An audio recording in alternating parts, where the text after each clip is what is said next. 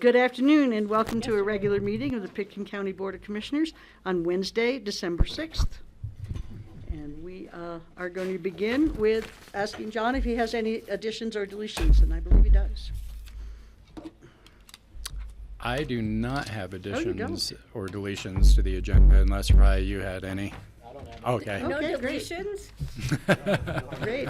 Well, we do have one thing that's been moved. It's been continued. Continued, yeah, that'll be continued, but there'll be a vote later on. Okay, well then we're going to move to public comments. Is there anybody in the room who'd like to make comments about something that is not on today's agenda? Come on up. Come up to one of the mics up here. Introduce yourself and just make sure that the red light is on. I think probably Andrew took care of that. Hi, good morning. My name is Gray War. I am the founder and executive director of Harvest for Hunger. We do all the food rescue in the valley from Aspen Snowmass to Carbondale. We were created during COVID in 2020, began our first route 2021. Were you on the radio yesterday? Yes, ma'am, that was me. So we have rescued over 260,000 pounds of food that we've kept out of the landfill. So great. And that's gone to all those people in need. And I wanted to say thank you for your support. And through the Healthy Community Fund, we've received a donation from you guys. I want to say thank you.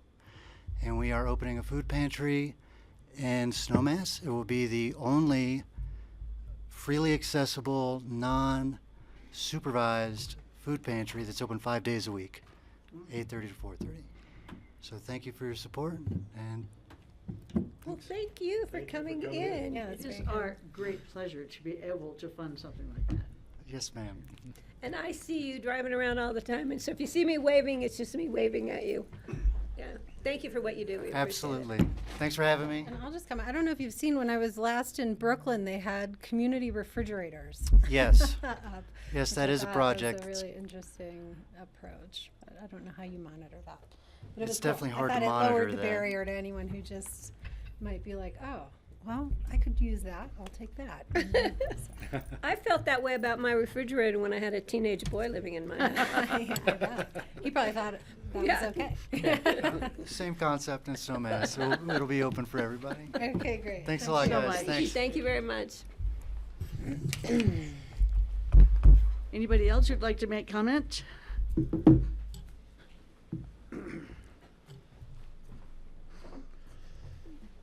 All right. How you doing today? Good. My name is Randy Winburn. I've been a resident of the Valley for about 30 years now. Commuted up and down Valley for probably 24 of those years. After losing my house in 17, I had to navigate the housing here in Aspen because I wanted to live in Aspen instead of down Valley and commute. And through COVID, after being at Meralt for a couple seasons and have to move out every summertime because of music students, which is a hassle, I decided to build my own tiny house on wheels and live in that. And there's conflict coming in. I think I talked to a sheriff just the other day about parking at the intercept lot. And I think there's something that would be beneficial for residents, people, and the county to set up a park there at the parking lot. Right now, where it's currently vacant land, where the summertime parking was this summer during construction, and also 2 years ago during COVID, I think there was a homeless camp there. That's right. And it would be beneficial because that way, I've seen anywhere from 5 to 25 people parking there at night, every night, wintertime, events, X Games, what have you. And I think there's a real need for it because there's just too expensive to live here, and there's not enough employee housing, which we all are aware of. And I think it would be beneficial, you could charge for it, have people stay, come visit 2-3 days, make a permit, have people actually live there, have all kinds of requirements. You have to work in the county, have a vehicle that works, it's licensed, registered, all that. But I think it would be an asset to the community because they're so tight in this area for parking, you can't even come into town. And then you could also take part of that area for like vehicles, construction, people that are making deliveries. Sometimes construction, they can't take everything in town to park because the streets are narrow and can't be blocking off streets all the time. So, a little drop station. That would be beneficial for companies too because they're doing it now anyway. And then that wouldn't take any of the parking that you've just increased for the regular cars in the regular parking lot. And that's my proposal. I'm hoping you guys will look into it and maybe do something about it. It's hard to get by in this valley. Well, thank you. Great. I It's great to appreciate hear that. from We you. love little houses, those tiny houses. They're amazing. Yeah, actually, Wilton Jaffe's house, they were tearing it down. My buddy worked for the people who bought the property, and they said, if you want to take whatever supplies out of it, strip it down. So we stripped both houses down and took a lot of lumber out, and so I was able to make my house that way for cheap. Patty, did you want to make a comment? I thought I saw you. No, I have a shell of a tiny house that's in Glenwood Springs, and they don't have a building code for tiny homes. Right. So I'm working on that. But I know we're doing a review of the Intercept lot park and ride to see what possible uses we might be able to do in the future. And I don't know if this might be one of the issues we've asked them to consider. I'm not sure about that. If not, maybe we should. Yeah, but it might be something we can talk about. The problem there is there's multiple ownerships and multiple entities that we have to deal with there, but it doesn't mean it can't be part of a conversation. Right. Yeah, I think it needs to be said because, like I said, you can go there any day of the week and find 6 to 8 to 10 people that are living in vans or cars that Yeah. also, So it's something that happens. It's going to happen whether we park there or clandestine somewhere else within the county. It's going to happen. Right. Oh, thank you so much. Thank you. Appreciate And your stay ideas. warm out there. Thanks. Thank you very much. Thanks, Francie. Is there anybody else from the public who'd like to make comment this morning? Anybody online? No. Okay, I'll close the public comments and I'll go to commissioner comments. Any of the commissioners want to make comments? Steve? Well, this weekend is the annual production of The Messiah, and I will be singing in it with my wife. We've started singing more than 40 years ago in The Messiah here. So the performances are this Friday night at the Wheeler Opera House, which unfortunately coincides exactly with the county party, which I won't be able to attend. And the people attending the county party won't be able to come to the Messiah, but there are lots of seats available at the Wheeler for Friday night at 7 o'clock. Saturday night at Takaw in Willits is nearly sold out, maybe is already sold out by now. And then Sunday night at St. Stephen's Catholic Church in Glenwood Springs. And that is expected to be sold out. So to sing in it is just the greatest joy of my life almost. I've been doing it for so long. I can sing the whole thing by memory, actually. And I hope anybody in the community who wants to attend, try to get to one of those 3 venues. The best way, you would need to go on and buy your ticket online at aspenchoralsociety.org.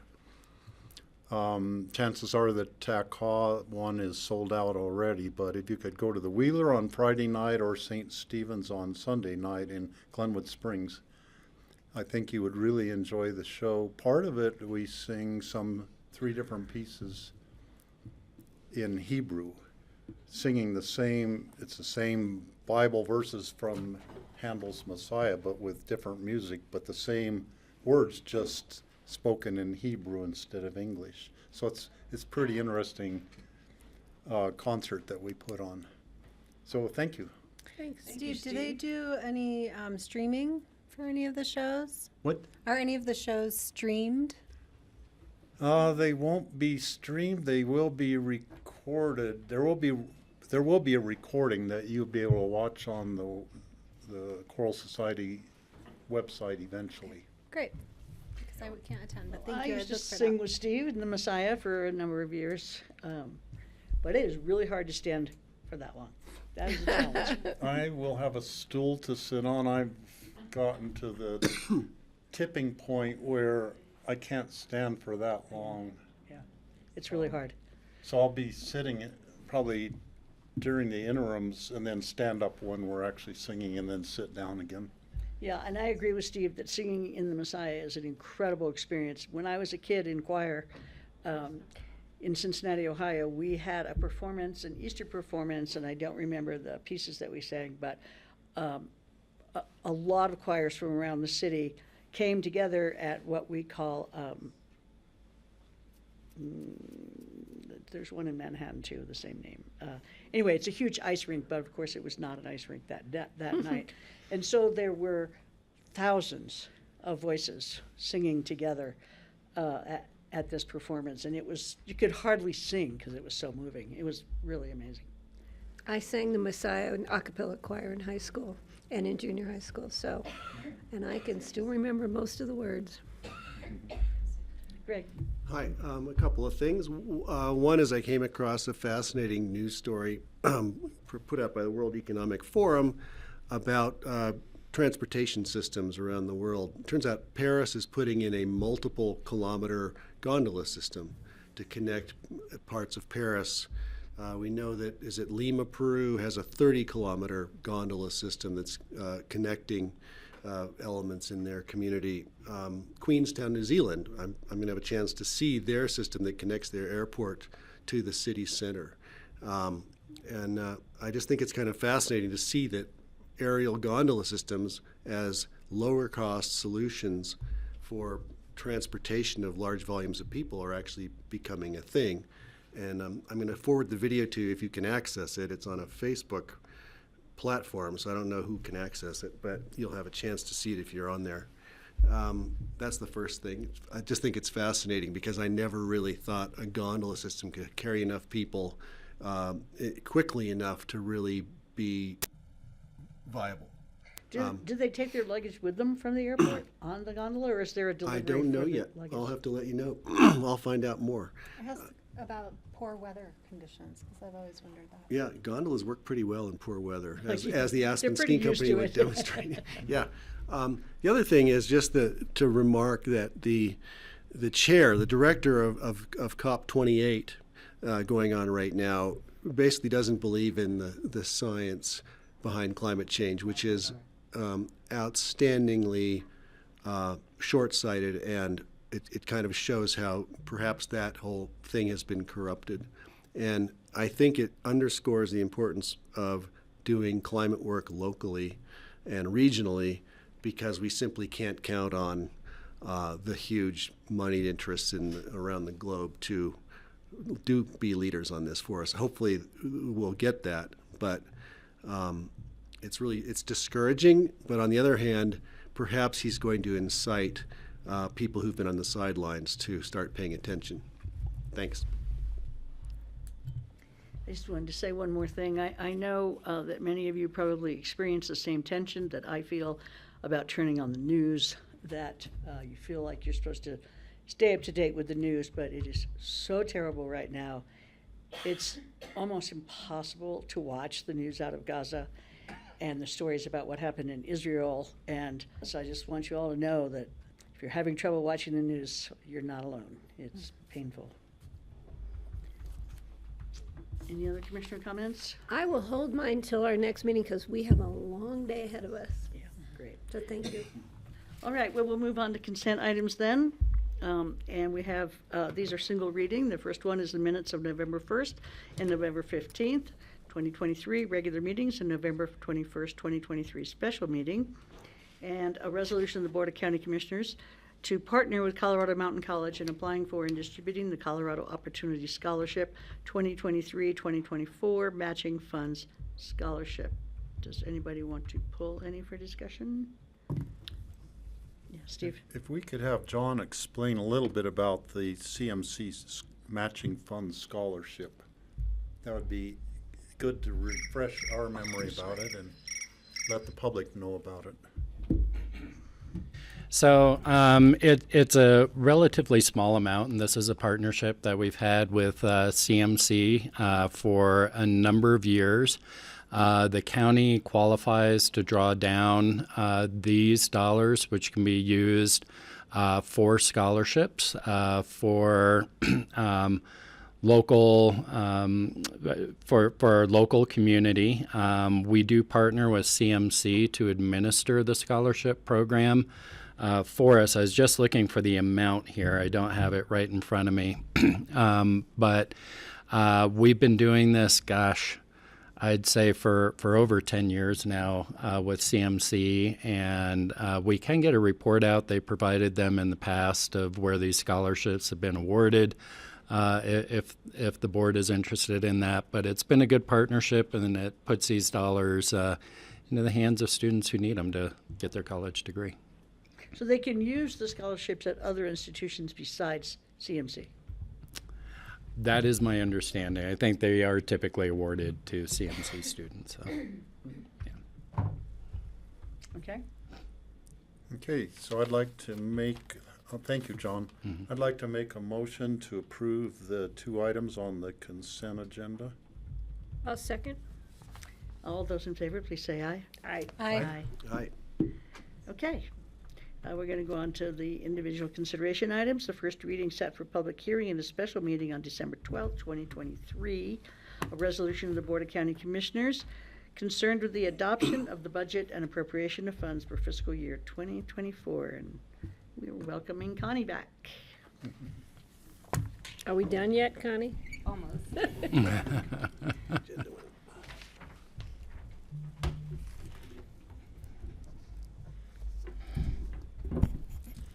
Good afternoon. Just a minute to get set up here. Okay. I'll go back through 900 pages to get to where we are. So I'd like to start off today just recognizing all of the county staff that have spent so much time working on this budget. Well over 60 staff members in all county departments who've put in so much time and effort. And that's to produce a budget that is able to provide services to Pickens County citizens, maintain county's assets, help the county's ability to retain and recruit staff, and also furthering the priorities of the board. And so this budget includes many large initiatives for both employee housing and climate. The budget that's before the board today is taken into consideration a slowing economy, and our revenue forecasts are conservative, so that could give the board some confidence in the budget. Each fund has also balanced their proposed projects and services with their revenue available, so that today what we're presenting is a balanced and financially sound budget. We use reserves for capital projects or priority projects of the board. The board spent the last 2 months diving into all of the details of long budget presentations from all of the different funds and departments. And there were some changes that came about as we went through these budget meetings. Those changes have all been included in this final budget. The most notable changes that we've made during the process were the addition of $2.5 million in the general fund for housing initiatives, $5.6 million in the housing fund also. We've increased the REMP contributions for county building electrification projects. And we also received 2 grant awards during the budget process, one for electric vehicle charging stations and another for the electrification of the library and health and human services buildings. The 2024 budget includes 5 new positions, a planner in community development, and changing a plans examiner inspector from seasonal to regular in community development, a trails supervisor for open space, a fleet mechanic, and an airport project coordinator. In your packet material, there are the 5-year plans for almost every county fund. And the importance of carrying out this budget for 24 all the way through 2028 is so that you can see the impacts of budget decisions and know that the services that we're providing are sustainable. Let's see, and I'm going to share my screen and jump to some of the packet material.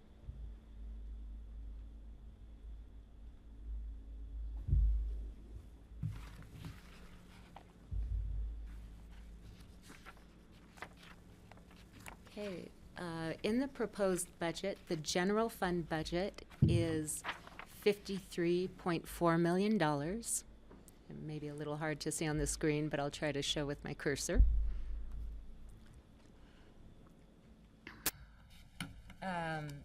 In the general fund, we do have an average annual surplus of $704,000. Although we're spending down fund balance in 2024 for some big board projects, overall, over the course of the 5-year plan, we have some good surpluses every year and are increasing the fund balance. The ending fund balance for 2024 is $13.9 million. That's a very healthy fund balance. It's equal to 26% of operational expenditures. For all county funds, went down too far. The total budget for all county funds is $220.9 million. And the ending fund balance for all county funds is just shy of $128 million. And that's 71% of operational expenditures. Can I, just to highlight, the 26% fund balance, I think our minimum is 16%, is that correct? That's correct. I just appreciate hearing you say that every year, and I ask it every year. Yeah, so we're well above the minimum. Got it. So we do have a healthy fund balance beyond what's Yeah. required of us. And the minimum really that we're talking about is what's recommended by the Government Finance Officers Association as a healthy fund balance for public entities. And so we're a little healthier than healthy. Yep. And they're probably a pretty conservative group of people, and I feel good being more conservative than them. The state of New Jersey Fiscally. had a 4-day reserve. A 4-day reserve, right? Yeah. We Fiscally get down to conservative. minutes, I'll be Let's make scared. sure we're only Fiscally. talking fiscally conservative. Yes. So that's the budget for each and every fund in the county. When you see the resolution, the numbers are slightly different, though. We have the budgeted expenditures that total $220.9 million listed for each and every county fund. But then the state also requires us to include in the appropriations transfers between funds. So when you add the transfers out from each fund, that's an additional $19.6 million. In the general fund, we have a lot of transfers out. That's because we're supporting capital projects by $4 million in the capital fund and $3.5 million going to housing fund for housing initiatives. Also support for human services and public health, that's about $3.1 million, and then translator fund for some of their capital. Transfers out from the capital fund, open space, and ambulance are for payment of debt. That gets transferred to the debt service fund for the debt payments. And then REMP is the other larger one, which we're using REMP funds to help pay for the building electrification and microgrid. So adding on the transfers, that brings the total in the resolution to $240.6 million. So that's a brief summary of the budget, and I'd ask if the board has any questions or comments. Francie? Patty? Yeah, I just think that, first of all, thank you. Thank you for all your time and staff time, and John for all the effort that goes into this. It is a long process. We've had lots of interesting meetings over the past 2 months. I just want to say, first of all, I'm comfortable with the 5 new positions. I think we discussed them, and they all make good sense for the county's needs and for the community needs, the public services that we provide. I did have concerns about spending down our reserve funds because of my previous experience being on the board and times when the money didn't flow in as we would have liked it to have been flowing in. But in looking at how we are utilizing funds in some of our other programs to help move forward the projects that the Board of Commissioners has deemed as priorities, I'm a little more comfortable with that, to the point where I want the public to know that we have been very cautious in our forecasting for the next year and for the next 4 years following, so for a total of 5 years. And that even though the number looks large, a lot of this money has been sitting in these funds for some time now, and we've decided it's time to get projects moving forward. And I would like to, hopefully at the end of 2024, we'll be significantly moved forward in some of our priorities, closer to finishing projects, because my fear is that in 2025, how do we continue to fund those projects to completion? And I still have that concern, and I will carry that concern forward with me. But I want the public to know that the numbers, the amount looks significantly large and increased over the past few years. But a lot of that money has been money that we've saved up in our reserve funds. So it's not like we're going into debt. We're just finally coming to the point where we're going to use those money for projects. And again, I'm still cautious about that. But as for today, I'm going to be supporting moving this forward. And I will take some more time between now and the 12th to really evaluate my comfort level on that, on all of those projects being funded. So thank you again. Kelly? Yeah, I support this budget and all the work that's gone into it, particularly because we've managed to manage the revenue side in a way that honors the laws and restrictions that we have to abide by, but also respects sort of the taxpayer concerns and the voter interests in how we set our priorities. You know, I'm grateful that we tie our budget to our strategic plan. Not all organizations do that, where we can actually really discuss how do the values of this community translate into the way that we spend taxpayer dollars. So thank you to Connie. I hope you get some long rest after all this. And to Before all you start of the over again. managers and all the departments who shepherd this process from the middle of the summer to now. Thank you. Sure. I'll say something. Yeah, thank you. Thanks for everyone who worked on this. I know this is a huge part of what you've been doing the last several months. We live in a community that places high demands upon our services in this county. I think we're unique in that regard. We do more and people expect more, and thankfully we're able to fulfill that while keeping an eye on responsible use of public funds. And I think that's probably the most serious thing we're charged with. And I'm proud of this board, and I'm proud of our staff for shepherding us through this for all the years I've been here. And once again, I wanted to say, I think for the last 7 years, I've asked Connie about that budget surplus, that pad, and it gives me great sense of relief to know that if something does happen, we have a good reserve that will allow us to keep the business of the county going and keep everything the community depends upon working while things get sorted out. So I'm prepared to approve this on first reading. Go ahead, Steve. I have similar feelings about the budget as have been expressed here already. We are spending a lot of money helping people out, helping protect the environment here in our county, helping take really positive action steps to counteract climate change issues. We can't do everything we would like to. We could use a lot more money and have a lot more projects that we are not able to do. But I think this is a really good budget, and I thank John and all of the county staff for the work they put into putting this together, and I can fully support it like it stands now. Yes, I agree with what everybody said as well, and I want to thank the citizens of Pitkin County for their generous decisions to support Open Space and Trail.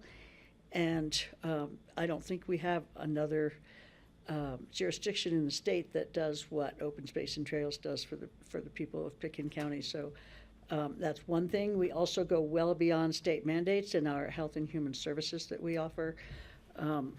And so as a county, we are pretty generous. And a lot of that is most of it is thanks to our taxpayers. So I'm looking forward to supporting this as well. So do we vote or do we wait for tomorrow? Nope, it's today. Today is tomorrow. Yeah. Okay. We vote to move on first reading today for our special meeting on the 12th. Could I make the motion to Please. approve this adoption of the budget and appropriation of funds for fiscal year 2024 on first reading, set for second reading on December 12th? I'll second. All those in favor, please say aye. Aye. Aye. It Thank you, is Connie. moved along for second reading Oh, on look, and December there's more, 12th. I got even more chocolate in here. And we also have the resolution of the Board of County Commissioners approving the fourth quarter budget supplemental requests, which will be presented by Connie as well. This is a first reading, set for second reading on December 20th.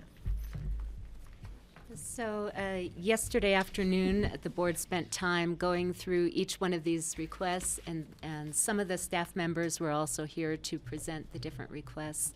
It should still be pretty fresh in the board's mind. So just for the public's sake, I will mention what the supplemental requests are and then the total. And if the board has any questions beyond that, please feel free to ask.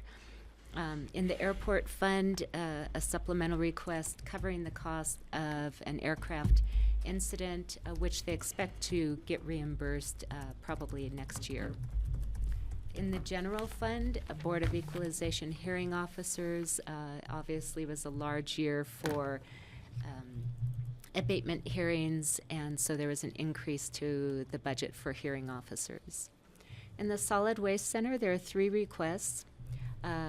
A bulldozer trade-in, which we had budgeted the net budget rather than the full cost of the bulldozer, and that's a net zero change to the budget as we're receiving the trade-in revenue. Outreach and advertising increase, and then an inventory adjustment, which is an accounting adjustment that can happen at the end of the year. For Redstone Ranch Acres and Twining Flats, these are our road general improvement districts, and both have a slight increase to their cost for snow plowing and road maintenance for Redstone Ranch. In the ambulance district fund, we're asking for a contingency in the case that the Aspen Valley Hospital costs come in higher for the operation of ambulance services throughout the year in 2023, which we won't know until after the end of December. Conservation Trust Fund is increasing the transfer to the general fund so that we can spend down funds that were accumulated in the prior year. In the Debt Service Fund, a small increase for arbitrage compliance. Then Transit Sales and Use Tax Fund, we adjust every December to reflect the possibility of what might come in sales tax in the last quarter of the year, because we turn around and distribute that to RAFTA, City of Aspen, and Snowmass Village. In the Health Insurance Fund, an increase for health insurance claims for our self-funded program, and then overhead cost adjustments in 3 different county funds. Does the board have any questions that may have come up since yesterday? Has anything changed? No. Okay, I'll look for a motion. So I'll move to approve on first reading the fourth quarter budget supplementals to be heard at second reading on December 20th. I will second. All those in favor, please say aye. Aye. Thank you so much, Connie. you. Thank you. Great work. Next, we'll have an ordinance of the Board of County Commissioners approving the purchase of 504 Lakeside Drive, Lakeside Condominiums at Willits, Filing 1, Unit 504, in Basalt, and accepting the terms and conditions. And hi, Rich. Well, Madam Chair, Board of Commissioners, Rich Engel, Deputy County Manager. Hang on a minute, Rich. Hang on a minute. We've got a huge echo from your voice. We need to work that out. So sorry. Where is that? It's coming from. For Zoomy. Try it now. Try talking now. Can you hear me now? Yes. Are you okay? Yep. That's better. Yes, thank you. Go ahead. Wow, Well, it's that not was. good to hear my voice twice, for sure. Like you mentioned, Madam Chair, we have in front of you an ordinance accepting the terms and conditions. It's spelled out in a contract and setting a second reading and a public hearing for December 20th. So part of meeting the Board of County Commissioners' goals and chipping away at providing housing and also staying within our strategic plan, as mentioned earlier, and also meeting our opportunities within our organization for recruitment and retention. From time to time, we have these units come available. And so the process is that our broker of record will bring these to us, bring them to our attention.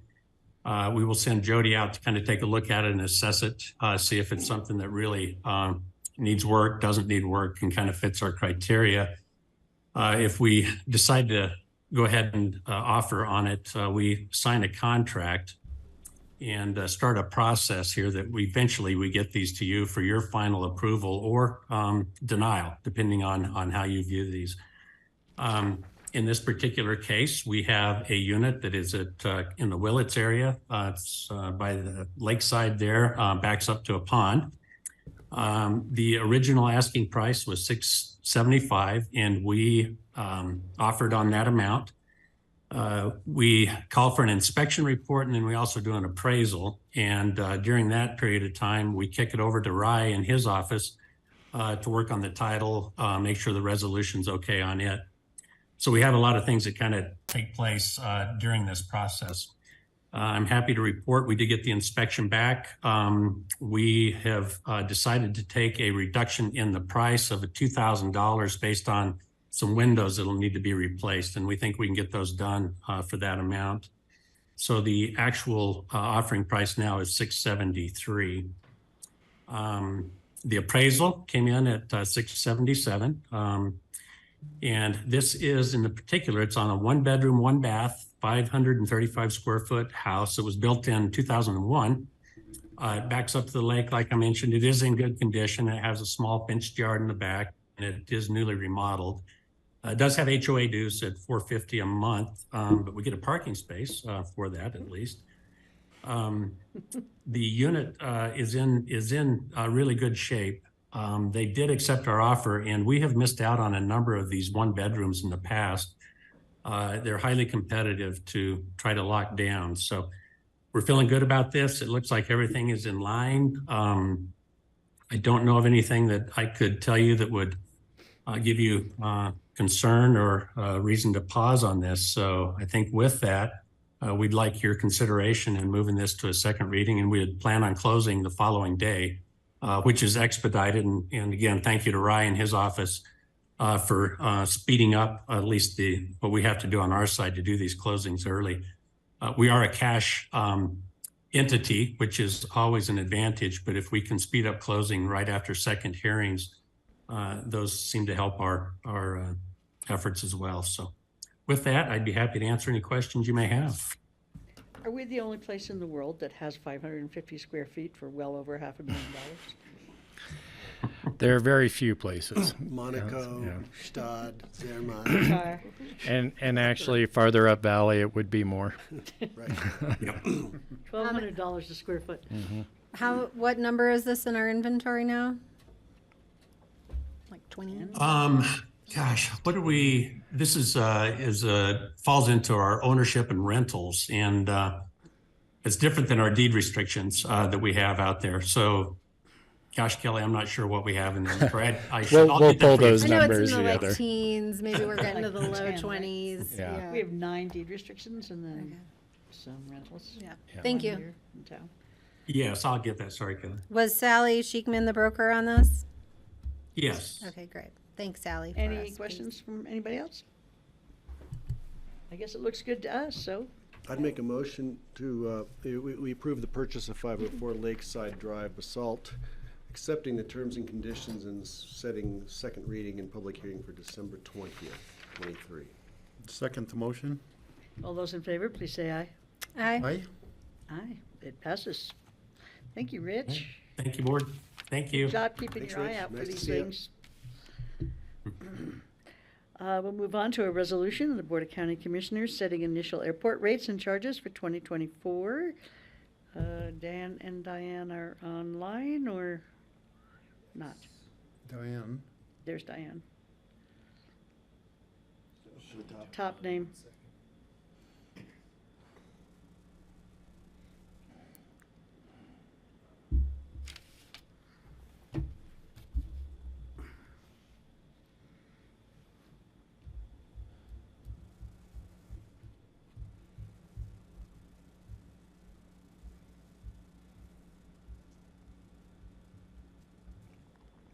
There she Hi, is. Diane. We can see you. But I don't think you can hear us. You, Can you hear us, Diane? Rich, why don't you? I apologize. Is Dan and Brian there yet? I know they were en No. route to you. Not yet. you want me to, I can at least start on this, and it sounds like Dan and Brian are trying to make their way there. This is the same item that was brought to you in the work session that Brian and Diane had presented to you regarding the adoption of these fees with the airlines. And it does set, cost for rentals, and unless Diane wants to chime in here. Again, I think in the work session, there were a number of questions asked. Brian went through those. That's been reviewed by the airlines. It's something we do on an annual basis. So don't know if that helps at all, board, while they're making their way there. Do we want to wait for them or? Yeah, Yeah. should we table no. this until they get here? Yeah. Might be, Yeah, let's keep going. might be better, and Okay. then we'll go back to it. All right, we'll So come I back move to this. I don't know if we need to, motion to table it. till- Yes. So I'll move to table this till later in the meeting when the speakers arrive. Second. All those in favor, please say aye. Aye. All right, we'll come back to the airport. Anywhere, Diane. Right now, we'll move on to a resolution of the Board of County Commissioners approving and authorizing the chair to sign a sixth amendment to an intergovernmental agreement between Garfield County and Pitkin County for the provision of community services block grant funds. And Matt? And Sam's not, we're surprising staff by Oh, being there's so Matt. amazingly efficient. Do we Oh, need to Matt's tee them here. up in advance? There we There we go. There's Sam, There. Nice guitar collection. Let's talk about that. and there's Matt. Great. Now we need some I know, it lessons. seems I to have be two growing. untuned guitars. All right, great. Out We of can see tune you, Matt. Can you hear guitars us? at home. Yeah, I can see and hear you. Oh, good. Good Take- afternoon, everyone. Matt. I'm Matt McGaw, Deputy Director with Human Services. And we're here today to ask the board to approve and authorize an amendment to our current IGA for provision of community services block grant, and to set for a confirmatory hearing on 12/20. Just a little background, our community services block grant. We had an original IGA from April of 2021 that we are a sub-recipient of funds where Garfield County primarily manages this grant. And we receive a small portion to help out with some of our economic assistance outreach. And so I think the amount is around $21,000. And again, it supports our staff to go out and promote our programming. It allows our staff member to go out into the community in targeted areas to try to help sign people up for some of our programs, or at least spread the word on what's available out there. And so this, along with some other outreach funds, really helps support that one position in our economic assistance department. So we're responsible for reporting outcomes each year on some of the work that we're doing in our outreach. And it's typically something that we receive each year to help support that effort. I don't know if there's any questions or any other discussion items before I ask the board to approve this and set for a second hearing. Are there any questions? I have a question. Patty? Matt or Sam, can somebody just explain the dates? Period of January 1, 2023 through September 30th, 2024. I know we get a skew of some of the state dates with their financial stuff, but that's kind of a weird one. Yeah, and maybe Sam might be able to help me with this one, but my understanding is that this amendment is just for another small amount of money, and I think that amount of money had changed from the original agreement. And so in order for us, to accept that, we wanted to get approval and for you to authorize that. So that's why we have. And so that's why, sorry, and so over time, we've had to make these amendments because they've changed the funding amount. Okay. And that's what we're doing again today. Francie? Yes. Question, Matt. Sam, maybe you can help me with this. I'm trying to figure out what is this individual actually going to do? How are they going to, because what we're trying to do is create awareness to sign people up to get onto our supplemental nutritional assistance. We know they're out there, but what is this individual going to do to reach them? And how do we measure success? I'm a little concerned that just by spending the money isn't a measure of success, but I don't know what the metrics are. And so I'd love to just understand that a little bit. And I don't want to belabor it because it's a small amount of money and a large budget and we need to keep moving, but I'd love to hear in a nutshell, if you could. Yeah, no, I think that's a great question and something that we are responsible for reporting out on, what is the value of us using this for an outreach position. And so what that looks like, I kind of described how it allows this person to go out in the community in targeted areas. For example, the library, our senior center. There's been a partnership with the Mira Bus out in Eagle County. I think we've been at the Mountain Valley Health Centers. And so not only is that an area where we feel like we can target potential customers, it's also where we have crucial partnerships with some of our community partners that are we're able to educate them on kind of what our programs are, how to send people our way when we aren't there. And so, I think that this probably covers maybe 5 to 8 hours of outreach a week or less even. And so it's really a small amount. And how we measure that is we just have our outreach specialist keep a log of all the contacts that she's making. We do try to correlate that with sometimes our numbers in our programming, but that can fluctuate for different reasons. And so that is kind of hard to measure. Great. So it is something I think we need to consider more on how do we know that this is valuable, and is it the amount of people that she's seeing? And so that's something that we'll continue to look at so that we feel like this is a good use of state money. Great, thank you. It'd be wonderful at some point to see just who they're in contact with, not necessarily the recipients, but say who at Mountain Family Health and who, just so we know how that network is being established. That would be reassuring. Thanks. Thank you. So Matt, when you reach out to individual possible recipients, do you find sometimes that people are offended that you're reaching out to them? And I don't know. I think it's a good question. We really try to create environments that is more of a natural, like where someone at that agency might say, hey, there's someone from Pitkin County that helps administer these programs you might be eligible for. Are you interested in talking to them? and really trying to set it up that way so it's not, hey, you look like you could use some help, and because that could come across for some people as offensive, and so I think that really goes a lot also to some of the customer service skills that our EA specialists will need to have when it comes to that work. Yeah, I'm sure. I have another question. Who is that basketball player behind you? I know, it's with the long arms. Who is that? My childhood poster of Michael Jordan. I thought it was Michael Jordan. My home office here. It's pretty One amazing. of my favorite athletes of all time. So Yeah. thanks. Well, you're not alone in that. I thought you were a baseball fan. Come on. I like them all. They're good. Okay, well, can we get a motion for this?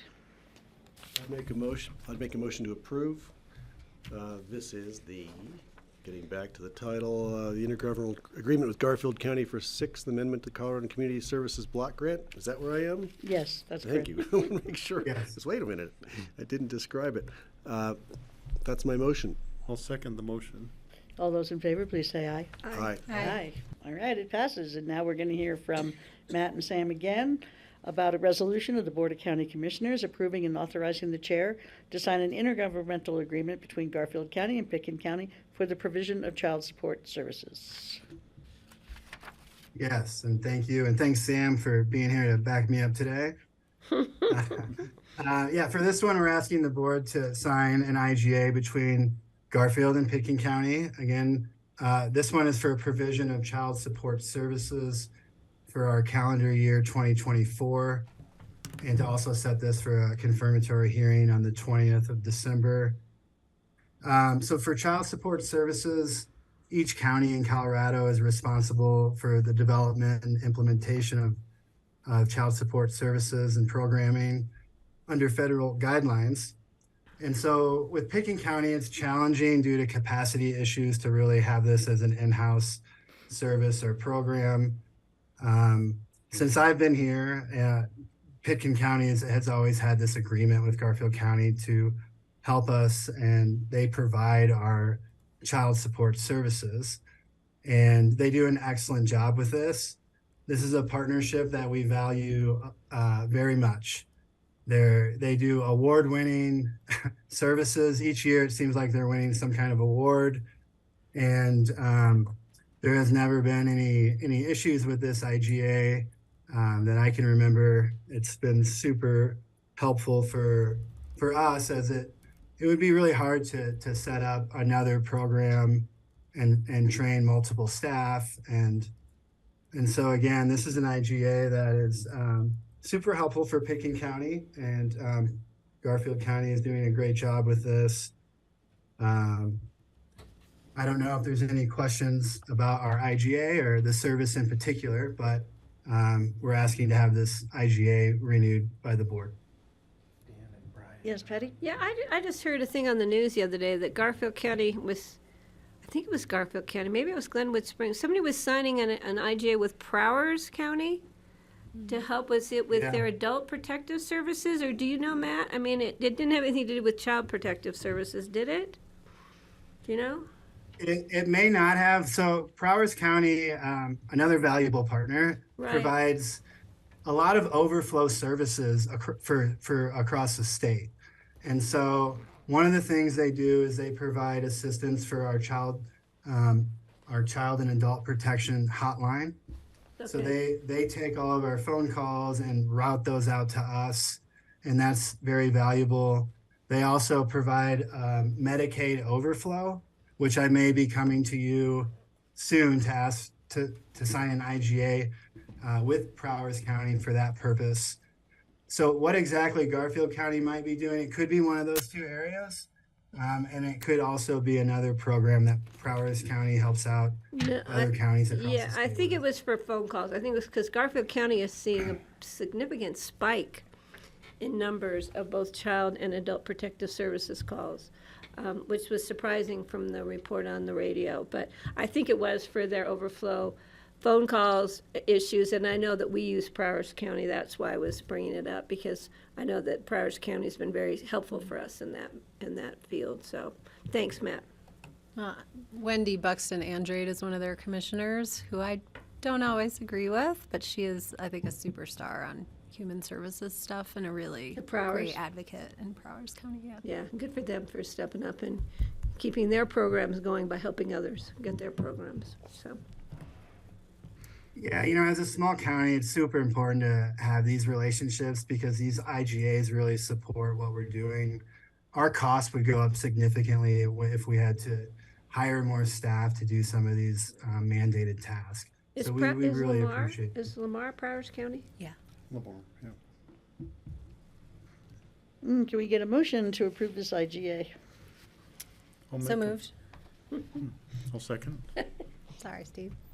It's okay. Okay, so we're voting on approving and authorizing the chair to sign an intergovernmental agreement between Garfield County and Pitkin County for the provision of child support services with this is the first reading with a public hearing on December 20th. All those in favor, please say aye. Aye. Aye. Aye. Thank you so much, Sam and Matt. Thanks for all the work you do. Thank you very much. Thanks. Okay, we will go back. Do we have to make a motion to go backwards in the I'll thing, or make a can we just motion go to to? take from the table the, I don't think, do we need to do that? I think technically, Did we de-table? I've never de-tabled in my career. Why don't you just make a motion to go ahead and add this to the agenda in its current location? So moved. Okay, seconded. All those in favor, please say aye. Aye. Aye. Okay, we're back to the airport. Hi, Dan. Hi, Brian. We'll toast to that, too. Now, Good afternoon. I'm not even gonna try to go back in our packet. it's page 106. We were so sorry. We were so sorry. We were trying to be down there and we were on our way down and looks like we got bumped up. So, Moving quick. it's all good. Here you are. We appreciate it. Okay, thank you. So this is the 2024 rates and charges for the airfield or airport, which includes landing fees, terminal rent rates, and also fuel flowage fee. And then we also on this agenda, we had some additional items for some security fees that we're just implementing, but they're not part of the rates and charges. So with that, I will hand it over to Brian Elliott with Recondo Associates, who's our financial consultant for the rates and charges.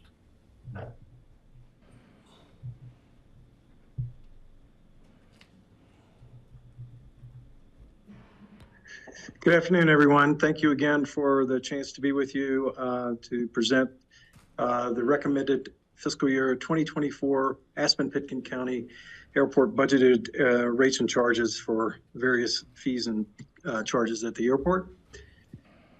Our recommendation to you this afternoon is to consider adoption of a resolution setting forth the fiscal year 2024 rates and charges of the Aspen-Pitkin County Airport for the following: air carrier terminal building exclusive, shared exclusive, and preferential use space rentals, general aviation and airline aircraft landing fees, and fuel flowage fees. And Dan indicated a minute ago he had an addendum to that related to security fees. Just a little bit of background on the rates and charges for the airport. The county has and continues to use a compensatory rate-making approach to calculate airport rates and charges.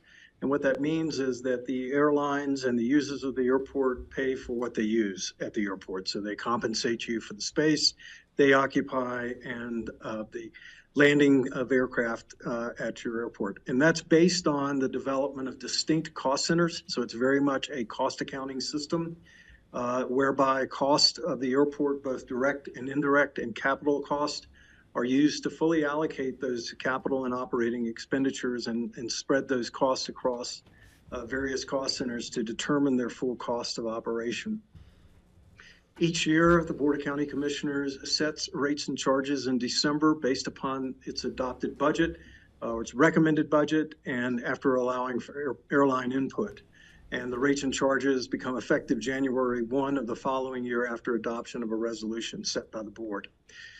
For airline input this year, the rates that we're presenting to you this afternoon were presented to them in November by teleconference, and no input or questions were raised by the airlines related to these rates that are proposed for fiscal year 2024. Included in your board packet is this table that shows the rates and charges, and this is compared against 2023. And again, the classifications of space are the terminal exclusive and preferential space on an annual per square foot basis. For signatory carriers and pre-signatory, those that may be coming to you, no one that we're aware of, that rate would be $115.60 for 2024. Seasonal carriers that may come in and occupy space on a temporary basis would be $161.84. Outside covered space would be $38.53 for signatory carriers, and seasonal carriers would pay a rate of $53.95. Again, right now, the county does not have seasonal carriers signed up, but you may have requests coming from various carriers during the year, and that's why these rates are set, just in case those incidences happen. For landing fees for the airlines, and this is per 1,000 pounds of landed weight, airline signatory rate would be $7.75. If there were a seasonal carrier, that rate would be $10.85. And the general aviation landing fee is projected to be $9.18. And again, for locally based general aviation aircraft, there would be no landing fee assessed. Fuel flowage fee would remain at 14 cents per gallon of fuel delivered on the airport, and the airline terminal shared space rent would be $115.60 per square foot. Again, just a little bit of the math behind this. In developing your proposed rates and charges on an annual basis, this is based on county code and also based on the airline use agreement that you have in effect today. First, we develop a requirement for each area, and this is the terminal, and that requirement consists of operating and maintenance expenses, amortization of completed capital projects, small capital projects that are anticipated to be budgeted during the year. That total is divided by the total usable square footage of the terminal building, which is 49,270 square feet. And that results in the rental rates that we showed on the previous screen. So estimated total terminal revenue for fiscal year 2024 to the county is approximately $2,825,000. The same principle applies to the landing fee, and the landing fee is broken out based on the landed weight and use by the general aviation community and the airlines. So that total airfield requirement for the airfield is $8.8584 million. There are several credits to that requirement that are applied related to the fuel tax rebate and the state excise tax that comes back to the county, which results in a net airfield requirement of $7,584,000 approximately. As indicated, what's shown on this screen is the allocation of those costs to the airlines. So the airline's share of the 7,584 is almost $4 million. They do receive a portion of those credits, resulting in $3,481,145 is their total requirement, and that yields the $7.75 landing fee. Happy to answer any questions. I think I will turn it, Dan does have a few slide related to, or discussion related to the security fees. Question?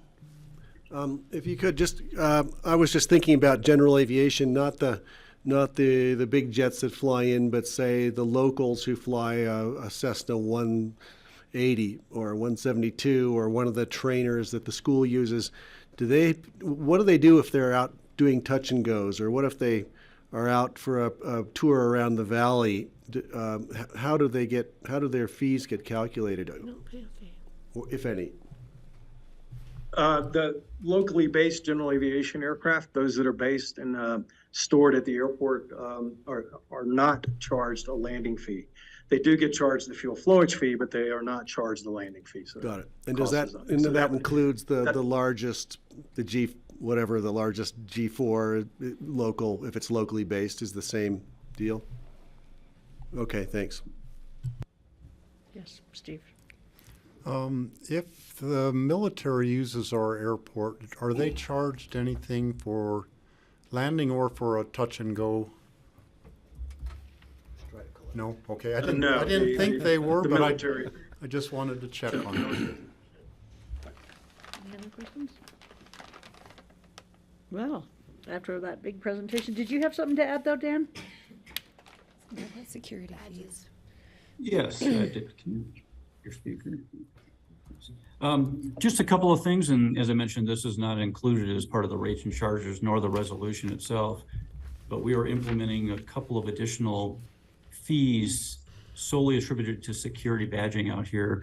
And the rationale for these is really to ensure that we're attending to security violations, to make them, I wouldn't say that security violations less desirable, but to make them, to build a higher threshold of paying for a security violation out here, because we were seeing an increase in those. So we've added some fees associated with security violations, and those escalate higher as that individual or that badge holder has subsequent security violations. We've also had a number of outstanding badges that have not been returned to the airport, and that creates quite a burden for security staff to do audits on those. So an unreturned badge now will have a $200 fee charged to the signatory of that badge, which would be the leaseholder that's associated with that badge. And then we also are having a $25 parking fee added to each badge. So every other year when they come in to renew their badge, they're charged a $25 parking fee as well. Now, these fees will not apply to our mutual aid partners, nor airport employees or county employees. They are just applied only to those folks if they have a security violation. They're also not applied to our general aviation-based aircraft folks, because that's assumed that that's included in the fees they pay as part of their lease. So that is it. Alrighty. Oh, yes, Patty? So Dan, when a badge is not returned, we find whoever that person worked for. Correct. And then those badges are deactivated, correct? Absolutely, and any unreturned badge is automatically deactivated already, but we want to physically have the badge returned so it doesn't become sort of like a driver's license out there that somebody could manipulate somehow. Okay, great, thank you. Any other questions?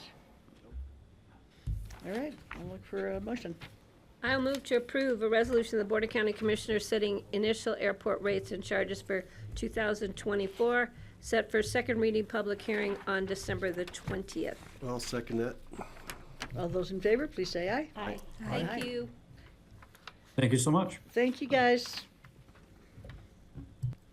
All right, now we're going to go back to our other order, down to number 9, an ordinance of the Board of County Commissioners authorizing acceptance of a conservation easement donation from R.D. Olson Investments II, LLC.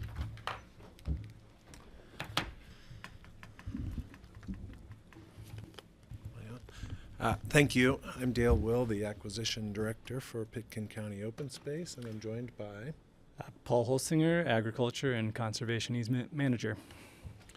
And I just have to start out by saying the three of us here have had quite a good year acquiring open space on behalf of Pitkin County, and For which we thank you three a lot. it's very satisfying work. So I appreciate the employment. Speak up just a little bit, Dale. Could you speak a little louder, Sure. please? Thank I you. said it's satisfying work. The one we have to present today, I think will be our final proposed ordinance acquiring things for the year. And this time does not require an appropriation of funds because this piece of property is something that is poised to be traded to the city of Aspen with us co-holding conservation easement. The property is commonly known as the Pride of Aspen, and in fact it's a assemblage of a few mining claims on Shadow Mountain.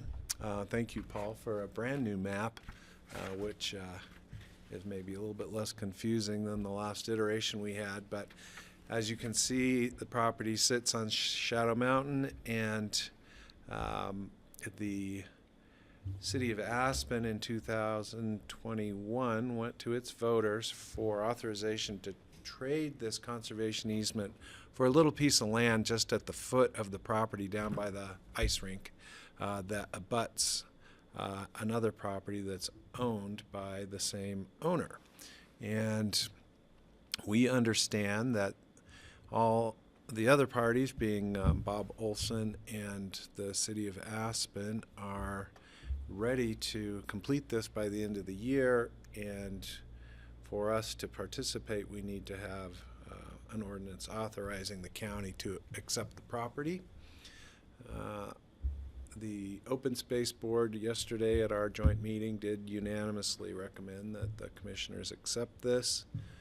The open space staff are pretty excited about it because over the years we have been assembling more property interests on Shadow Mountain, and you can see in this aerial photograph pieces of this old flume grade that wrap around Shadow Mountain, and acquiring this property will give us more of those pieces, which one day may allow kind of a neat little single track trail between downtown and the MAA campus.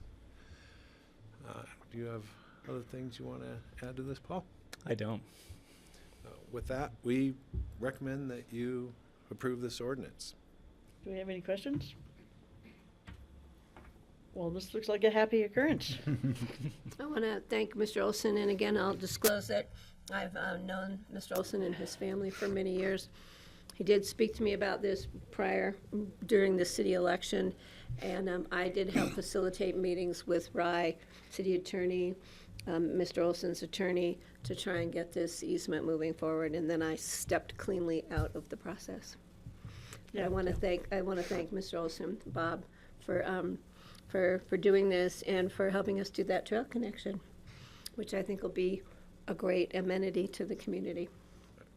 I'd make a motion to approve. I just have one more footnote I need to add, which is the attorney representing Mr. Olson, Jody Edwards, did ask me this morning to modify the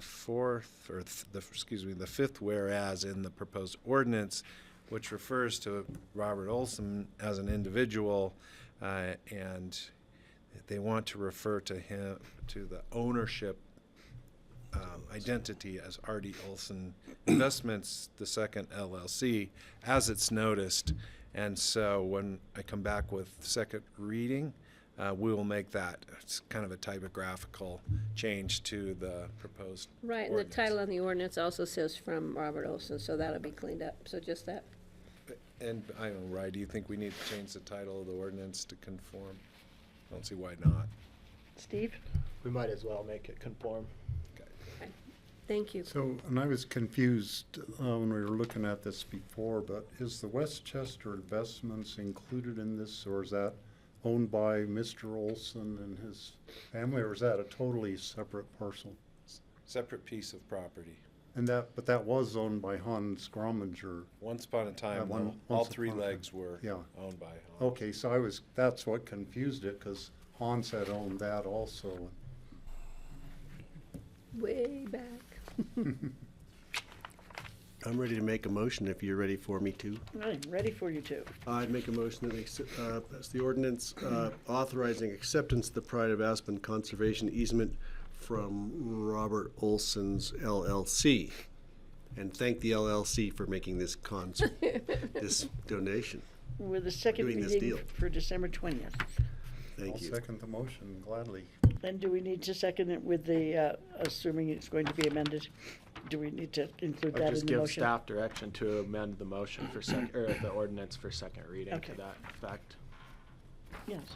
I just want to acknowledge and call out thanks to the voters who had to approve the land swap in the city of Aspen, which was broadly accepted by the electorate, and happy to carry this through. Great, thanks. Okay, well, let's vote on it. All those in favor, please say aye. Aye. Thank you. Thank you. Congratulations, Open Space and Trails, and thank Thank you so y'all. much, Mr. Olson. And his LLC. Can we take a 5-minute break? Yes, we will take a 5-minute break. Andorra, we'll be back in 5. I'm gonna go heat up my lunch that I didn't.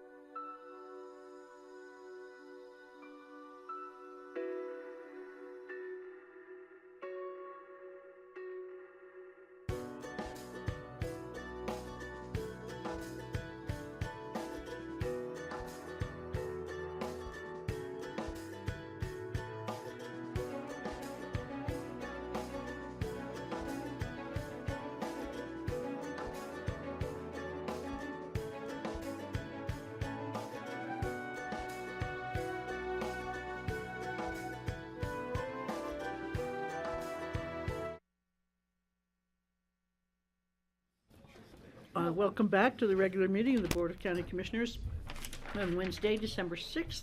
All the commissioners are sitting here around the table. We are on number 10 on our agenda, which is an emergency ordinance of the Board of County Commissioners amending the Pickens County Code Titles 5, 6, 8, 9, 10, 11, and 12 to change county code violations from Class 2 petty offenses to civil infractions. And Ryan Neely is going to talk to us about this. Thanks, Francie. Ryan Neely, Assistant County Attorney. The title of this ordinance is pretty self-explanatory, and this is an emergency ordinance, and today is the confirmatory reading and public hearing. So after I answer any questions for you all, if you'd open the public hearing, that would be great. The ordinance changes various violations in the county code, and this is a legislative act of the Board of County Commissioners.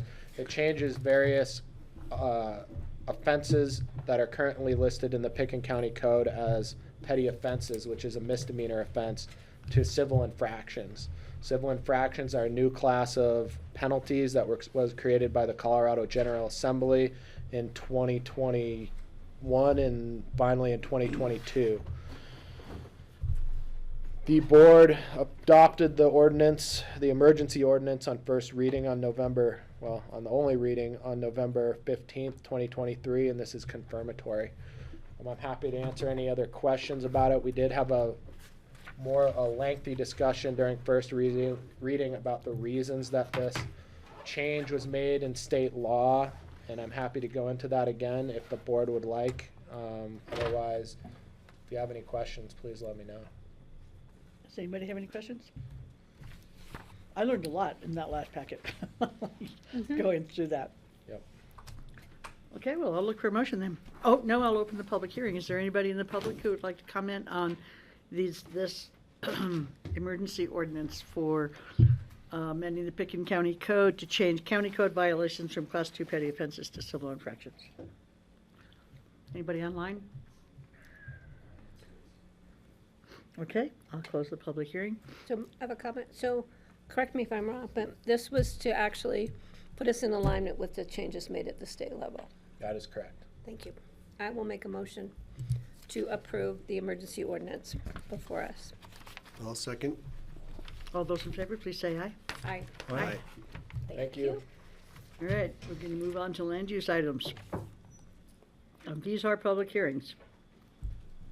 And the first one, number 11, is a resolution approving Jennifer O. Steislinger site plan and activity envelope review, replacement of a non-conforming structure with significant changes. Tammy's online. I'll sit at the table, but she's gonna Okay. do this for you. And it's nice to see Cody Horn before us again. Hi. Missed some of you last time. May I just make a comment?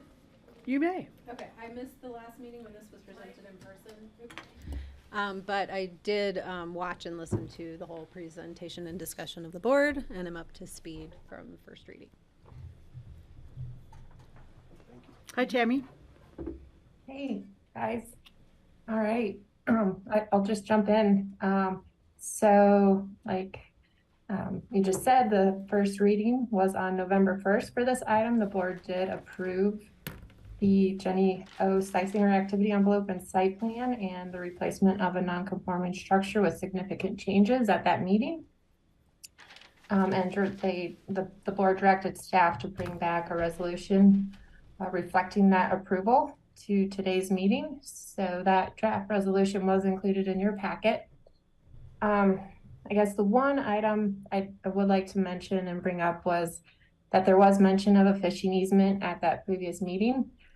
There is what appears to be an existing fishing easement, a 10-foot fishing easement along the edge of the parcel on the Roaring Fork River. And that's shown on two surveys that were included in your packet. The first survey actually has the legal description of that fishing easement.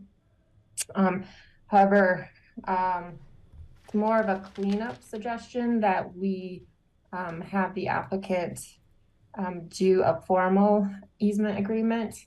So that was included in the condition number 3 in the resolution. And we call it a recreation and access easement. So I think in number 9, in the resolution, there's accidentally an area for a fishing easement, and that just needs to be removed, just a cleanup item. So everything we need to capture and formally recognize that fishing easement is in number 3, condition number 3 in that resolution. And that's really all I have to say about this item. Do we have questions? Yeah, Kelly? Will any of the work proposed in this require an Army Corps of Engineer permit, given the proximity to the river? They will absolutely need to, well, no, I'm sorry, I take that back. They're not in the floodplain, so they will not need a floodplain. Well, sorry, I am going back and forth. So they are proposing to do that restoration work, which it probably is in the floodplain, so they would need a floodplain permit for that work. I don't know if they would need an Army Corps permit. We would have our planning engineer look at that. Okay. And what would our construction mitigation plan or management plan, I think we call it, the CMP, require as far as proximity to the river during demolition and excavation? So they do have that proposed activity envelope, so they would need to contain all of their activity and construction in that envelope. Okay. Like I said, when I was thinking this through, that it is a little bit funny because there is restoration work to repair that riparian section that is outside of the envelope, but we could do just a put some parameters on how they do that work. And we can add at permit for that, I mean, we can add, specifics or, have the applicant come in and really explain how they'll protect the river in order to accomplish that restoration work. But that would be, more at permit level. I guess I'm just sort of envisioning, like, where do you stage all of the excavation during this? In proximity to the river is a concern for me. I'm also wondering, and I just think about this a lot because of the problems we've had in the Crystal River, but is there any issues with like water augmentation needed for the well that's so close to the river? I don't know that we'd have any information about that. I mean, we would require that they provide the well permit when they come in. But in terms of a requirement for augmentation, and that, I guess, probably goes, could go beyond the scope of what we're requiring them to provide at permit. And how does that get treated when you have an existing well in a redevelopment project? I mean, they're still providing the permit, for that well that they obtained, whenever that was before they drilled the well. So if they have that, that is their proof of legal water supply. There's no requirement in the code to, do an inspection of that or demonstrate anything related to that well. It's just provide the proof of legal water. Okay, the thing I hate most,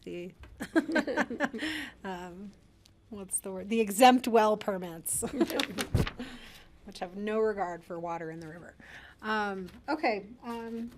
Yeah, thanks. I mean, I guess personally, based on listening to the meeting and the conversation, and I don't think I'm going to support this because I don't think the board's given enough attention to the difference between 311 square feet of mechanical space versus an 1,800 square foot basement under the criteria. And I will hold my difference of opinion from the rest of the board. Okay. Francie? I just want to make sure that the applicant is then comfortable with fishing, which is now what we call a recreation easement, and they're comfortable with condition number 3. Yeah, and as the background research has shown, that easement was already contemplated and surveyed, and so this is just a clerical error to clean it up and then record the description of the easement so that it's more apparently known to those who are trying to cast their line. Thank you. Are there other questions?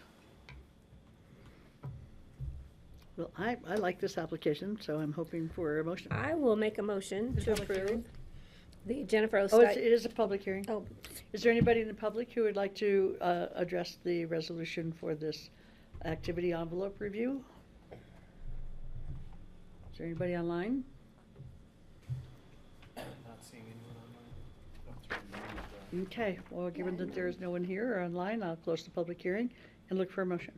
I will make a motion to approve the resolution approving the Jenny O. Seislinger activity envelope and site plan review and replacement of a non-conforming structure with significant changes to include condition number 3 regarding a recreation easement and removal of condition number 9, which reiterates a fishing easement. Thank you, Patty. Thanks, Steve. Do we have a second? I'll second the motion. Okay, any further discussion? All those in favor, please say aye. Aye. Aye. Aye. All those opposed? Aye. Aye. You're Nay. opposed. I'm opposed. Yes, I'm opposed. I'm an A nay. I am opposed. Okay, so 4 in favor and Kelly has opposed. It passes. Thank So you. Congratulations. Thanks, Cody. Thanks. Our next land use item is a resolution approving the Castle Creek, oh no, this is going to be continued. This is a resolution approving the Castle Creek Campus Master Plan Amendment relating to employee housing mitigation, and it is to be continued until January 10th, 2024. I will make a motion after we open public hearing, just in case somebody's here. Is there anybody who wants to discuss the continuance of this resolution? Anybody online? Okay, I'm going to close the public hearing. I will make a motion to continue the resolution approving the Castle Creek Campus Master Plan Amendment.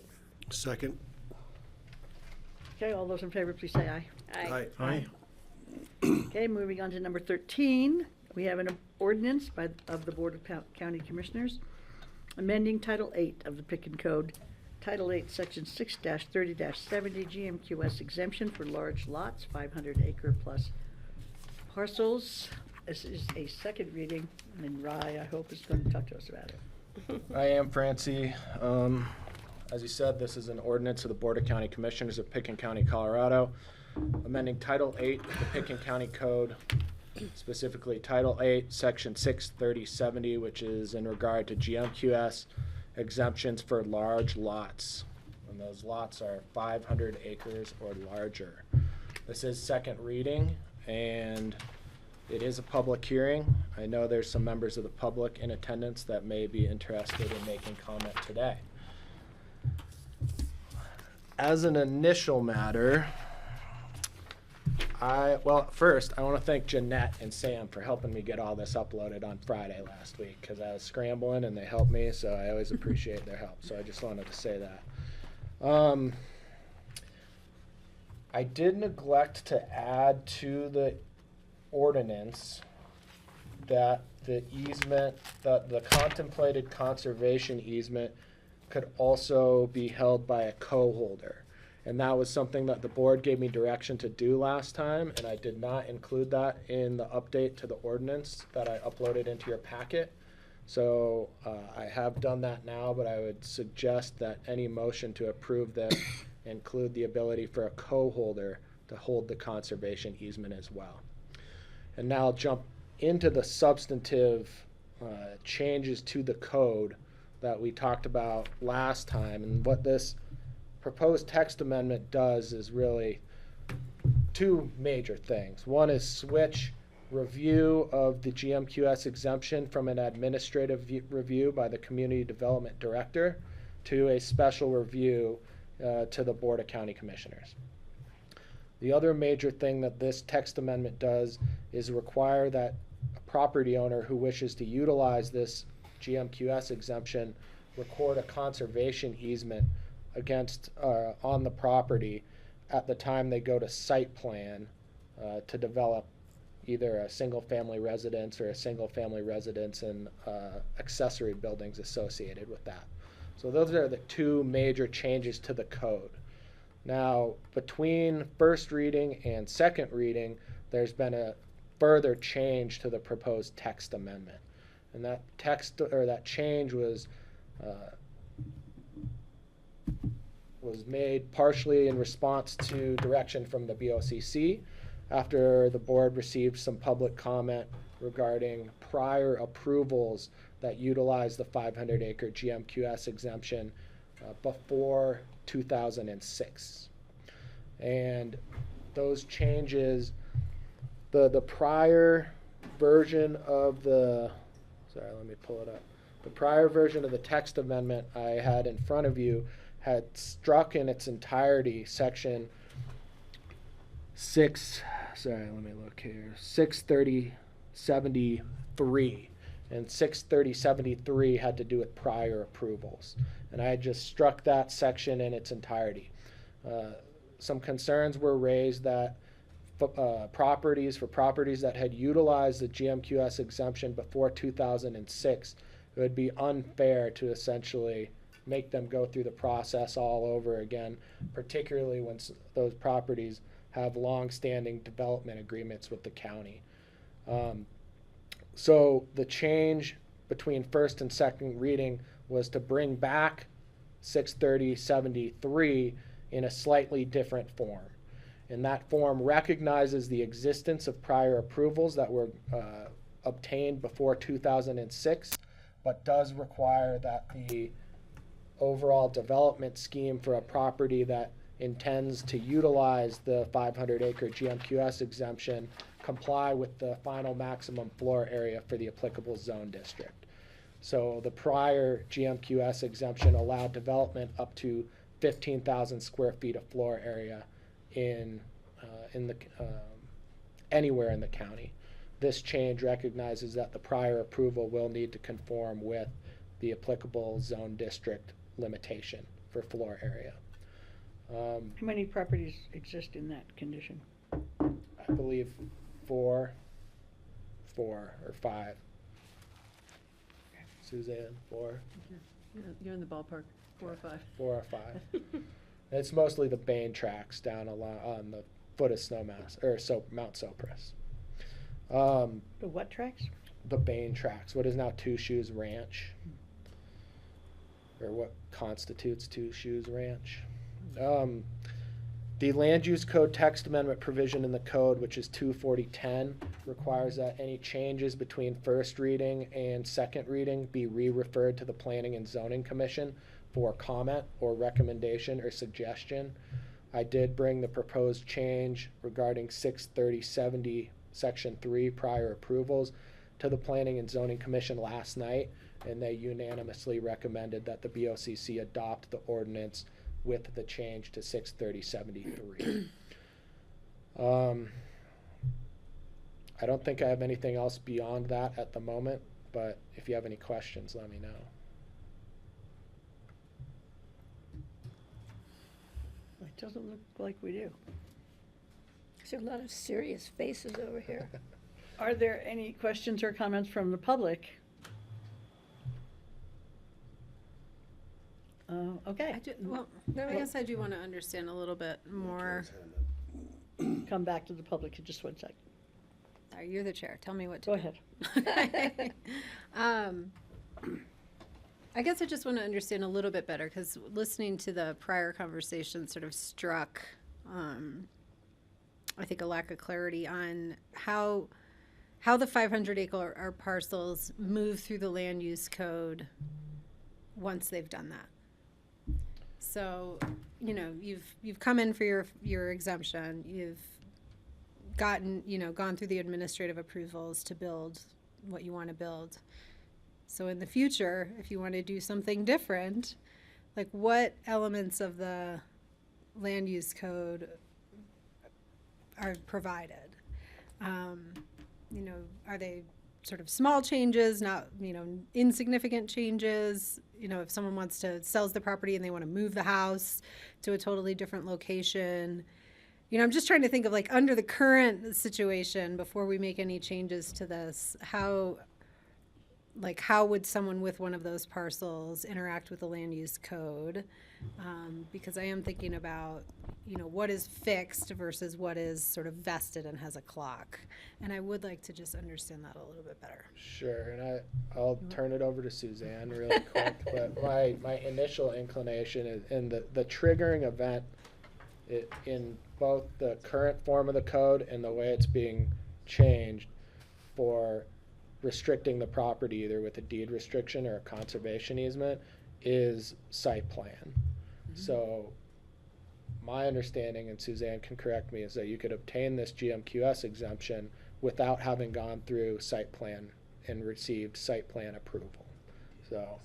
Right, so the specific properties, as we said, the Bain tracts, have only done activity envelope approvals. They've never gone through site plan review, so they don't have house designs that would be changing or affected or whatnot. So essentially, we're saying they came through an approval process at whatever time that was to establish the envelope, and that's the time when we recognize the growth management exemption. So their next step in the process to develop those is to come in for site plan review. And then that, as Rai said, then that would trigger the requirement for those properties of the deed restriction or the covenant against further subdivision at that point in time. So if someone already possesses a covenant, because they've done that on a 500-acre parcel, you know, what do you do? How do they move through the land use code in the future? Well, presumably they've developed according to the site plan that they Right. have on the Yeah. property. So if they want to move a house somewhere else, or a new buyer wants to move a house somewhere else, does that? I suppose the current covenants that are in place right now for properties that have utilized the exemption do not specify the location of the residence and whatever accessory buildings are on the property.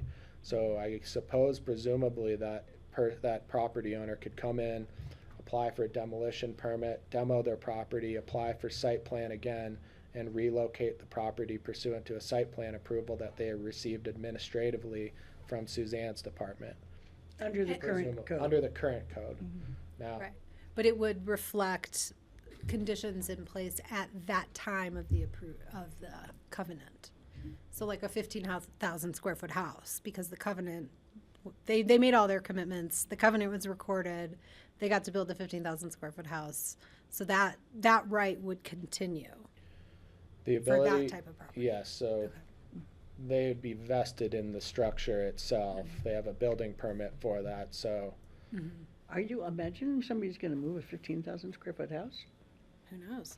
I'm just trying to conceive of like, what is it, I think there is one exactly the example of a 500 condition acre right parcel now, that did you know? take advantage of that, built Yeah. the house. So I think your question is, They could built a house and then they relocated it? No, they built the house. So the question is, what could they do with that in the Right. future? Could they tear it down and rebuild it? And I guess, could they move it? I guess so, yes, they would have to come back to us. To a site plan review. To go through at least site plan review, you know, if they're doing it in a totally new location, they'd have to do site plan activity, you know, all of that. But it would be subject to the code at the time, but at that point, they've developed the 15,000 square foot house already and presumably have the right to replace that. Under today's code, they Yeah. have the right to replace that. Right, okay. Hopefully that won't be the case under future codes. So that's Destroying what I a wanted to 15,000 understand. square But the foot house. concerns we heard are related to to wanting rebuild to it. do future 500 square foot exemptions on separate parcels that have Right. not had any covenants recorded on them. Right, or some of the concerns have been, okay, well, if you have the new change, the proposed change would require you to record a conservation easement on Right. the property. So there was a concern about a lack of flexibility going forward in the future with regard to making changes in that, as you're suggesting. But I guess some of that's alleviated by the fact that the triggering point is site plan review. So theoretically, you're gonna design what you wanna do, lay out what you wanna do, then in order to record that site plan, you would need to record a contemporaneous conservation easement on the property. Now, undoubtedly, if you wanted to change the location of the envelopes or something like that that were defined in the conservation easement, you would likely have to go through a conservation easement amendment process. Right. And that can be onerous, there's no doubt about it, but that it's onerous by design. And the conservation easement tool is intended to alleviate concerns of the board that, you know, the 500-acre development wasn't giving us enough, or we didn't have enough control over what was happening on the property. I just want to sort of understand, because, you know, the exemption was to say we think it's enough to not have 35-acre subdivision, right? Initially, like originally, that's what this was conceived as, without putting additional requirements on that. So I just want to understand if the concern that's being alleviated by the conservation easement is to say, well, yeah, we continue to think, great, we'd rather have a 500-acre subdivision parcel than a subdivided parcel, but we also need to have more interaction with how that property is being used. Is that fair? Am I Yeah, I summarizing think our concern that? being multiple driveways, multiple roadways, multiple kind of destroying the nature of that unique parcel, the whole parcel, for the 500-acre benefits. Okay, I'm happy to hear more. Thank you. Okay. Steve? Yeah, could I get some clarification on if someone applied for this for a new application and also for the old ones that we're changing the rules for, what would be the square footage they could build up to? I presume a new application would be whatever the maximum square footage on the applicable zone district is at the time they make the application. Is that correct? Yes, for a new application, the limitation would be the limitation in the applicable zone district. So if you're in a portion of the county where there's the possibility to be limited to 9250, your exemption would be to 9250. Instead of 15,000 previously. Correct. Okay. And in excess of the 5750 countywide GMQS exemption for development up to that size. Or if they were in one of the caucus areas that has a 5750 maximum house size, that would be the applicable square footage for, I mean, we haven't passed that restriction yet at this point, but. You are correct. The way it's drafted right now is that the more restrictive standard would apply. Okay. So if the limitation for the caucus area boundary, the caucus area zone district overlay is 5750 or 8250, that would be the restriction on the property. Okay, and then the previous ones that we've had discussions about, and I'm not sure what their square footage approval was, but then could you explain what they will have now with the changes? The way it's drafted right now is that unless you are vested in a floor area that is larger than the final maximum floor area in the zone district, that property would be limited to any new change to the code with respect to floor area. Now, there's at least one of the Bain Track properties, the Two Shoes properties, that is currently working to obtain and has a complete application in to develop one of the tracks at a higher amount than 9,200, a larger amount of floor area than 9,250 square feet. Okay. And if someone had a vested right, then they could build up to what was guaranteed in the vested right. Of course. Yeah. Whether you have more of a common law vesting, which is you have your building permit and you've built the structure, kind of what Kelly was talking about, and you're vested in the floor area that you have built on the ground, or whether you have a statutorily recognized site-specific development plan approval, that too would protect you from this particular change. Okay, thank you. Other comments or questions from the board? Mike has his hand up. Yeah, and then we got Bart online, I think. You've got an online guy. What? Somebody online. When we open up the public comment, we have Yeah, some folks okay. with their hands up. Yeah, why don't you guys get ready to come on up? I'm opening the public hearing now. And then Gideon.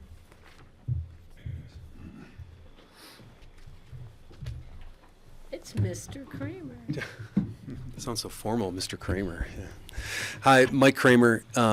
Bart Johnson is also on the call, and him and I were going to provide some joint comments on the code amendment. We represent the Snowmass Falls property, the Perry family, who own a 650-acre property up Snowmass Creek. And these code amendments obviously are of interest to them. So we were thinking, we want to be brief with our comments, but we thought maybe Bart could start and then I could provide some just technical considerations if the board would allow. And just on the side too, before I forget, Bart and I were looking at the code section before the meeting, and it was our understanding that in Chapter 2 table that this was already a special review in front of the BOCC. It wasn't administrative. But we thought maybe we just ask the question if that was correct or not. So Suzanne and I noticed that discrepancy as well. It's historically been handled as an administrative review. And that's what's historically taken place, but I think it's the intent is to make sure that it's understood through this amendment that it is a special review to the BOCC. So whether that table was wrong or it didn't get picked up, I don't know the answer to that. Okay. So Bart, do you want to start?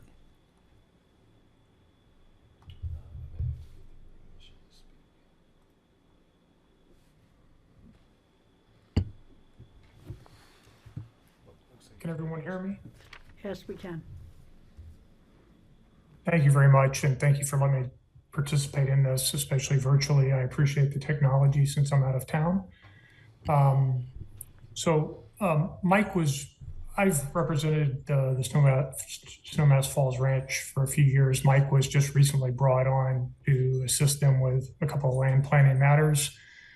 So he and I have kind of gotten up to speed and coordinated. And I actually submitted a letter to Rye this morning. Mike and I will cover that. I'm not sure if that was forwarded to you guys, but Mike and I will basically cover the contents of the letter. And Rye, if you have any particular input or insights into some of our questions or concerns, I would appreciate it if you could comment on those. But let me maybe begin by saying that the Perry family Snowmass LLC, which owns the Snowmass Falls Ranch, is pretty strongly opposed to this amendment. They feel like it's probably unnecessary and kind of heavy-handed. They view the existing GMQS exemption for 500-acre lots as already striking a fair balance between kind of an owner's ability and incentive to limit subdivision and uses on the property in exchange for getting a GMQS exemption. In particular, kind of the added belt and suspenders of the conservation easement requirement seems in particular kind of onerous. Admittedly, private covenants are easier to amend than a conservation easement, but they still require the county's approval to amend. And a conservation easement brings with it burdens and obligations to the landowner, but usually they're coupled with some benefits that usually come in the form of tax benefits, particular charitable donation concepts that kind of get eviscerated if the conservation easement is mandatory. Because if it's required, then the owner can't claim they voluntarily donated it. And so the landowner gets burdened with, kind of saddled with the burdens of a conservation easement, but loses any opportunity to get one of the main benefits that come with them. And that strikes us as particularly kind of unfair and one-sided. There's another issue that perhaps is a little more delicate, but I feel it's important to raise. I raised it in my letter to Rye.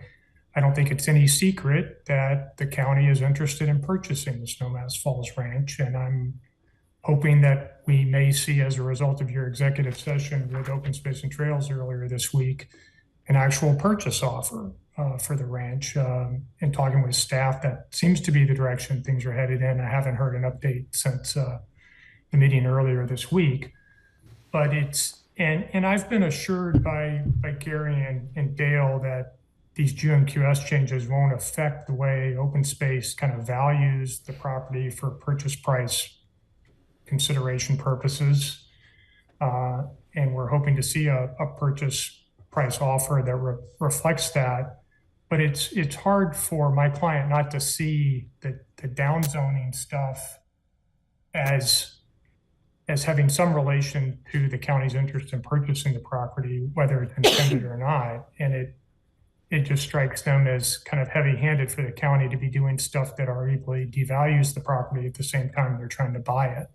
I hope you can appreciate that sensitivity.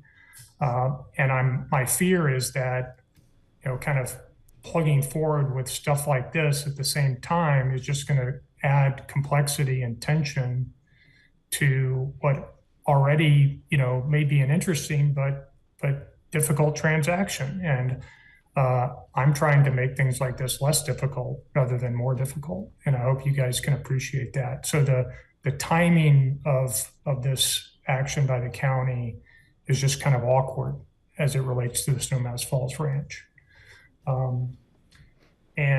I guess Mike's going to get into some of the details, more detailed kind of code-based kind of planning concerns we have, but I'd like to reiterate that in particular, the requirement to grant a conservation easement, and Mike will get into some of the mechanical concerns we have but that is really strongly opposed by our client.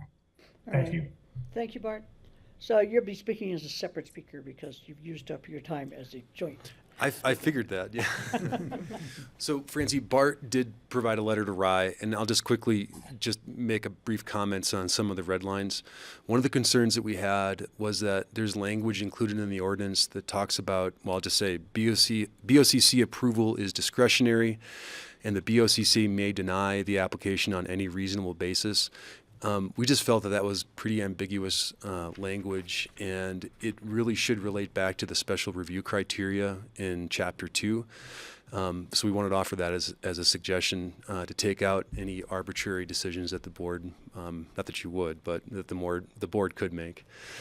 The conservation easement section that Bart just talked about, we would like the board to consider it to have a concurrent review with open space and trails. We feel that if the board makes a decision or a finding that the 500-acre exemption is appropriate, and then an applicant goes to file a site plan and talks to the Open Space and Trails Board, and they don't want to accept the conservation easement, there might be a situation where the board says yes and OSD says we don't really want that. So just for consideration. Just a couple of the use sections under subsection 2. We think that if someone has a 500-acre property, they're probably going to use it as a working ranch, and it might be appropriate to include language where somebody could have some on-site employee dwelling units. I don't know if that's the right term or not, but something more than just a caretaker.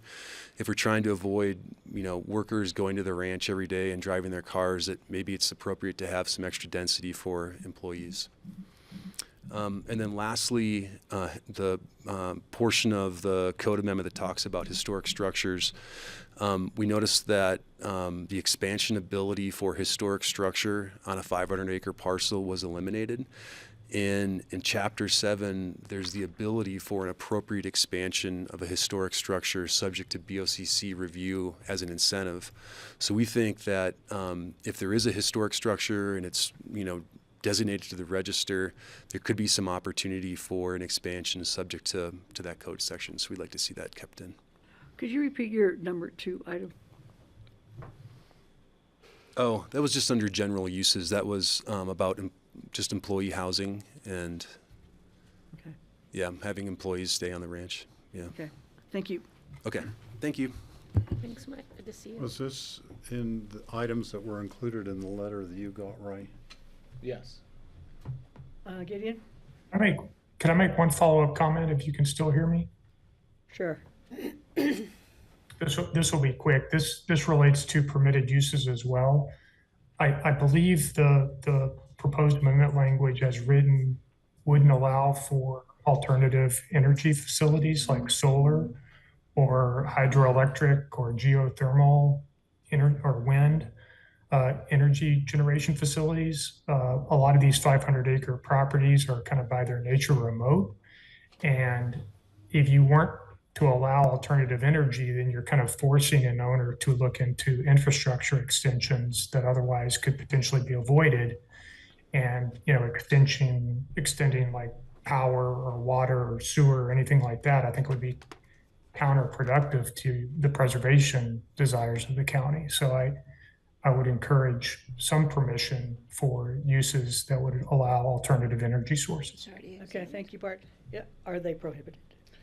No, there's nothing in the text amendment that would prohibit those kind of uses. The uses of the property would be limited by the zone district. So things like adding additional density through having some kind of employee dwelling units, or allowing micro scale utilities through renewable, that's all stuff that would potentially require land use code text amendments, and that's possible to do, but there's nothing in the proposed text now that outright prohibits that. Okay. Or at least anything that's changing. I mean, the allowed uses under the GMQS exemption are still the same as they were before this change is taking place. So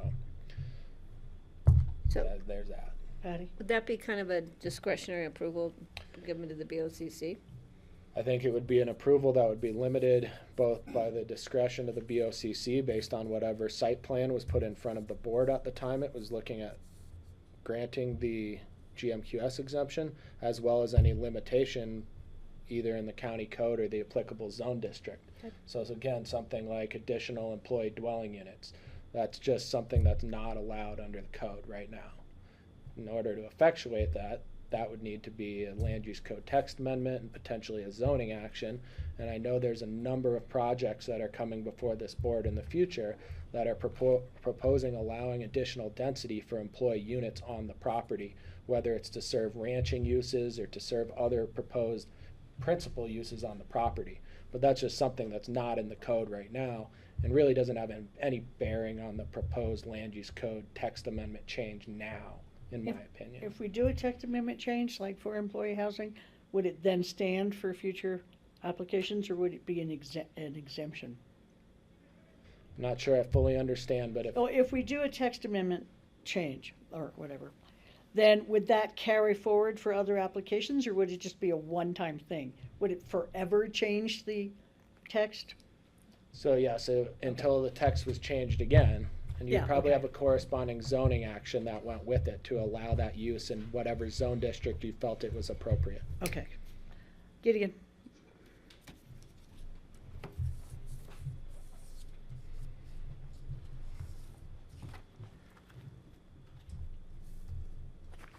Welcome back. I'm back.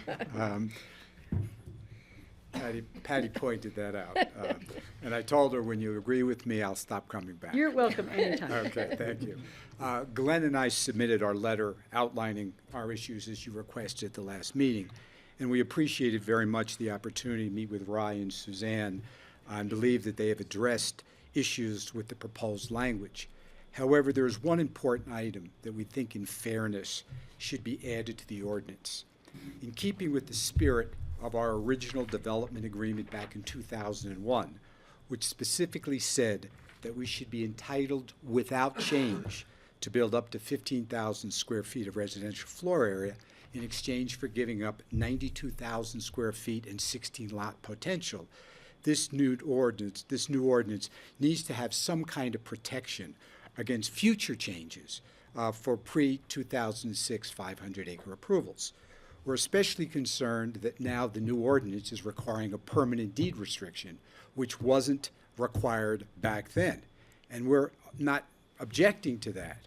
But on the other hand, we think if we're going to give you something permanent like that, there ought to be some permanent things that the applicant gets back, because they've already given up the 15,000 square feet, the 16 lots. Now they're being taken down to 9,250. And we think that there ought to be some protection in the event that in a couple of years or next year or whenever, they change the code again. Now they're down to 5,000, 750, whatever. So it seems in fairness, if we're going to have a permanent restriction placed on the property, there ought to be some permanent protection in the quid pro quo that's going back and forth. In addition to fairness, there's a very positive result that occurs from that. And for example, in the experience of Two Shoes Ranch, which is the only multiple 500-acre parcel in the county, very little of the potential free market component of development rights were utilized or built on because they felt that they weren't in jeopardy of losing anything. And so there was no incentive to have to build because they just built what they needed, which is why there's one main house on the 5 acres at this particular point in time. But without this same kind of permanent commitment back to them, they're put in a difficult position, which is that use it or lose it kind of situation. And they don't want to do that. They would like to be able to keep things exactly as they are for a long, long time to come. But if they don't get a permanent protection, then they're put in that difficult position of saying, well, you know, do we build it? Do we not build it? And so I think it's a very important, you know, fair approach. You're getting an awful lot, the county is, and we're going from a huge FAR down to 15,000 square feet down to 9,250. But we think it's only fair that with the permanence the county is getting on the deed restriction, that there ought to be some permanence that they can rely on in the future and not be put in a position where they have to feel that if they don't build it now, maybe they'll lose it in the future. So I would just ask for that additional consideration. Thank you. Thank you, Gideon. Thank you. Let's talk about that a little bit. So, is that a possibility that, I mean, would it be complicated to say that if this is the change we make now, that this is good for this property in the future? So we have other approval processes in the land use code that grant property owners unique or permanent vested rights. And there could be a provision added to this particular text amendment that would allow somebody to be vested for a period of time or in perpetuity, I suppose, for the amount of floor area achieved through utilization of the GMQS exemption. So it's something that could be built into the text. Yes, Tilly. Yeah, I guess it seems like we're sort of moving towards like mimicking the open space master planning process without us putting money on the table. So whose money? Our money, without us putting money on the table. You know, so I guess, I don't know. Tell me challenge me on this, but it just seems like it's like, okay, let's see if we can encourage people to enter into the open space master planning process, which is probably the best process we have for these large parcels. You know, how closely can we get there through this amendment? But I don't know. It seems like we're not putting as much on the table for the type of things we're trying to extract out of it. So I'm trying to list okay, what do we give? What do we get? What do they give? What do they get? You know, and in both scenarios, in the current scenario and the master plan scenario and the changed ordinance scenario, you know, and I do think we are trying to get more without sort of showing up with giving more. And I'm not sure we've achieved the right balance yet, is sort of how I'm feeling about it. Ideally I'd love just people to use the master plan process, but some people don't want a conservation easement, and that's why they don't enter into it.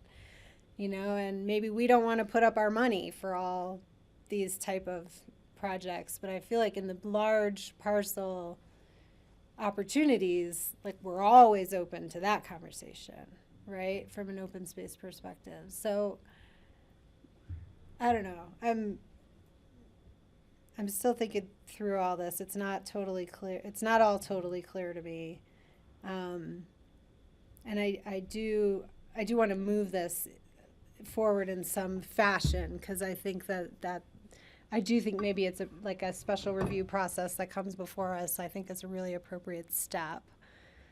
You know, I want to address Bert's comment, because earlier this year, the legislature passed laws that had the potential to blow up our whole GMQS system. So taking a whole look at our GMQS system is part of how we get here in this 500-acre exemption conversation.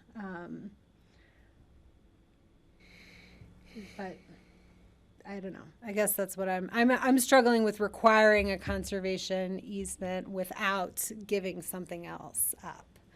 Like, I definitely understand that the county, that we would like to have sort of more say in let's get buildings put in the best places on all parcels. Let's protect all the resources, on all the lands of Pickens County as we best can, and use our land use code as a tool for that. And we don't currently have those opportunities in this exemption as it's currently written.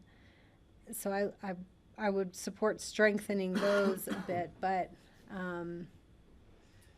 I'm just not sure why anyone would be incentivized to use this if we make these changes.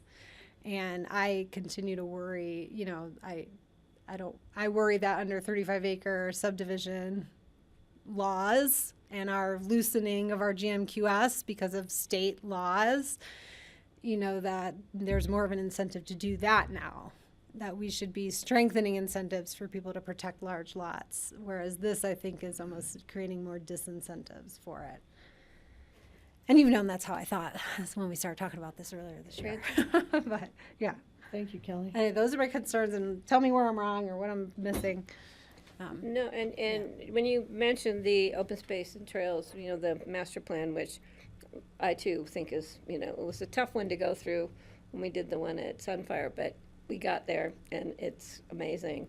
And they get permanent commitments, protection. and we get permanent commitments. Yeah, right? and when Bart brought up that, you should have a joint review of open space and trails, well, then that's kind of the open space and trails master planning, the open space master planning process. My thinking is, and I don't necessarily disagree with what Kelly just said, we have, right now, I believe we have one large parcel that has an existing 500-acre approval.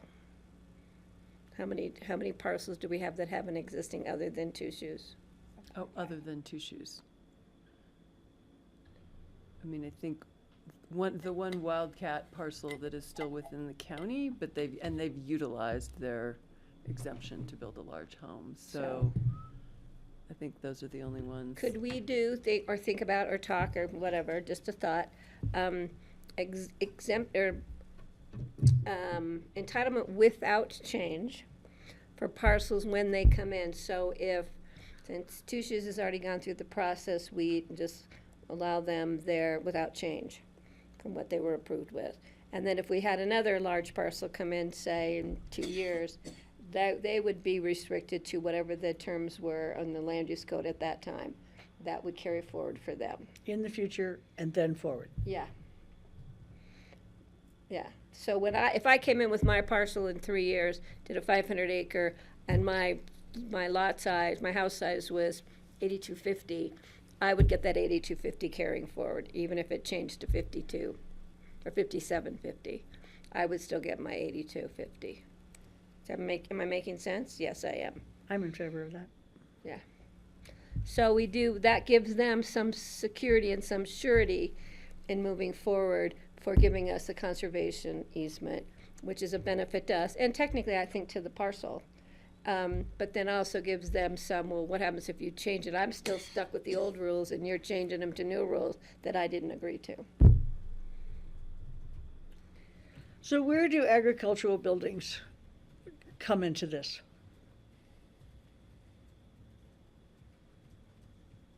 A 500-acre parcel under code today is exempt for pretty much square footage as you unlimited want. square footage for And that ag doesn't buildings. change with this. There's nothing that's changing in the proposed text amendment, other than you would likely need to cite certain agricultural buildings within the conservation easement, that aspect of the transaction.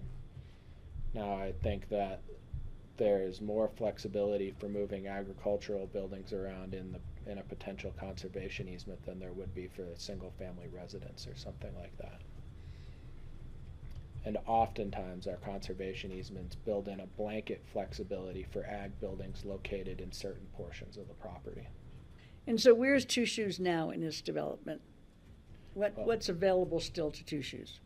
Well, I'd have to rely on Gideon and Glenn to weigh in on that, but I think it's important to keep in mind that Two Shoes is not just one ranch. It's, I believe, 5 different parcels that have utilized this exemption, and maybe I'm incorrect about that. But I know that they have one application in for one of the parcels that has been deemed complete by Pitkin County, and I believe that's for activity envelope and site plan. Correct. One of those parcels is contiguous with my property. Okay. Yes, Gideon? I'm happy to answer the question, and that is. But you have to come up.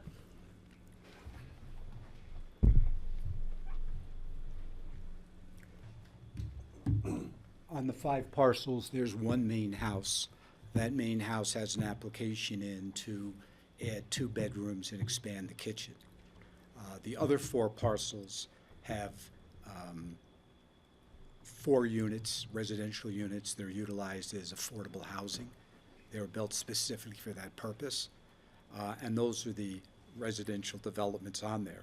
So That's up above or? up above, yeah, up above. No, your Two Shoes has 2 components to Right. it, so it's confusing. There's the upper parcel, which was the Turnbull tracks, Mhm. which are part of this.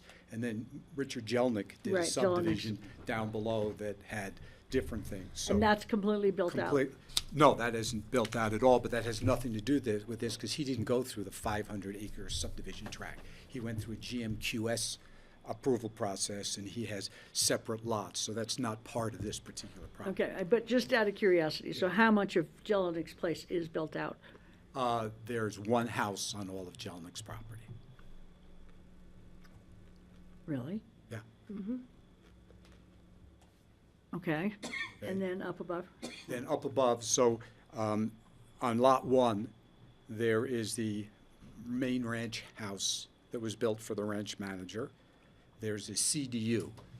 On Lot 2, which is, or I'm just going in order, the lot that has the main house on it that has the application in that's been deemed complete to add the 2 bedrooms and the kitchen, that has on it the main house. It has on it the barn and the utility area, and they also restored the 4 historic cabins that the Paynes had built in the 1880s that received an award from Pitkin County. Down by on the it. water, Right, the and pond. then in addition to that, they constructed a house for Matt Turnbull when he was a ranch manager that's utilized by that, and there's another house there that's utilized by the summertime employees. And then there's, on one of the other lots, there's a small cabin that the Turnbulls had built that exists, and then one of the lots, there's no development at all. And what's the potential for further development? Well, if this passes, they could add 9250 to each of the lots, although some of the lots already have the employee. You mean they could total 9250 for 50, each of the lots? Right, on each of the other lots. Okay. All right, thank you, Gideon. Okay. Any other comments from the commissioners? Steve? Public hearing is still open, by the way. I've been mulling over the conservation easement requirement.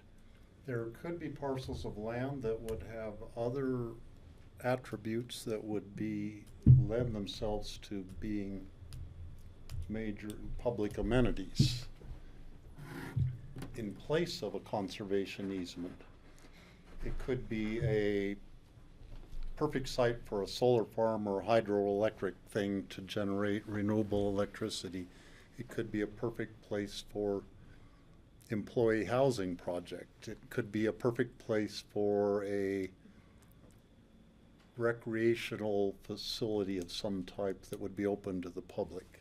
Just tossing out some possibilities and that stuff could be considered by the commissioners in a special review process, that the parcel would have to provide a substantial public benefit, which could be the conservation easement, or it might be something else. It doesn't lock them into that one specific thing, and that would give more flexibility to the landowner. It would still leave it up to the discretion of the commissioners at a special review process. And I think that might be something we would want to consider for this, changes to the wording of this. Can I add to that? That would have to come with, for the land that still was open, that wouldn't be used for some other amenity, like a solar farm, to need some kind of protection such as a covenant versus a conservation easement. I don't have a problem with leaving that open to the BOCC discretion, whether or not it's ever used. At least it gives the applicant an option to try and come back and convince us that what they're suggesting is better for the public than a conservation easement. But I don't know if I'd ever support putting a recreational facility in the middle of Snowmass Creek somewhere, or massive amounts of affordable housing that Well, you weren't could sold. look at there's But I'm just saying, yeah, other right now. parcels like Spring Gulch, for instance. But I'm just saying that, if I don't have a problem leaving that to the discretion of a board, and if it's worthy, then the board may choose to support it. But if that gives the applicant more opportunities and more options, I would not necessarily, but there'd still need to be some kind of protection for the land that remains open to remain open. So, Rod, correct me if I'm wrong, I'm hearing enough desire for some changes that perhaps we should not try to make a decision the way it stands now. It looks like we're gonna have all kinds of amendments and, am I wrong or right, or? I have to go back to P&Z. Well, I don't know. probably. I don't know if I've heard that entirely. I've heard some desire to increase the benefit to the property owner in connection with utilizing this GMQS exemption. Largely, the consensus I hear on that is by providing some kind of extended or perhaps even perpetual guarantee that if their property owner were to record a conservation easement against their property, that they would be able to or be entitled in the floor area that they applied for and had approved. That is a relatively simple concept that could be discussed. I mean, what I think, and I generally don't sit here and advocate on behalf of a legislative item that I have in front of you, but what you're being presented with by some members of the public, and there's nothing wrong with this, is folks advocating in the interest of one or two property owners in the county. My opinion is that the proposed change is a benefit to all the citizens of Pitkin County, not just one or two. Now, to push back on Kelly's and challenge her a little bit on that, the ability to utilize a GMQS exemption, particularly if you have a property that is eligible to create multiple 500 lots, is something that I believe would be utilized not by somebody interested in engaging in a 35-acre exempt subdivision development. There's nothing we can do about that, and I understand that this could potentially put a property that could be utilized for that into a development scheme more like a 500-acre large lot subdivision. But there's a corresponding value in time saving that is really hard to put a price tag on. So if you had a property that you could chop up into 6 or 7 500-acre parcels, you would have to go through GMQS or obtain TDRs now just to establish development rights on those properties. And to do that for 6 or 7 lots could take a decade. And for some folks, it's hard to put a dollar value on that time. I don't think it dissuades your 35-acre exempt subdivision developer, particularly if you're going to layer on top of it extended vesting. That is really difficult to place a value on, other than knowing that it's hugely valuable to do that, particularly if it's perpetual. That's an incentive that only exists in one area in the code that I'm aware of, which is the Open Space Preservation Master Plan. And as far as I understand it, it's a huge incentive, a massive incentive for people to do that. So those are some. So you're saying in exchange for those incentives, it's entirely appropriate to request a conservation easement? I think so. So I wanted to close that thought up. Dale. Given all the conversation about conservation easements. I just wanted to make a couple of notes about conservation easements since the Open Space Department likes to obtain them, and we think they're a pretty good tool, and we've worked with them for decades and decades. The way we looked at this part of this change is we're really thinking of it as a way to kind of modernize this section to comport with what has become kind of standard practice throughout other places in the land use code. And in addition to the open space master plan section, there are several other pieces in the code where a person, if they choose to, can trade a conservation easement for some other form of entitlement. I'm thinking about the conservation development provisions. And that was something that was changed to kind of just reflect the modern practice of what we do. It also strikes me that the difference between a covenant against further subdivision and a conservation easement in the context of a 500-acre development really isn't that significant. And the way I would tend to think of it, designing a conservation easement, is that the key element of the easement is going to be the restriction against further subdivision anyway. That's kind of the backbone of a conservation easement that would result from that kind of a discussion. And the other things added to it, I don't think are significantly burdensome to landowners. There, as has been discussed, some more generalized protections for the habitat of the property and the ability of whoever's administering the conservation easement to visit once a year and just make sure that the things look good and that some of the environmental qualities of the property are not being damaged. But I don't think it's a radical step to go from a covenant on further subdivision, which, by the way, is going to limit their ability to claim a tax deduction for a conservation easement anyway, because they can't claim they're giving that up with an easement later if they've given it up for this process. So they've already, the existing provision already anticipates a trade of that covenant for this benefit, and I personally don't think the conservation easement is a great additional burden or would be any significant additional downside for a landowner that's contemplating doing this. So is it true that if they're required to do a conservation easement, then the decrease in value of that property is not applicable on taxes? The IRS decades ago adopted a quid pro quo rule, and if you read their regulations, what they say is that if a person comes in for a claim of a donation and they've received a quid pro quo in the form of some kind of a land use entitlement, that the value of the entitlement has to be subtracted from whatever charitable gift they are claiming as the basis of the tax deduction or the credit on the state side.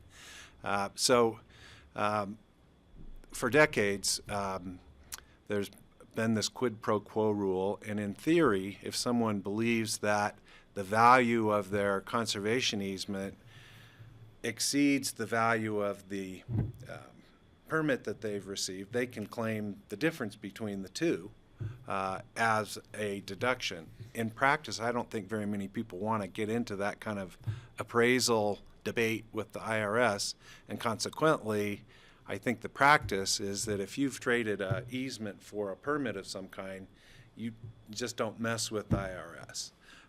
And I was thinking a lot about the correspondence we had received on first reading about whether it's unusual for conservation easements to be part of a regulatory quid pro quo. And so I did a little research.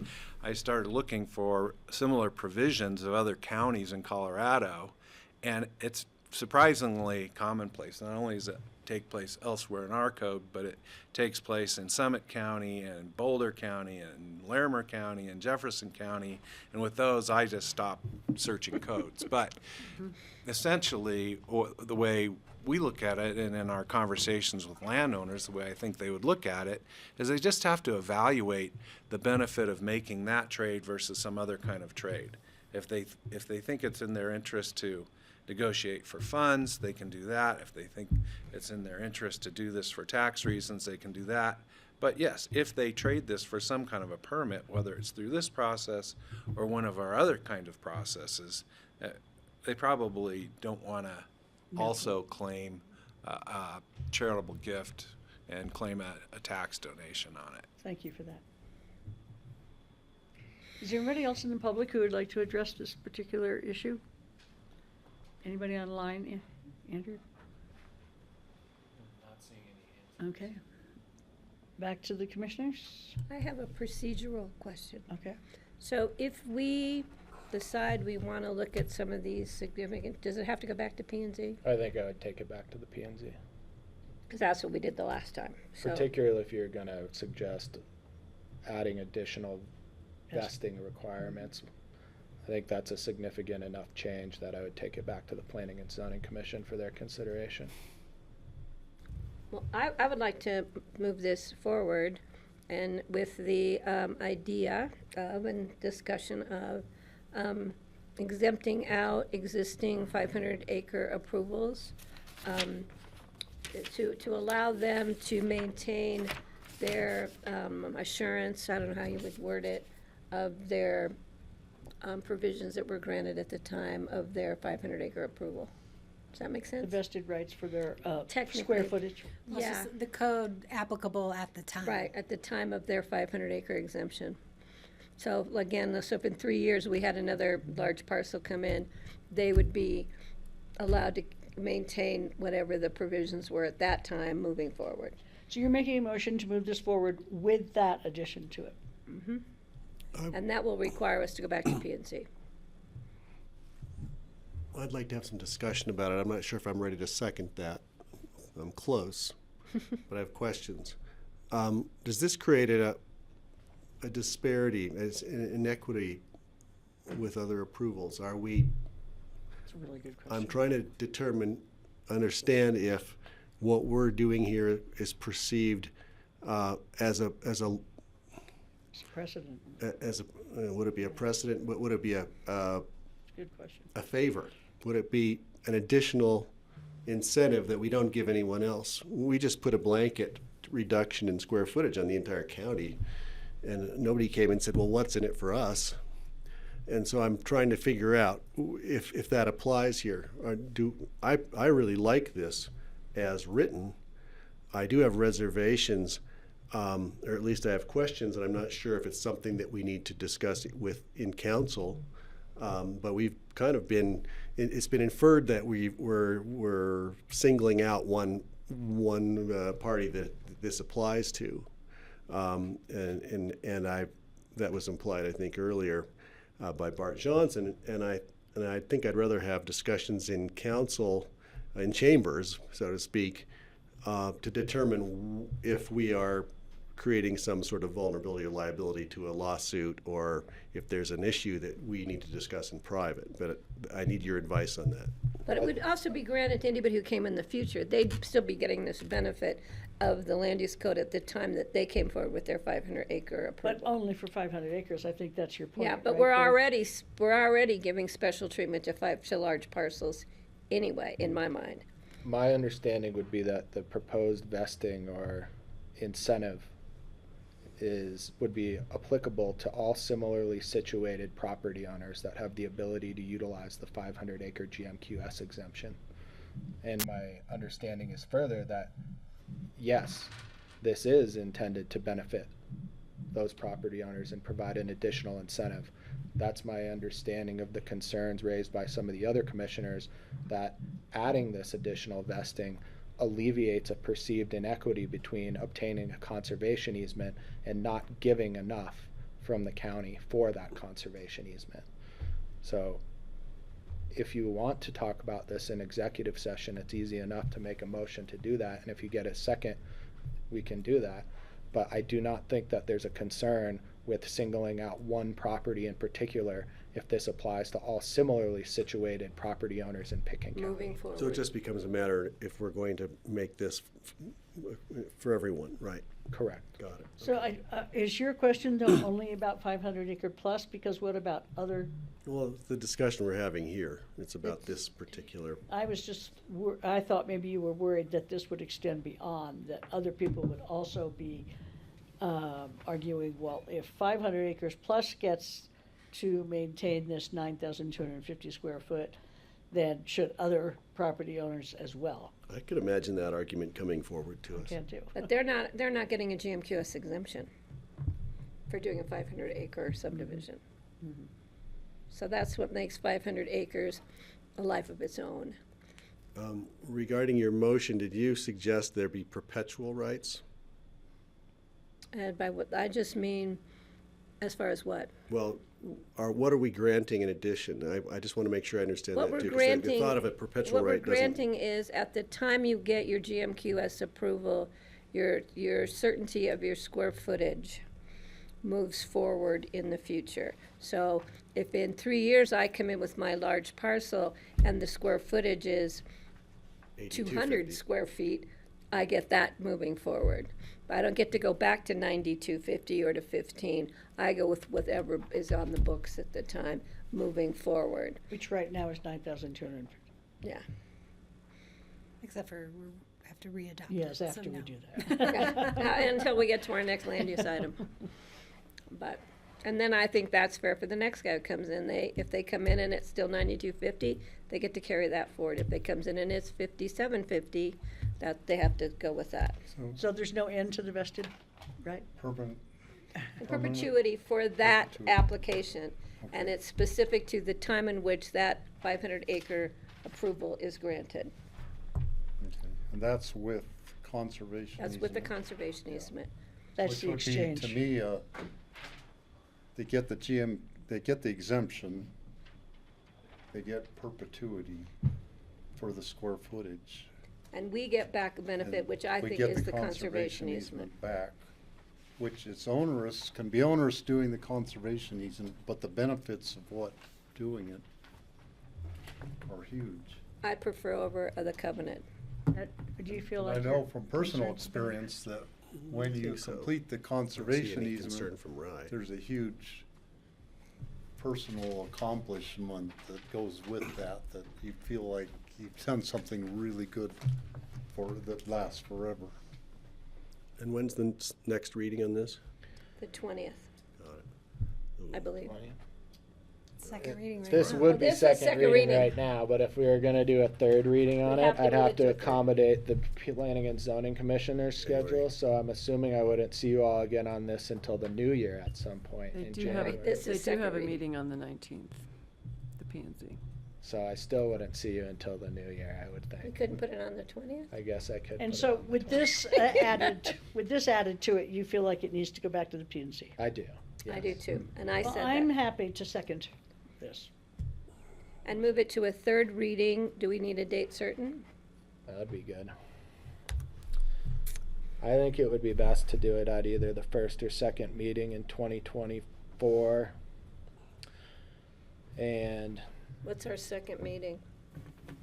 We will be doing mill levy stuff then too. 24th is your second meeting in January, What's our first then, the 10th. I just want to make sure I do get, mill levy on the 10th? So But should we we do could it probably to? do both. We could I do. don't think this would be very Yeah. long unless So we we had a set lot of it, public so hearings. I'll set their third reading for January the 10th, 2024. P and Z will be the 19th. maybe. We're hoping to schedule the 19th. with Steve? P&Z. So there are the points on the letter that Mike gave the list, Sure. which I've not read them, so I can't even remember what they are at this point without reading them. Yeah.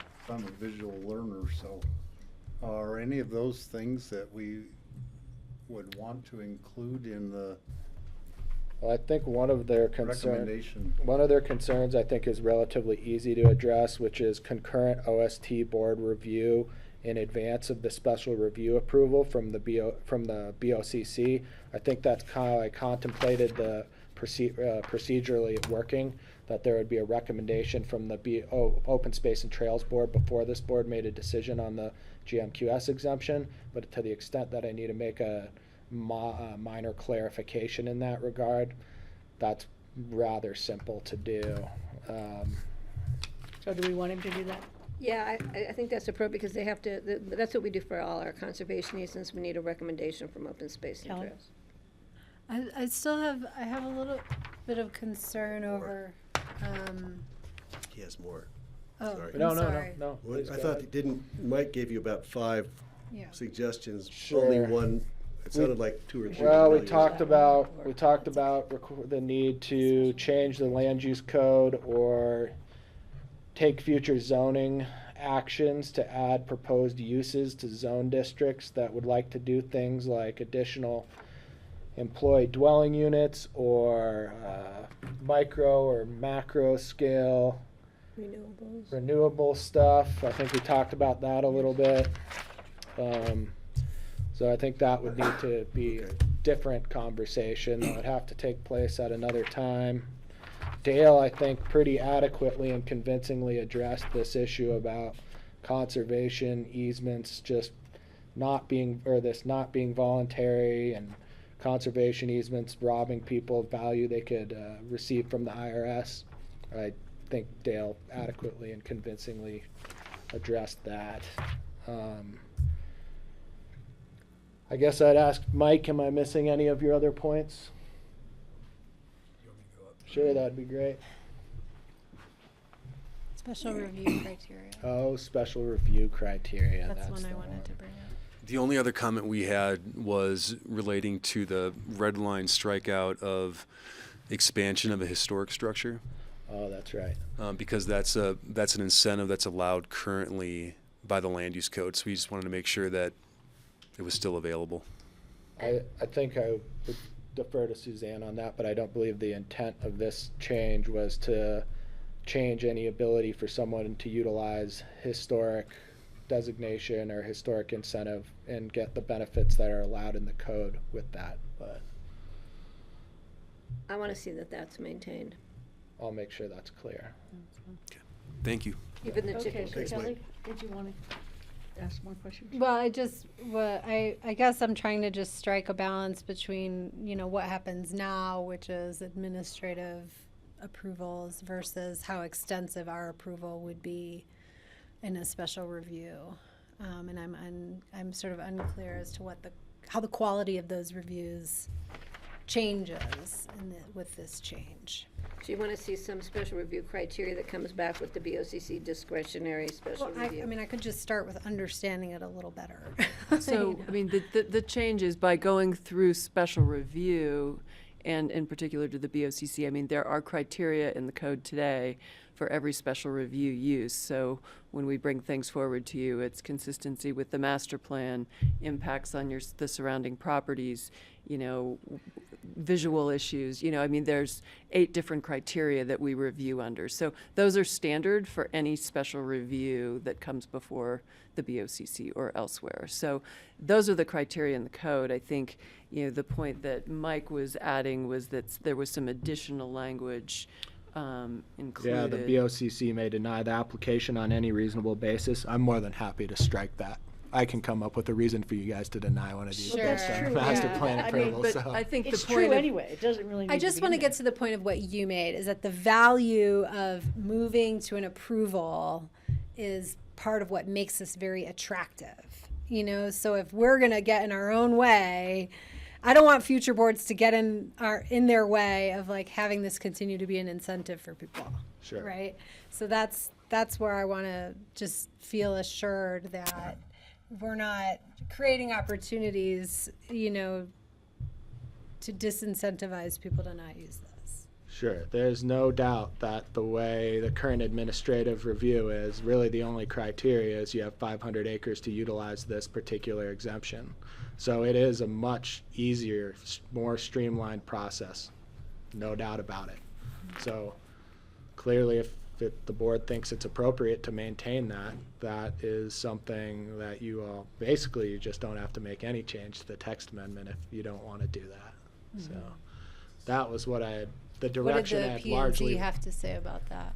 The P&Z thought that special review to the BOCC was appropriate. We did have a discussion along the same line as what you just raised, which are we disincentivizing people? And there was a lot of teeter-tottering back and forth with playing with floor area, playing with review processes. Should people that utilize the 500-acre GMQS exemption be entitled to more floor area than what the final allowable floor area in the zone district is? And there was ultimately the recommendation that came to this board was in the form of the ordinance that's in front of you right now from Planning and Zoning Commission. Now, we did not have a conversation about enlarged vesting. So that did not take place.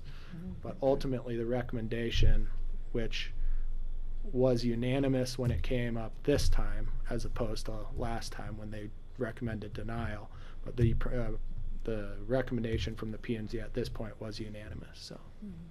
And Kelly, maybe just to clarify, I mean, again, whether there's an error or not in the table that says this should be today a BOCC review, and it has been treated in the past as administrative, but it doesn't say special review. So there really aren't criteria for that review. It's you get a growth, if you're 500 acres, you get the exemption, and then you go through whatever other process, and you do a deed restriction against further subdivision. I mean, that's it today. So I think everybody said it seems more appropriate for that to be granted at the BOCC level.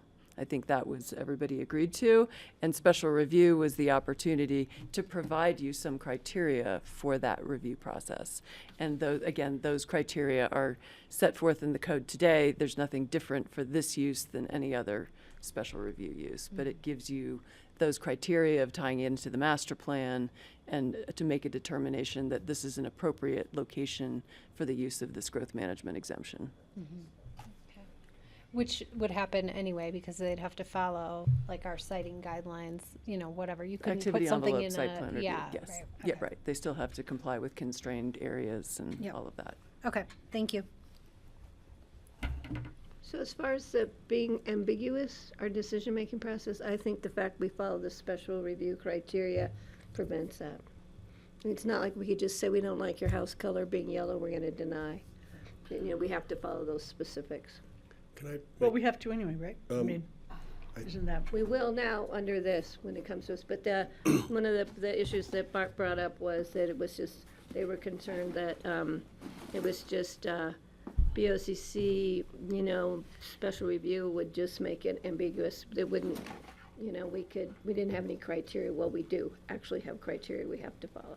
Again, I think it would be useful to strike this language that says, and the BOCC may deny the application on any reasonable basis. That was just inartful drafting on my part, so. Wasn't necessary. Good try. Lack of art out of there. I would like to recommend, just to make things more complicated, that there's a motion on the floor. And it's been seconded. And it's been seconded. I would probably rather support this as written with the strike that Rye has At the end. put as amended by Rye. That's probably what I would prefer to support. I'll just say that as provided by staff, without the additions. Okay.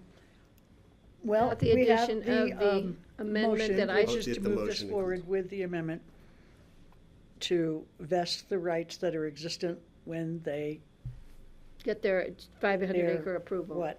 Yeah. And it's been seconded. So do we want further discussion or should we vote? Is the vesting permanent, or is it 3 years, or do we have to? As I understand it, Patty's motion is permanent vesting as to the floor area. For the code in place at the time, that the conservation easement is Recorded. More questions, or do you want to vote? And the fact we have impending changes lurking at our door. All right, let's vote on this. Also All sets those for in third favor of reading. Patty's motion, say aye. Aye. Aye. I'm an aye for now. What do you mean, an eye for What does now? that mean? Well, Is 'cause it it coming has to back come on back. third Like reading? an eye for an eye, but I will move it back to the P and Z for their input, and I still reserve the right to vote no. Okay, I see at what well, third of course reading. you have the right to vote. Yeah, let's see what, that's Just want kind of, everyone else let's to just know. see where I'm they go. still- Are you voting? I would vote, yeah, I'll do an eye for now also. I guess I will All too those then. oppo- I'll join you with that, only because we know it's coming back, but I'm leaning. It will be back. Leaning against a nay. Okay, so it passes 5-0. We don't know where it I want might the go. P and Z to know Thank you you for don't your like this comments, change. That's Mike important. and All Bart. right, thank you. Thanks, I know it's guys. coming back. Thank you. And Good Gideon. point. Can we take a wee break before we Yes, start I the think we next should. short item? Sorry, everybody who's waiting for the next one, but we need to take a little break. You need to get back to. Time right now is, we have no clock in Building here.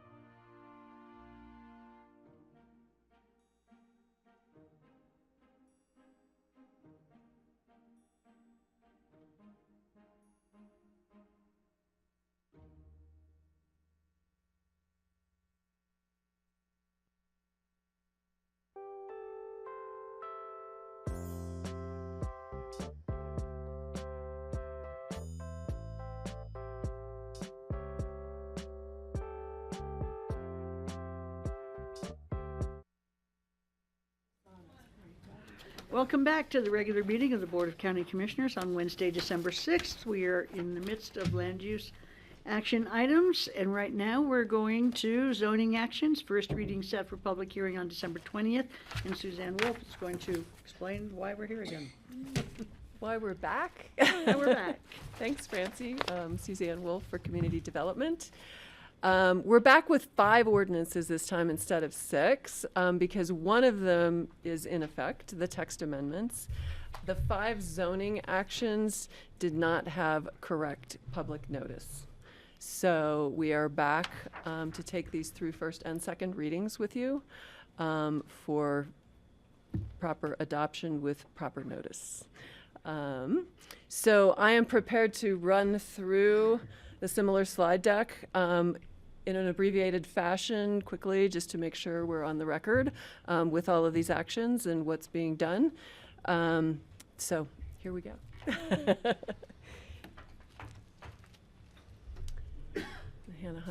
Hannah Hunt's driving for me, thankfully.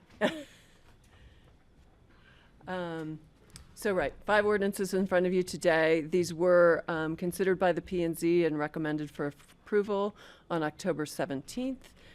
So that recommendation was completed. I think you know the background on this. This was an action that the board directed staff to bring forward about amendments to reduce house size to 9,250 square feet. We've also, with that, brought forward amendments to create overlay zone districts based on master plans that have recommended reduced house sizes in those areas. So again, we can keep moving there. So process, these were in front of the P&Z. The text amendments in front of the board were approved on second reading on November 15th. Those are in effect. The 5 zoning ordinances we took through first and second reading. Again, notice was not perfect, so we are redoing those. So first reading is today. Second reading is scheduled on the 20th. Again, I think we can just keep going through there. That was the Planning Commission recommendation. So it was ordinance number 36 of 2023 that the BOCC approved on November 15th. And these were the text amendments to amend the land use code that established the countywide 9,250 square foot final maximum floor area limit and to create 4 new overlay zone districts. 2 of those, Brush Creek and the valleys of Capitol Creek and Lower Snowmass Creek, they were recommending a 5750 limit for those areas, and those came out of recent master plan actions. Emma and the Basalt Urban Growth Boundary, Emma has an 8250 limit, Basalt UGB has 5750. Those have existed in the code already, but we had not created overlay zone districts. So as we're sort of cleaning up the code to do that in these other areas, we were capturing those 2 areas, Emma and Basalt UGB, to include those as overlay zone districts. So again, that was the text of the land use code, and that was approved. Here, just quickly, as I just said, so now the text exists in the code for all of these overlays, this one being Brush Creek. But the second action that needs to take place, which is in front of you today, is to rezone the area within the Brush Creek Master Plan area to that overlay zone district. And at that point, the limitation to 5750 would go into effect. So this is Brush Creek, and then there's a map that shows you the area that is within that Brush Creek overlay zone district. Similarly for Emma, rezoning in front of you would be to rezone the area within the Emma Master Plan over to the Emma Master Plan area overlay zone district. And then that would affect the 8250 limitation that has been in effect already in that area. And then we have the map that shows that area. Valleys of Capitol Creek and Lower Snowmass Creek. Again, a rezoning ordinance in front of you to create the overlay zone district for that area. And again, then that would bring into effect the final maximum floor area of 5750 in the Capitol Creek and Lower Snowmass Creek area. There's the map.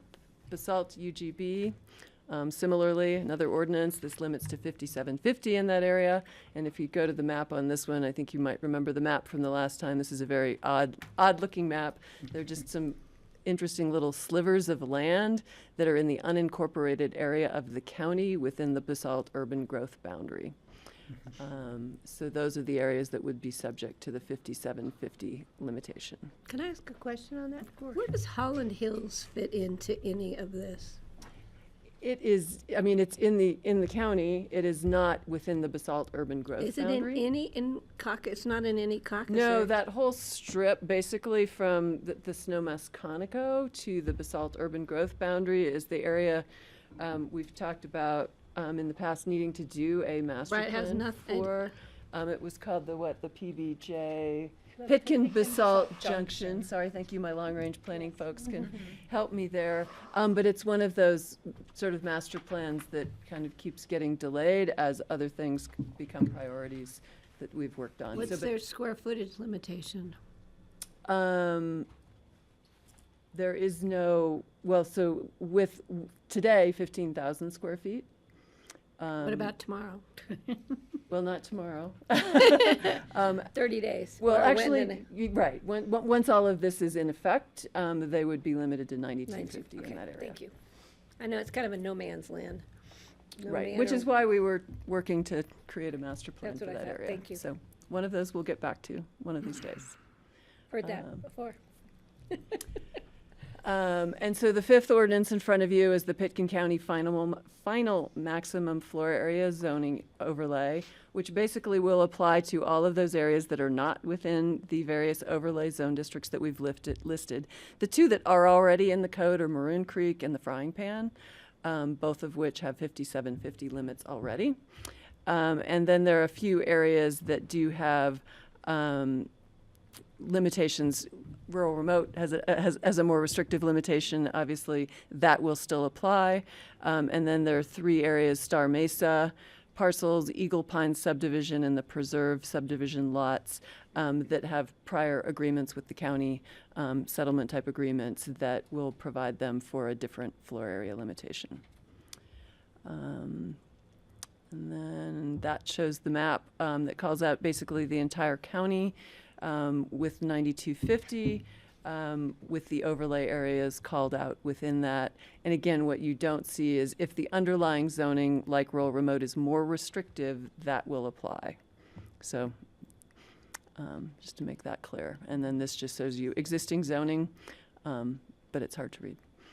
And you need these one at a time. We need to pass each one individually. Correct. You will take separate All five. actions on each of the 5 ordinances. Looks familiar. Okay, just a few more here. Applicability, you had pretty extensive conversations on the applicability at the first 2 hearings related to Ordinance 36. The specific language is called out in that ordinance. We had initially not included that in these zoning action ordinances. The question was asked of should it also be included. Brian and I have conferred and agreed that that's fine, it is reasonable to include. It does not show up in the ordinances that are in your packet today, but we will add that for second reading. It would be the exact same language that was in Ordinance 36, which, again, this is the very short version of it. Applications with vested rights, applications submitted and deemed complete, and awarded an unexpired GMQS allotments if the commitments made had been satisfied. So basically the exact same language that was put in the text amendment ordinance would be put in each of the 5 zoning ordinances. I think so right, our recommendation is to approve all 5 of these ordinances on first reading and set for public hearing on December 20th. And just a note, as we discussed previously, that these zoning amendments will be effective upon adoption. So now that will be December 20th for these 5 zoning amendments. Can you keep that slide up? And that's That'll be easier. something to read from. That's it. So the public hearing will be on December 20th, but if there is anybody here today who's dying to speak on that, I would be willing to entertain your comments after commissioner comments. Are there any commissioner comments? Okay, you're on. Wait, Anybody Steve- out there? Steve I'll make a Oh, comment. Steve. You got a hand? So I still support this. I wholly support it. I haven't changed my mind at all since we went through these discussions earlier. Great. Is there anybody in the public who'd like to speak? Okay. I'm going to look for a motion. I think Greg did it the last time and he did it so well. I thought you did it. I thought I did it. Oh, I think Kelly did it. All Encore. right, I'll do it. Let's see. All right. I will move to approve on first reading and set for public hearing and second reading on December 20th. An ordinance rezoning all lands within the Brush Creek Master Plan area to the Brush Creek Master Plan Area Overlay Zone District. You did do it. I can second that. All those in favor, please say aye. Aye. You guys are getting so good at this. Definitely deja vu now that you're doing it again. I will move to approve on first reading, set for public hearing on December 20th, the ordinance rezoning all lands within the Emma Master Plan area to the Emma Master Plan Area Overlay Zone District. A second. All those in favor, please say aye. Aye. Aye. Aye. I will move to approve first reading and set for public hearing on December 20th, an ordinance rezoning all lands within the valleys of Capitol Creek and Lower Snowmass Creek Master Plan Area to the valleys of Capitol Creek and Lower Snowmass Creek Master Plan Area Overlay Zone District. I'll second that. All those in favor, please say aye. Aye. Aye. Aye. Aye. I'll move to approve and set for public hearing on December 20th, an ordinance rezoning all lands within the unincorporated area of Pickens County within the Basalt Urban Growth Boundary to the Basalt Urban Growth Boundary Overlay Zone District. Second that. All those in favor, please say aye. Aye. Aye. And finally, I will move to approve on first reading and set for public hearing on December 20th, an ordinance adopting the Pitkin County final maximum floor area zoning overlay. Second that. All those in favor, please say aye. Aye. Aye. Final. That means no boards after us can change it. No, not We really, wish. but Until they decide to change it. Okay. good try, Francie. All right, we're going to move on to individual consideration items. First reading set for public hearing on January 10th. I imagine that's what you all out there have been waiting for. Sorry you had to wait so long. An ordinance of the Board of County Commissioners amending Title 11, Buildings and Construction, of the Pitkin County Code specifically to amend Section 11.32, 2021 International Energy Conservation Code, and to add a new Section 11.34, Electric Ready Provisions. And Jeffrey and Cara and Alex, we have a lot of people to present this to us.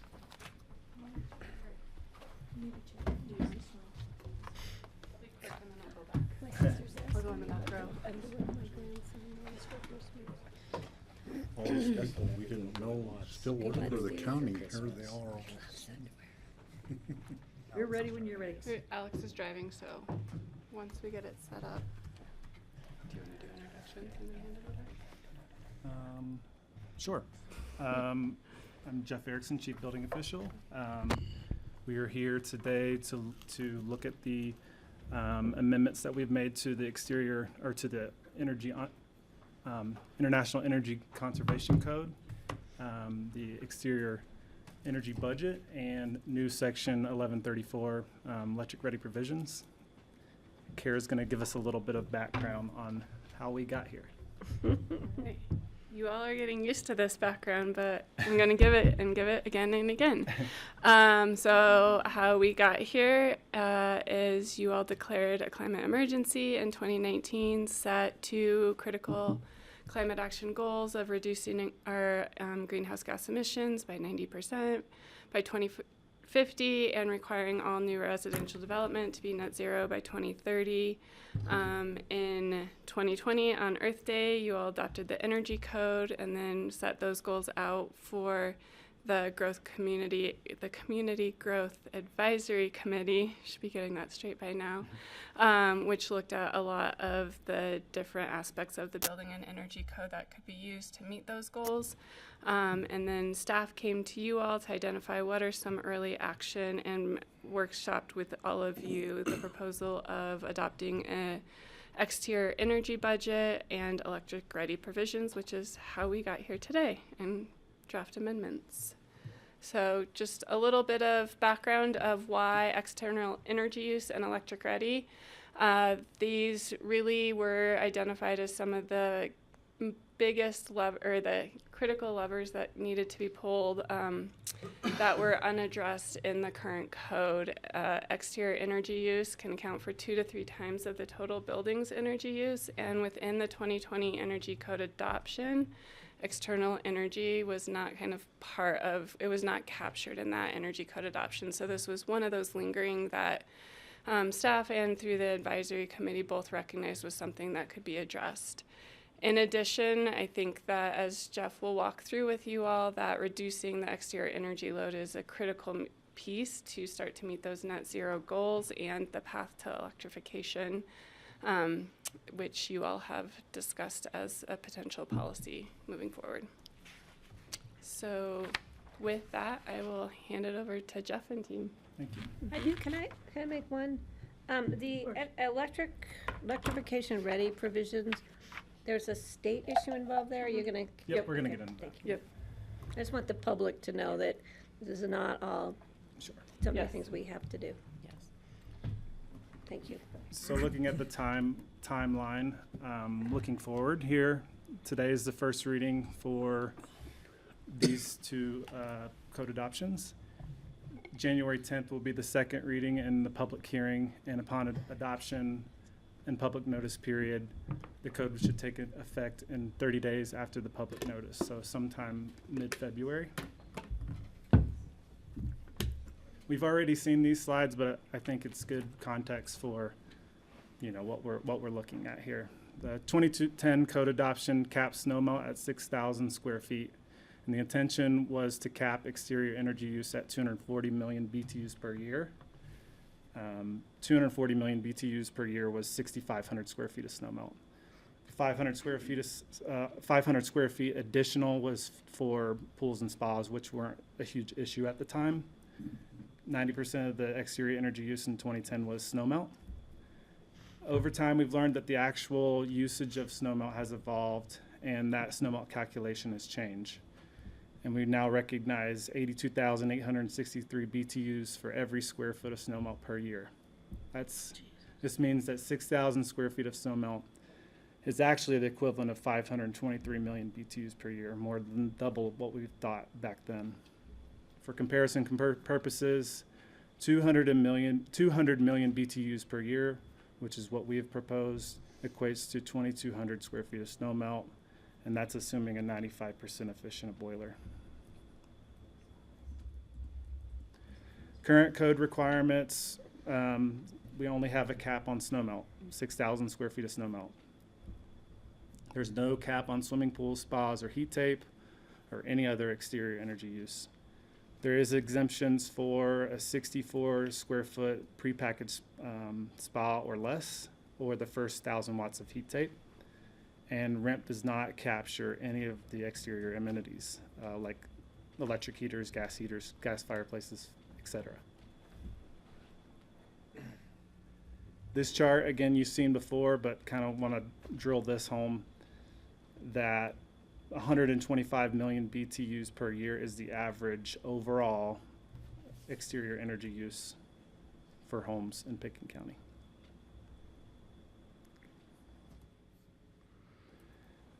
To address some of concerns that the BOCC had on October 24th, I reached out to Jan Legursky, Aspen Fire Jurisdiction.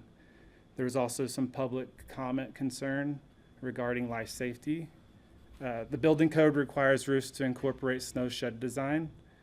Roofs should be designed so they do not shed ice and snow onto main paths of egress to the public way, upon the public way, or upon neighboring properties, with the exception of roofs that have snow fences. And the fire jurisdictions do not set requirements for applicants to snowmelt driveways or other areas for life safety purposes. The requirements are that they maintain the areas, not snowmelt them.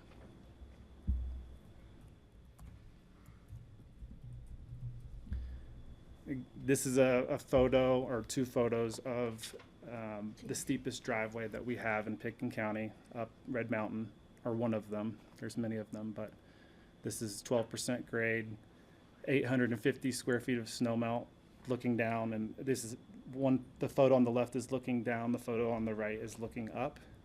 And it's important to note that the lower half of this driveway is about the same square footage, and it is not snow melted. So the fact that it's snow melted for life safety is irrelevant or erroneous. This is an area that's flat, southeast facing, and it's entirely snow melted. 3,200 square feet of snow melt. So I think the 200 million BTU cap would be, 2/3 of this.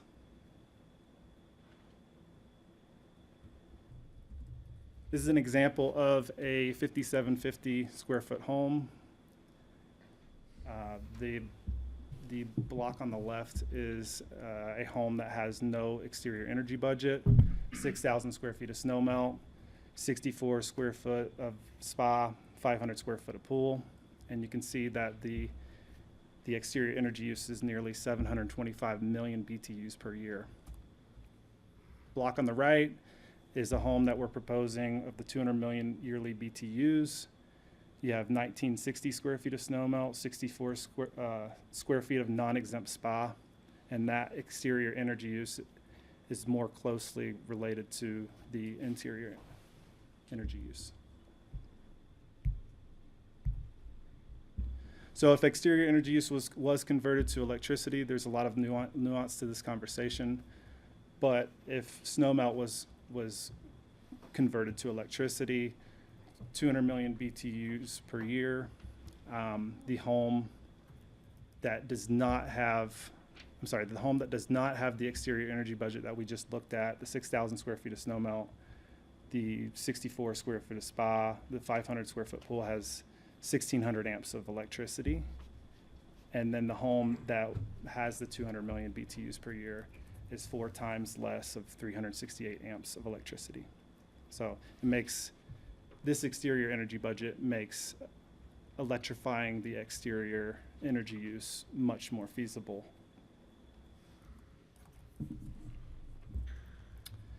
This is a REMP comparison. Same exact scenario. The home that does not have the exterior energy budget on the left. The annual exterior energy use is 726 million BTUs per year. The amount of PV that needs to offset that is 136 kilowatts or a $443,000 REMP fee.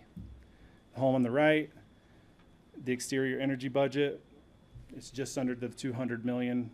The PV to offset that is 39 kilowatts or $126 million or $126,000 REMP fee. Not 126 million.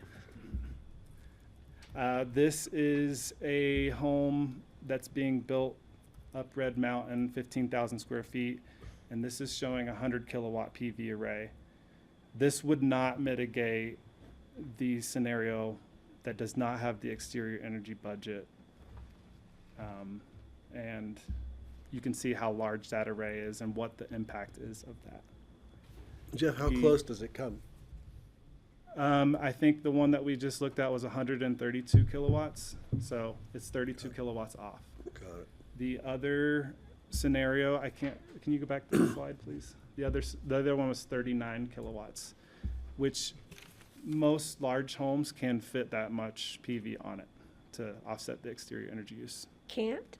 Can. Can. Yeah. But it's also important to note that as we progress towards net zero, there's going to be more demand for PV to offset the interior amenities. So there's not going to be as much roof area to mitigate the exterior energy. Is that an actual photograph or are those, so those panels already exist there. Yep. Thank you. So getting into the actual amendments to the energy code, the first is the Appendix A of the IECC. This is the existing code and amendments to that. The first is including all exterior energy uses. Right now, as I've said, snowmelt, spas, pools, and heat tape are the only thing that we recognize. So other things are just going unaccounted for. So these are the new electric heat mats, outdoor heaters, outdoor fireplaces, all are going to go into that exterior energy budget. Thanks. The second is the exterior energy budget, and this is a new section 101.13, and the total energy use, 200 million BTUs per year per parcel. The exterior energy use may be distributed among the types of regulated energy uses that we just looked at, and there are no exemptions to the exterior energy budget. And this does not apply to commercial applications, only residential.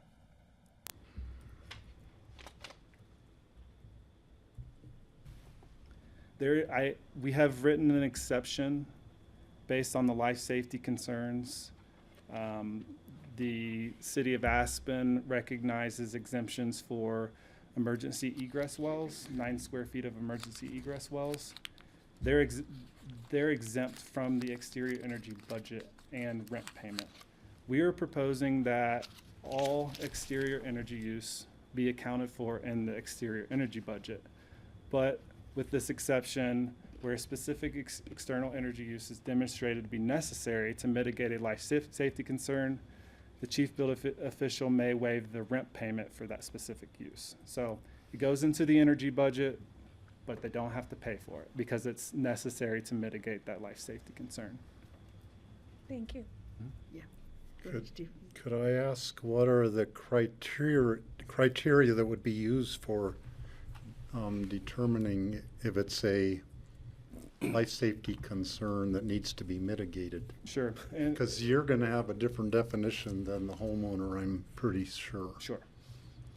It's mainly going to be the 9 square feet, or the emergency egress wells. If that's not the end all be all. It can be designed in a way that snowmelt is not necessary.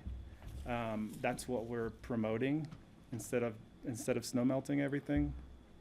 But emergency egress wells and paths that, well, this doesn't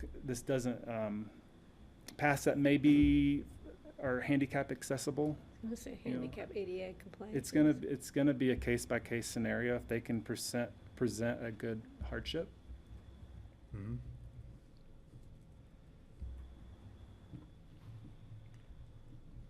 Not just so they can run barefoot to the hot tub. Right. This is a chart we have created Apparently to no show. one sneaks into the limelight like we do.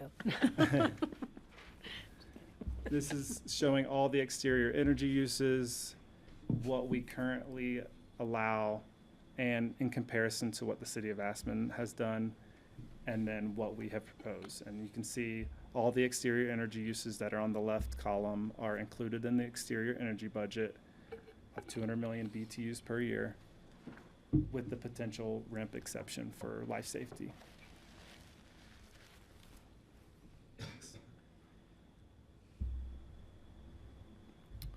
The next is a new section of electric ready provisions. This immediately follows 1132, which is the energy code. And this is mandated by the State of Colorado Energy Office with any new code updates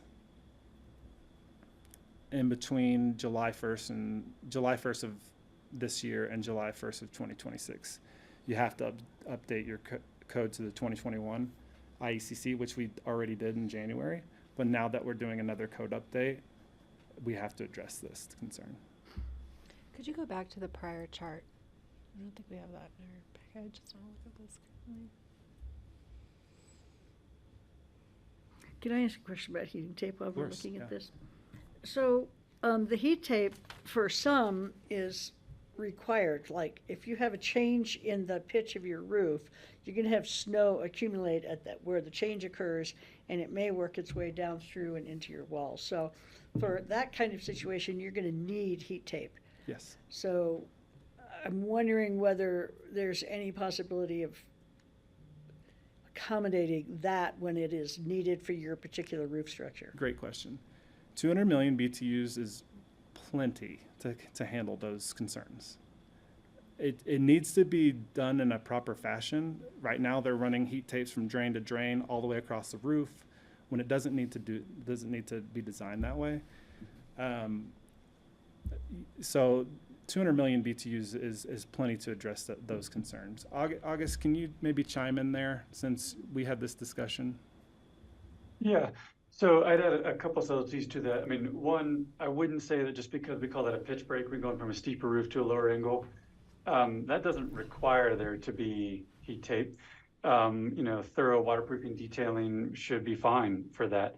Where heat tape really does come in is where we have places where ice damming happens and it backs up the roof. Those ice dams, basically you have another layer of ice, it goes up and up and up, and that can get underneath waterproofing membranes. But with modern roof design, or modern roof construction rather, you're putting down, ice and water shield throughout.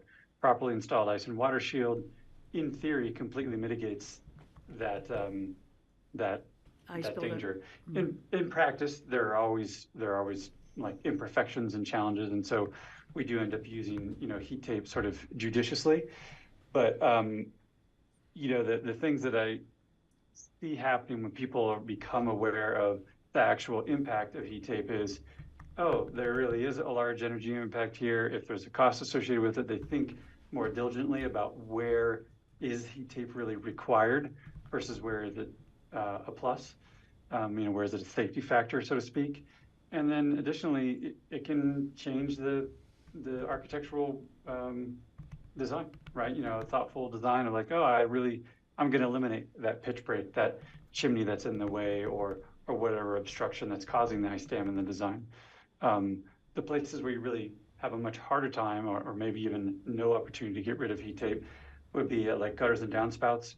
If the ice builds up in those things and they overflow, they're not going to fulfill their designated purpose. But again, there, maybe we can have a design that has less gutters and downspouts. It's just about being thoughtful. Yeah. Thank you. The other thing, I saw this concern in the public comment, and that picture that I showed of the 850 square feet of driveway, they could install 3,000 linear feet of heat tape with that driveway, with this budget. So there's plenty to go around.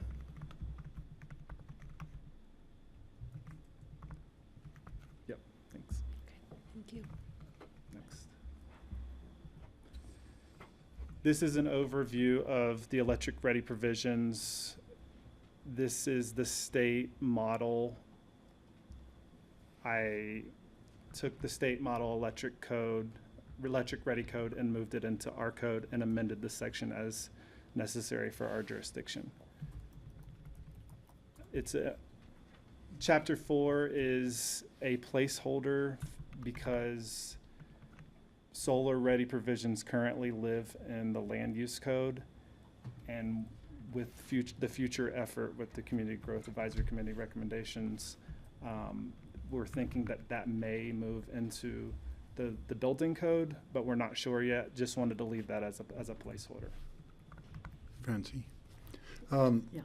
At Colorado County's meetings a couple of years ago, we had a lot of discussion about the EV ready, what should be required in new construction. Mm-hmm. And a lot of the question was around an apartment building.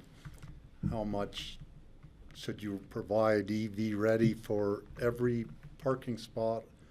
And there was a lot of disagreement about that. So what finally got passed by the state legislature in terms of the EV ready for residential? For residential, it's one EV ready charging station per space, garage space.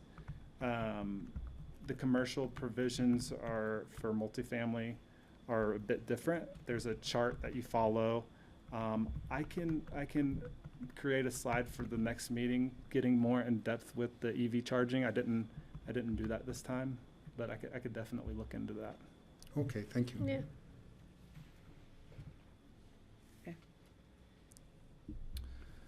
This is the Pitkin County electric ready requirements, and this is residential and commercial.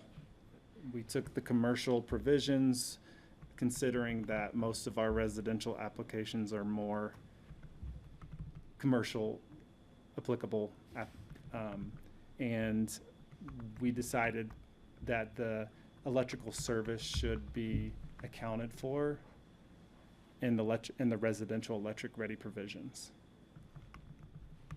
So you've got to have an electrical receptacle or junction box. You have to have circuitry back to the panel that's sized appropriate. You have to have dedicated electrical space in the panel, and then the actual electrical service has to be sized to accommodate the future electrical loads for the combustion equipment that is being installed. Yeah, and I'd just jump in briefly there and say that I think this number 4 isn't necessarily like an addition in Pitkin County. It's like a clarification. Because, for example, I sent this to my 2 electrical engineers in-house, and they both agreed that in their interpretation, number 4 would be required to have done 1, 2, and 3 appropriately. But they're like, it's unclear how that would be enforced. So I don't want it to be seen as Pitkin County's making like an additional ask of the contracting community. I think that they're just clarifying that they're going to enforce it really per what I think is the original intent. I think it's just code language that could have been written a little bit clearer. The code language was written in the commercial section to include the service size. It was not included in the residential, so it made us feel like we need to include that there. As a comment, Yeah, okay. I think this could actually save people a lot of money in the long run. If they have to retrofit, if they've got to run and modify or upgrade electrical service after the fact, it could be very expensive. And if we do it right the first time, I think it's going to save people money in the long run. Totally. And the infrastructure that is being installed for preparation is not going to waste if you don't accommodate the service.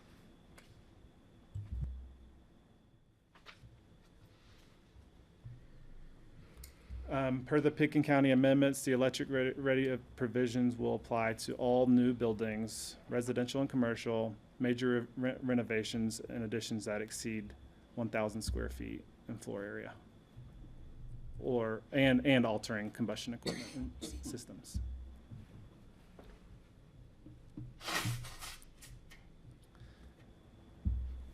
The code adoption general applicability. This is a big public comment issue here. Building code changes typically follow the general applicability standard. Changes would apply to any building permit application submitted at time code takes effect. Any project deemed complete prior to code being implemented would not be subject to new code requirements. A project still in the pre-submittal stage is not considered complete. If the BOCC adopts the code amendments at second reading in January, the code will go into effect mid-January. Could you keep that slide up for a minute here? Mid-February. Oh, I'm sorry. Did I say January? Sorry. And so that means that if I was to submit an application that was deemed complete the end of January, I'd be under the existing code now.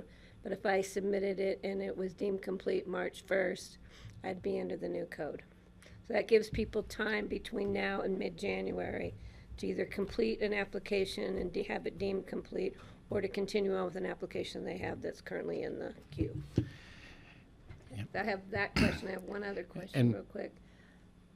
Okay, this is all great, but the state requirements doesn't mention anything about you have to show you can get electricity. You just have to show you're ready for it. Totally. Is that how ours still means? We don't mean that they have to show proof of the availability of the electrical service. So it's great if you set everything up to electrify, but doesn't do you any good if you can't get the electricity.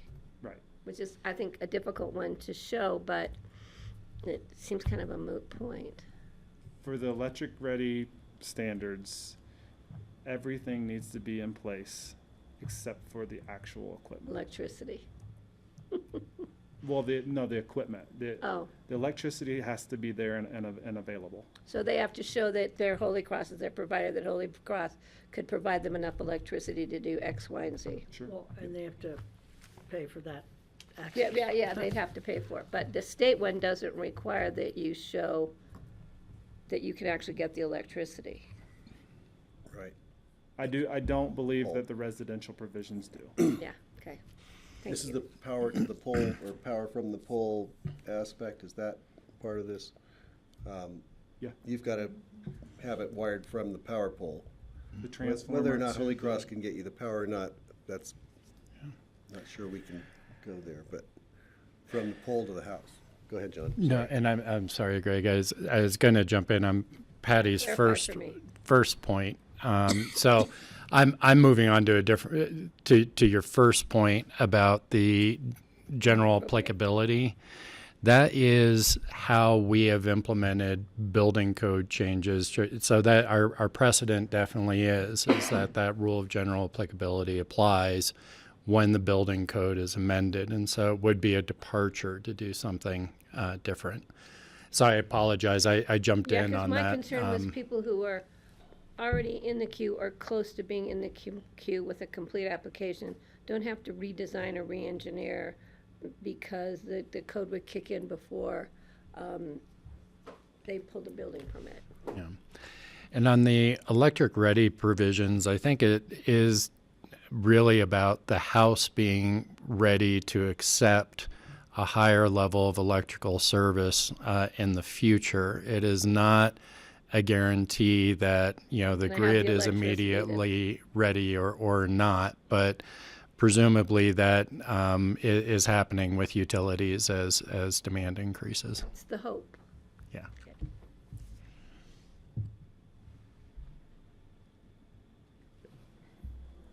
Are you done? No, I think so the overview of building permit queue and process, this is how it looks, the pre-submittal process looks today. There's 21 total projects in the pre-submittal phase in disapproved status. That means they've had a meeting, they're missing documents, they have to go back and gather them and then send them to our permit coordinators. Doesn't mean that they need another pre-submittal meeting, just means that they're missing a few things. They're almost ready to go. There's 8 total projects submitted but intake rejected. That means they weren't even close to being ready to submit. And then there's 8 total projects scheduled for meetings today. So total of 38 available meetings from now until that adoption in mid-February. And the projects vary widely, but the average time from pre-submittal meeting to being deemed complete, ready to submit for a building permit application is around 1 to 2 months.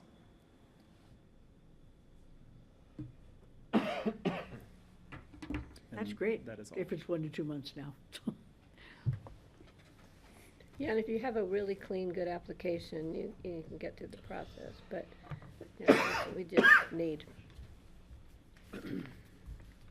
So all of those that you just listed, if they get going, you know, their pre-submittals, if they get going, would be exempt. All those 38.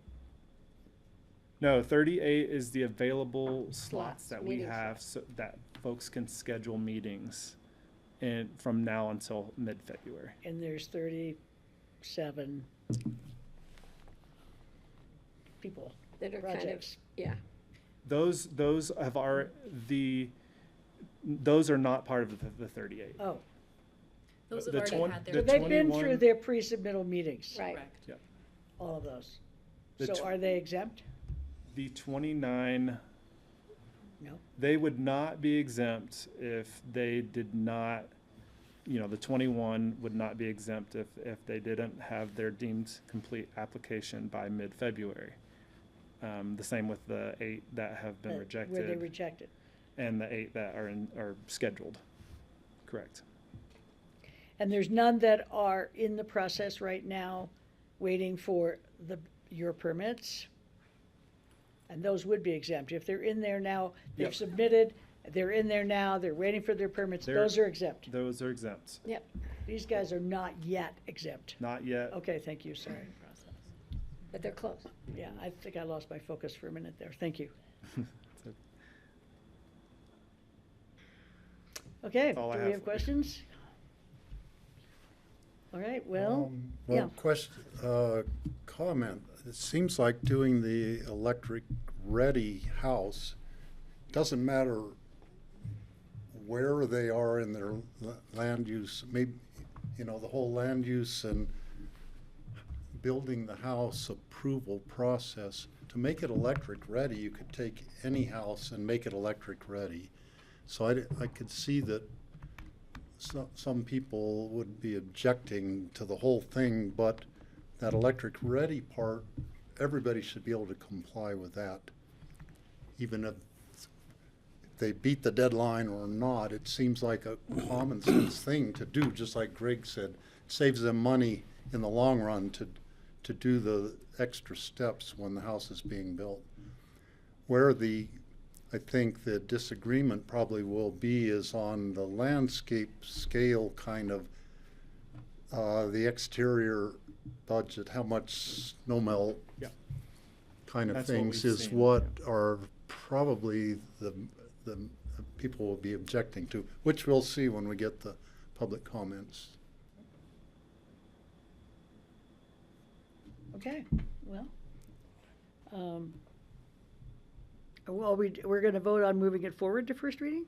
Or are we This just is first reading. looking at it? I think we're gonna have to maybe look at public Are we comment. gonna take public comment today or not? So you're. I would like to. Because, yeah, so this says first reading set for public hearing, so that would be the second reading. Okay. I'm happy to take public comment. These people have been waiting a long time. I don't know if they want to comment, but if they do, I'm happy to hear it. Everybody okay with that? Please. Yeah. Is there anybody online? 3 minutes. Let's just do the online ones first. Sure.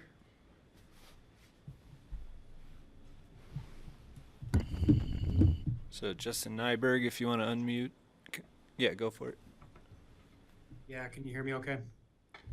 Yes, we can. Can you guys hear me okay? Okay, Yes. great. Yes.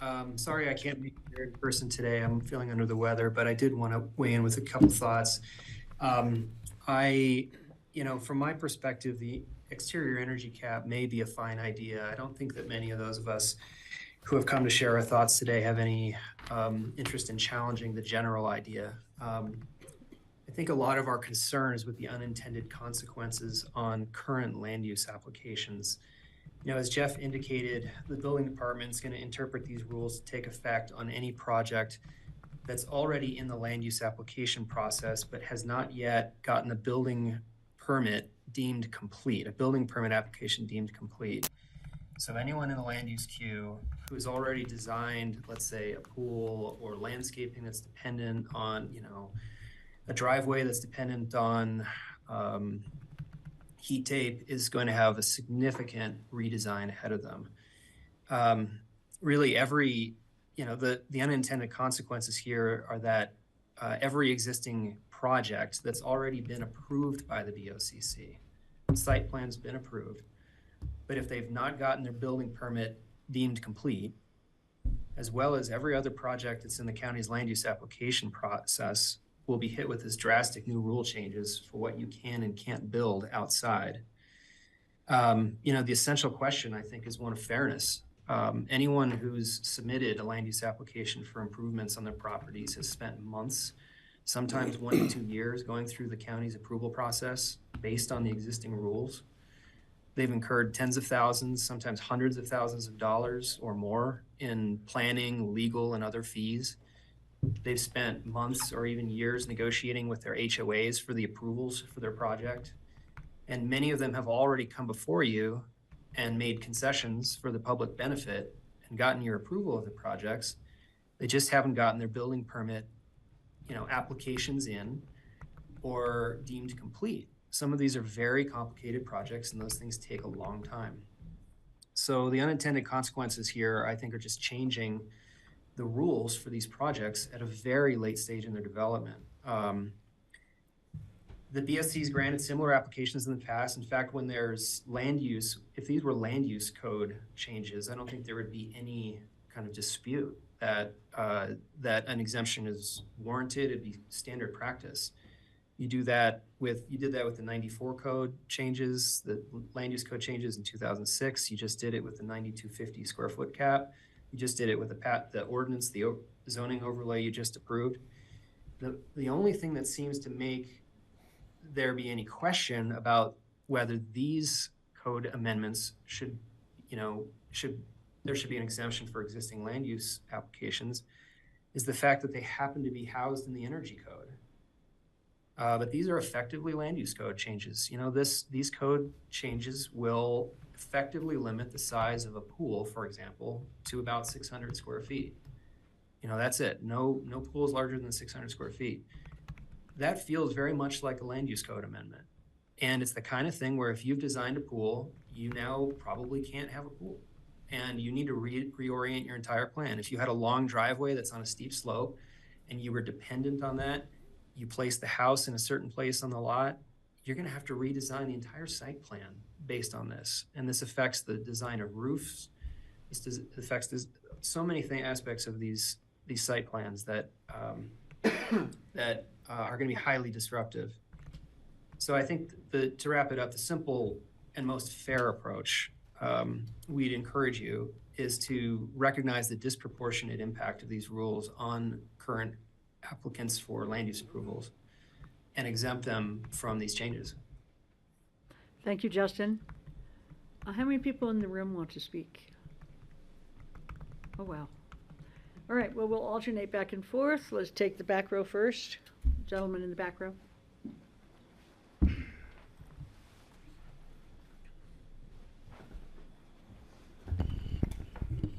Hello, I'm Ryan Walterscheid. I'm with Forum Phi Architecture. I want to maybe just echo Justin and let you know that that's most of the concern that we have as well.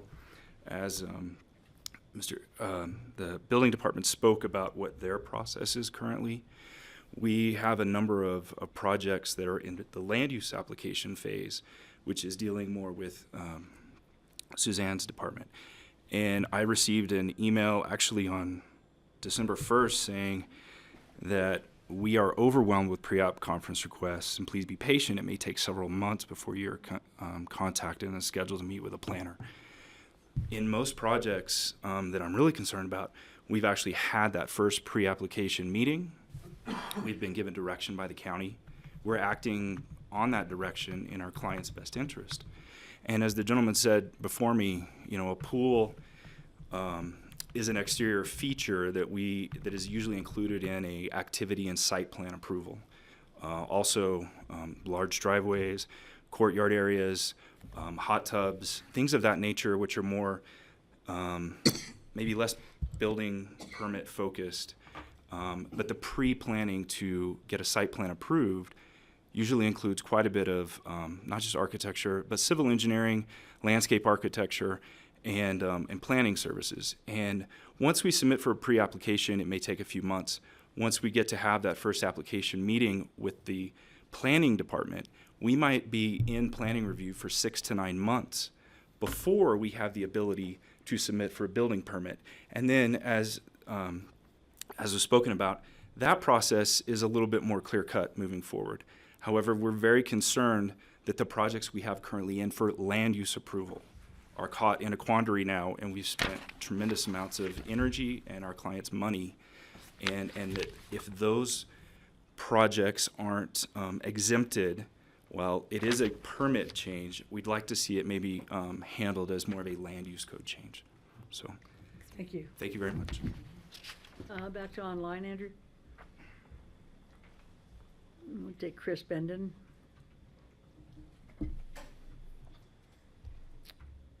Hi, everyone. Can you hear me? Yes, we can. Okay, great. Thank you. Thanks for taking public comment. Chris Bendon with Bendon Adams. I submitted a letter into your packet, and thanks, I'm sure you read through it. Very nicely written letter. Similar to Justin and Ryan, requesting that you consider exempting projects that are in some phase of the land use process, largely for the reasons that Ryan and Justin mentioned.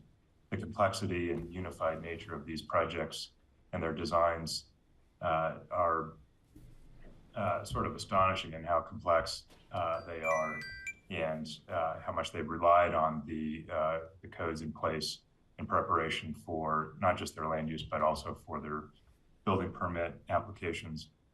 I think it would not be as much of a concern if we could submit for a building permit currently. Many of these projects, by the time we exit the planning review process, are ready to submit for building permit, prepared all their construction plans, etc. But we are barred from doing that until we get through land use. In the letter, I suggested that it's similar to a conversation you had regarding use of remnant TDRs in your discussion of the 9250 cap. I think half of the 5-member board was inclined to only recognize folks that had demonstrated some active intent to use the remaining portion of their TDR, right? Submit an application some stage of the planning process. The other half of the board, I think Francie was split down the middle for a minute there. The other half of the board was inclined to provide an exemption regardless of whether that person had demonstrated intent to use their remaining TDR. The prevailing thought was by the board was that you really did need to demonstrate that intent through application pursuit of using that remnant TDR. And I think that same philosophy could apply here. You have a small group of people that have clearly demonstrated an intent to go and develop according to your current codes. They are patiently going through the planning process, which can take some time. 6 months would be terrific. We have several cases that take 9 and 12 months even, and not as a point of moaning about it, but just as a sort of a point of fact that it does take significant time to get through the planning process. And those folks are the ones that are really being caught out and disproportionately harmed by this adoption. So that's our request, is that you consider including exempting projects that are in some stage of a land use process from these new energy codes. Thank you very much. Somebody else in the back?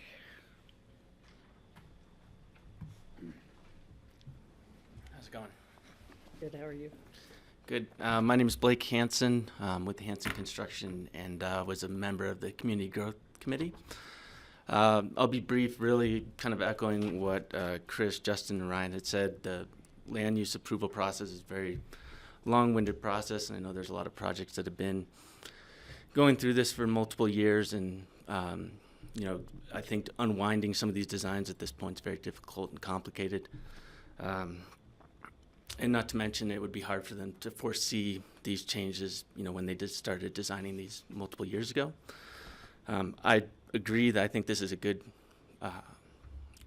thing, and I think it's going to be good for everyone, but I do think people that are kind of caught in the middle right now need to be considered. Thanks. Thank you. Thanks a lot, Blake. Nice to see you, Blake. Let's go with Scott McHale. Hi, everybody. Can you guys hear me? Yes, we can. Sorry, I'm not there in person. Scott from Z Group Architects. I'm not going to rehash everything with Justin, Ryan, Chris, and Blake.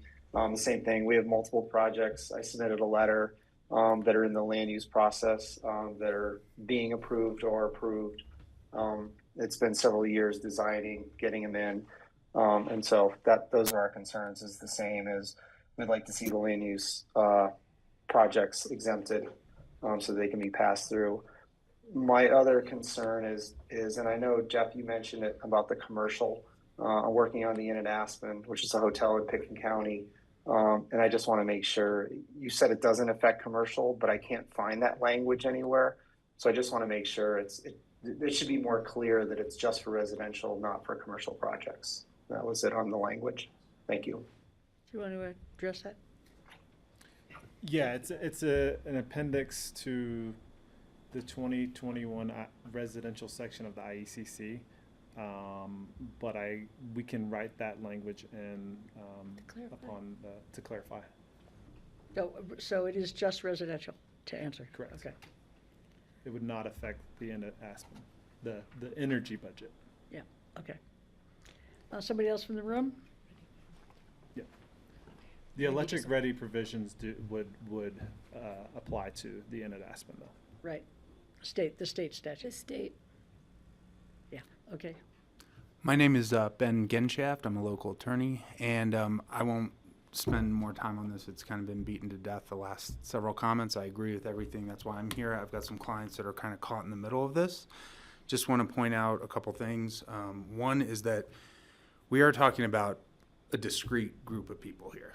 And so I don't think this derails your long-term goals with this energy plan.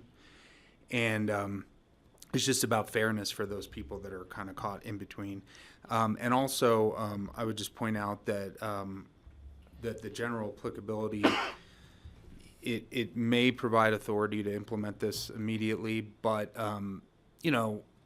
it's worth talking about things that are life safety oriented. I can understand the need to implement those immediately.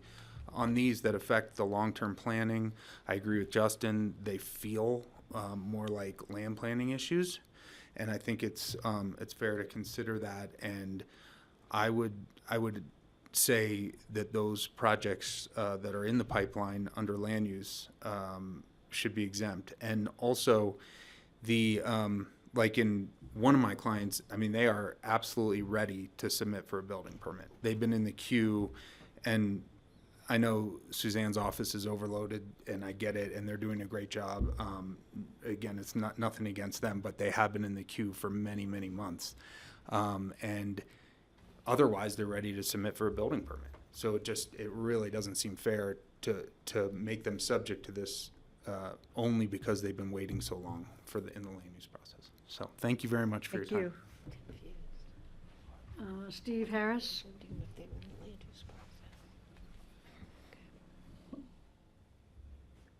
Hello, my name is Steve Harris. I'm with Roland and Broughton, and we also submitted a letter that's in your package. I don't think I'm going to say anything that hasn't been said here before.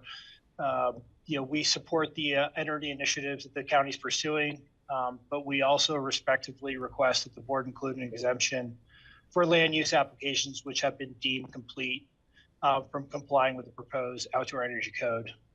What the county's proposing to do here is excellent, and I think it's a question of unintended or unfair consequences for projects that have been taken years to get to the land use application point, and reverting back to code language would have unintended consequences and undue cost and cost burdens and schedule burdens for these particular projects.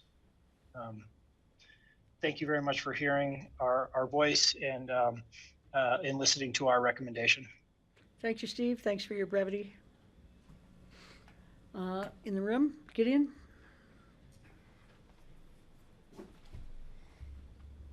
I hope I'm not using up my. I was gonna say. Well, it's December, so it starts again in January. You only have 5 seconds left, Gideon. Okay. 2023. Okay, I'll take 45 years of credit back then. For the record, I'm Gideon Kaufman, and I understand your desire to reduce actual energy use and the logic behind it and the limits that you're proposing. However, I believe that the proposed code amendment, as it affects swimming pools, is not fair, and it ought to deal with actual use, not potential use. For example, if someone only wants to use their swimming pool during the traditional months of June, July, and August, which is 25% of the year, they shouldn't be dinged for 100% use because they're not using the energy during that period of time. This approach was confirmed by CBS Engineering Services, a certified energy rater. This percentage can be easily monitored by the county.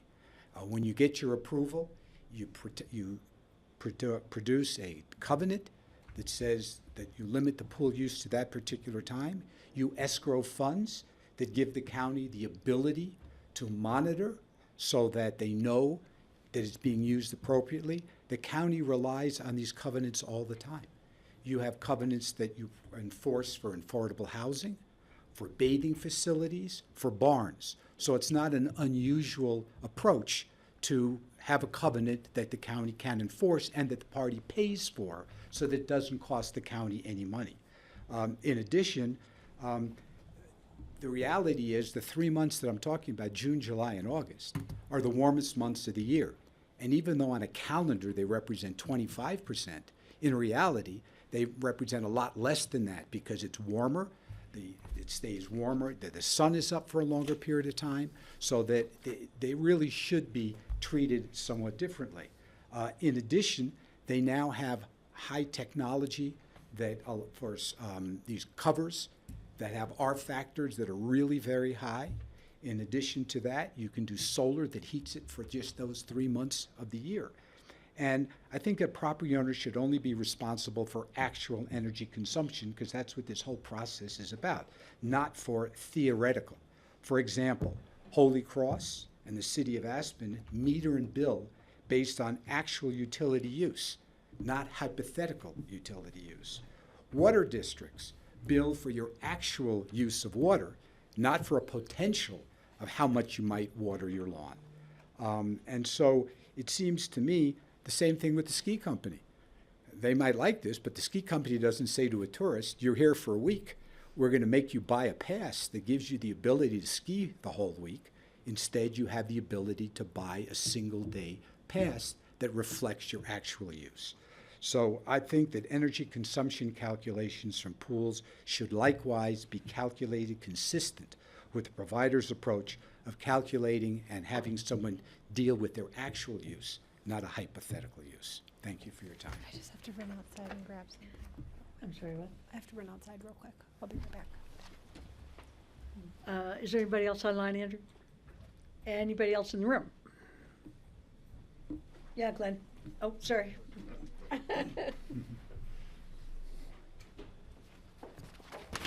Thank you. My name's Glenn Horn, and I do support the proposed outdoor energy budget. I represent 4 property owners who've submitted complete land use applications but have not yet submitted building permits. These property owners would be adversely affected if they're required to comply with the outdoor energy budget. I urge you to exempt land use applications which have been deemed complete from complying with the outdoor energy budget. Our clients have relied upon the current outdoor energy code to prepare land use applications at a great expense. It would be unfair for these property owners to redesign their proposals after submitting complete land use applications.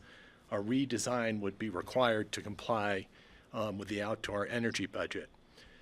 You may recall the Willoughby Way land use application, which you approved this summer. It's one example of a project that would be required to be redesigned to comply with the budget. This application sterilizes one lot and eliminates one house. The owner is committed to make major upgrades to Willoughby Way and the Pick and Green water system. The application features a fire truck turnaround, which improves fire safety in the entire neighborhood. These benefits are based upon an approved plan that can't be built if you adopt the outdoor energy budget and don't accept land use applications which have been deemed complete. The fair and equitable thing to do is to exempt land use applications which have been deemed complete from complying with the proposed outdoor energy budget. I urge you to make this change to the proposed legislation. Thank you. Thank you, Glenn.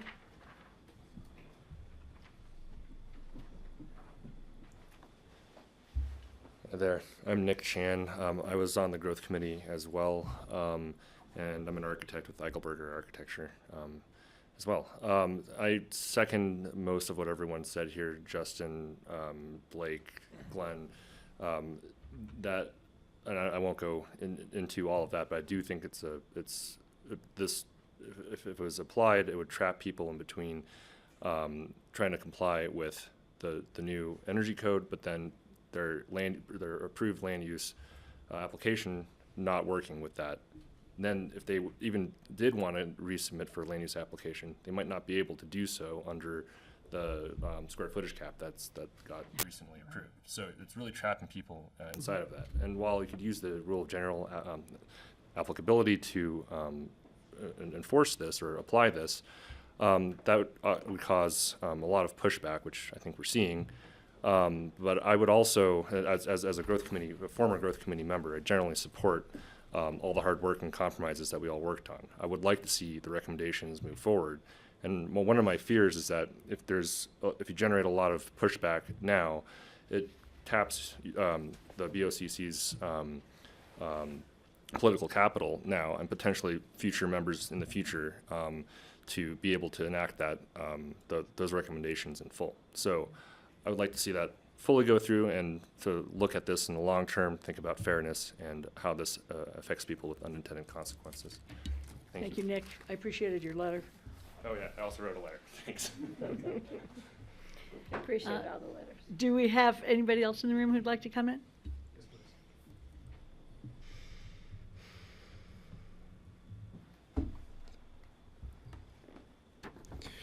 So my name is Ben Neefield. I'm a landscape architect in this valley, and first and foremost, I support the notion of collectively looking at ways to address climate change, and really appreciate your presentation and all the opportunities that come with our future.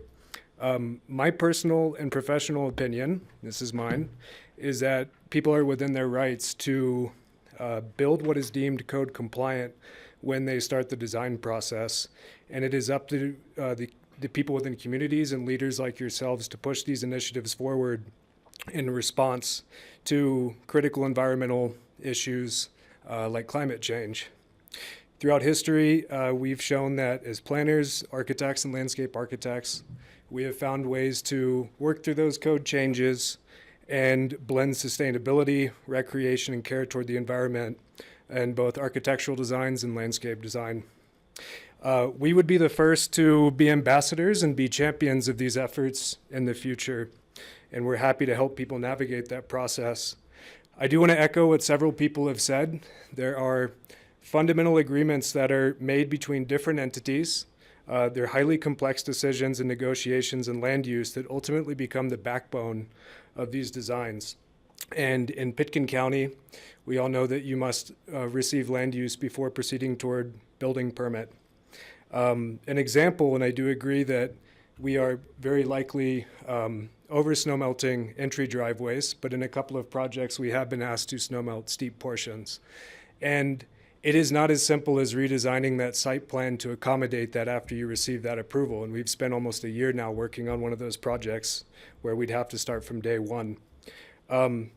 If this were a consideration at that stage, we would have found a creative solution as a design team and with all those entities to work through that and find another backbone.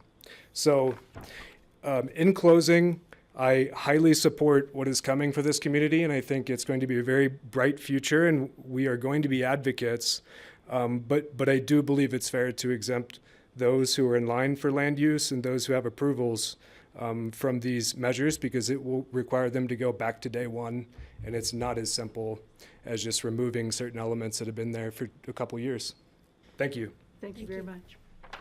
Is there anybody else? Anybody else get online?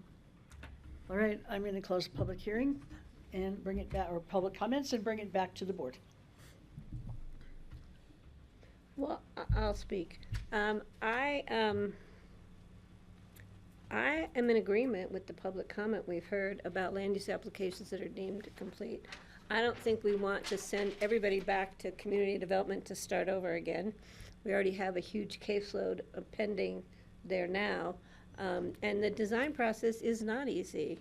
I was under the assumption when we were talking exemptions that it was if you were already in the land use process, not just when you were in the building permit process. So I misunderstood previous discussions and my thought process. And I'm supportive of exempting those that have been deemed complete at the land use application process. I don't want to send everybody back to square one, having to redesign and redevelop and backlogging our system that's already, we're fighting to make that process more timely. So Patty, could you repeat those who already have applications that are deemed complete in the land use process, not in the building permit process, but prior to applications that are already moving forward. Some of the, if I may Go ahead. Yeah, go ahead. respond.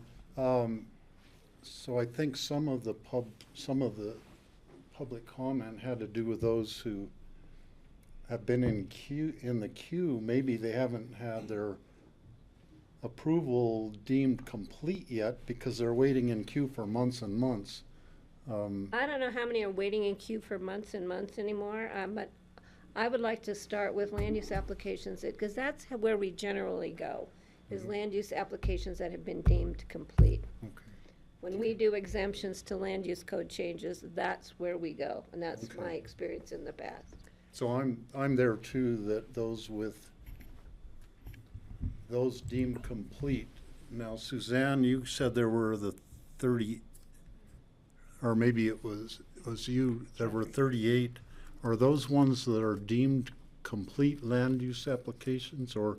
You have to differentiate, so yeah, I'll speak to the please land use clarify for applications, me. I know. Yeah. It's definitely confusing about, right, the land use code. Yeah, So yeah. on the planning side review, so first, I think everybody should be clear, I mean, I think it's not just has it been deemed complete, there are a lot of vested approvals out there, and I think, I would assume that, that is showing up in the public comments as well. I think the project Glenn spoke to on Willoughby Way has been approved. It has a vested right. Those are all part of the mix too. So if you go back to when we looked at the land use code ordinances, it was if you had a vested approval and if you had been deemed complete. So the discrete group is larger than, Right. I mean, so I think, and I don't have exact numbers for you today in terms of how many vested approvals are there from the last 3 years for single-family homes that would be I don't have a number for that. How many have been deemed complete and are sitting in our queue right now waiting? It looks like we have, I just looked, 25 applications on a wait list. I don't know what those are specifically for. It may not be applicable in this circumstance, but we have 11 pre-apps on our waiting to be heard. So we've done a great job of trying to reduce that wait time to get a pre-app with staff, but we still do have quite a few caught in the middle of haven't been able to be assigned to a planner yet because of the staff capacity. We do have, I just looked, again, don't know what they are, but 40 applications that are in some review process currently with our planning staff.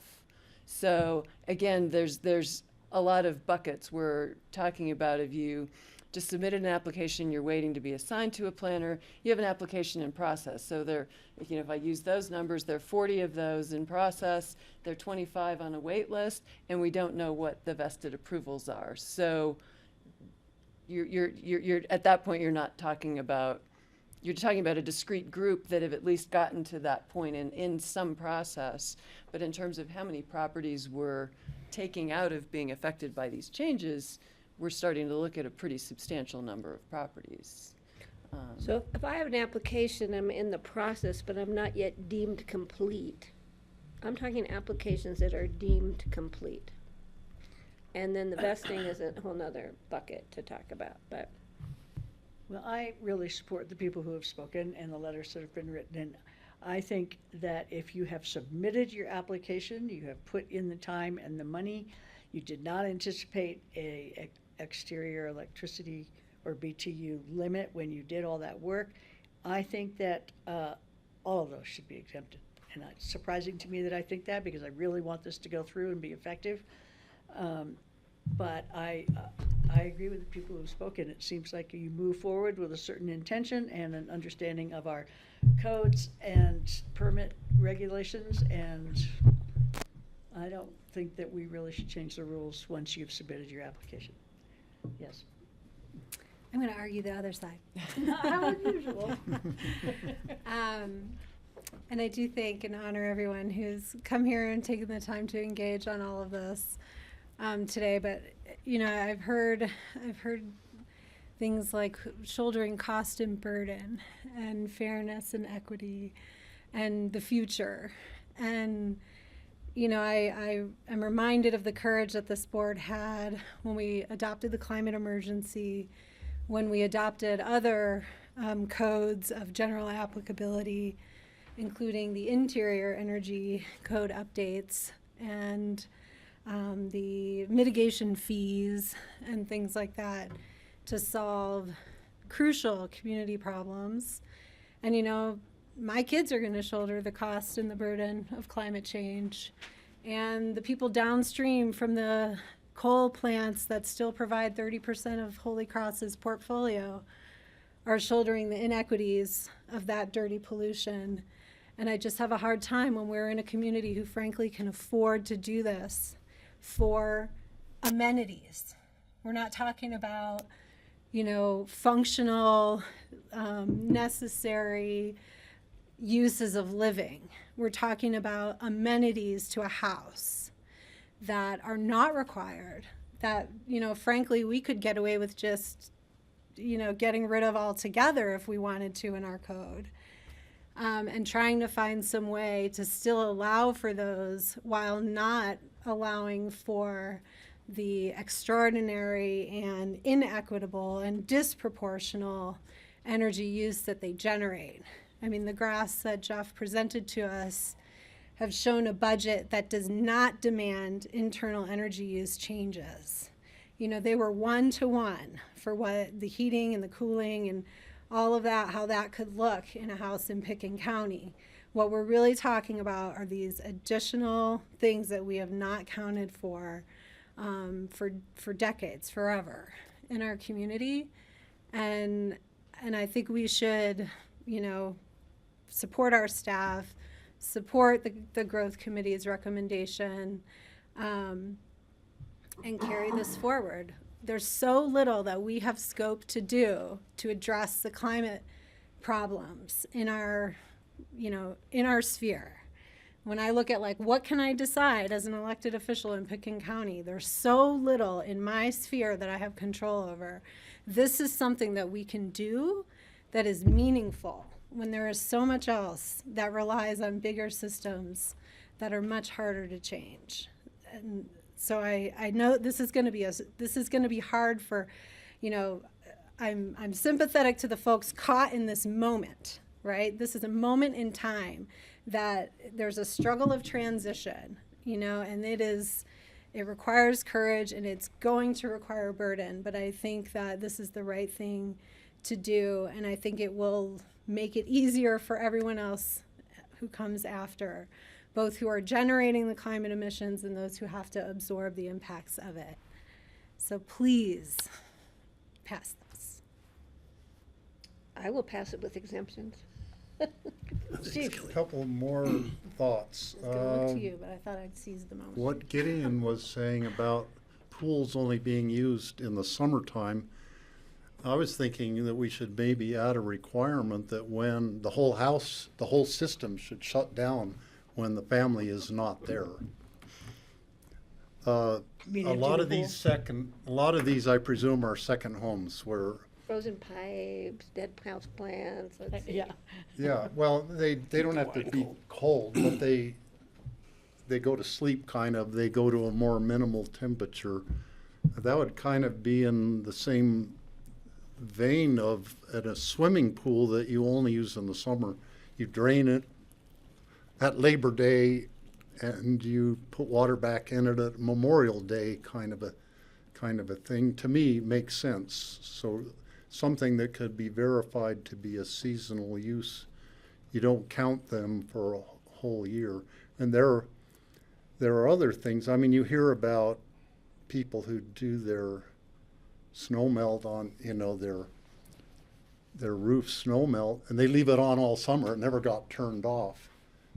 If it only is running when it is needed, like when there is moisture or something present in the wintertime, and then it will turn on automatically. That is written into our code for snow melt and heat tape controls.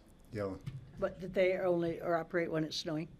Correct. Or when moisture is present. They're on time. They're Okay. on sense. So They have sensors. then, a second thought, a lot of people have submitted applications, they're waiting in a queue. It's not their fault that their application has not been reviewed. Falls on Picken County.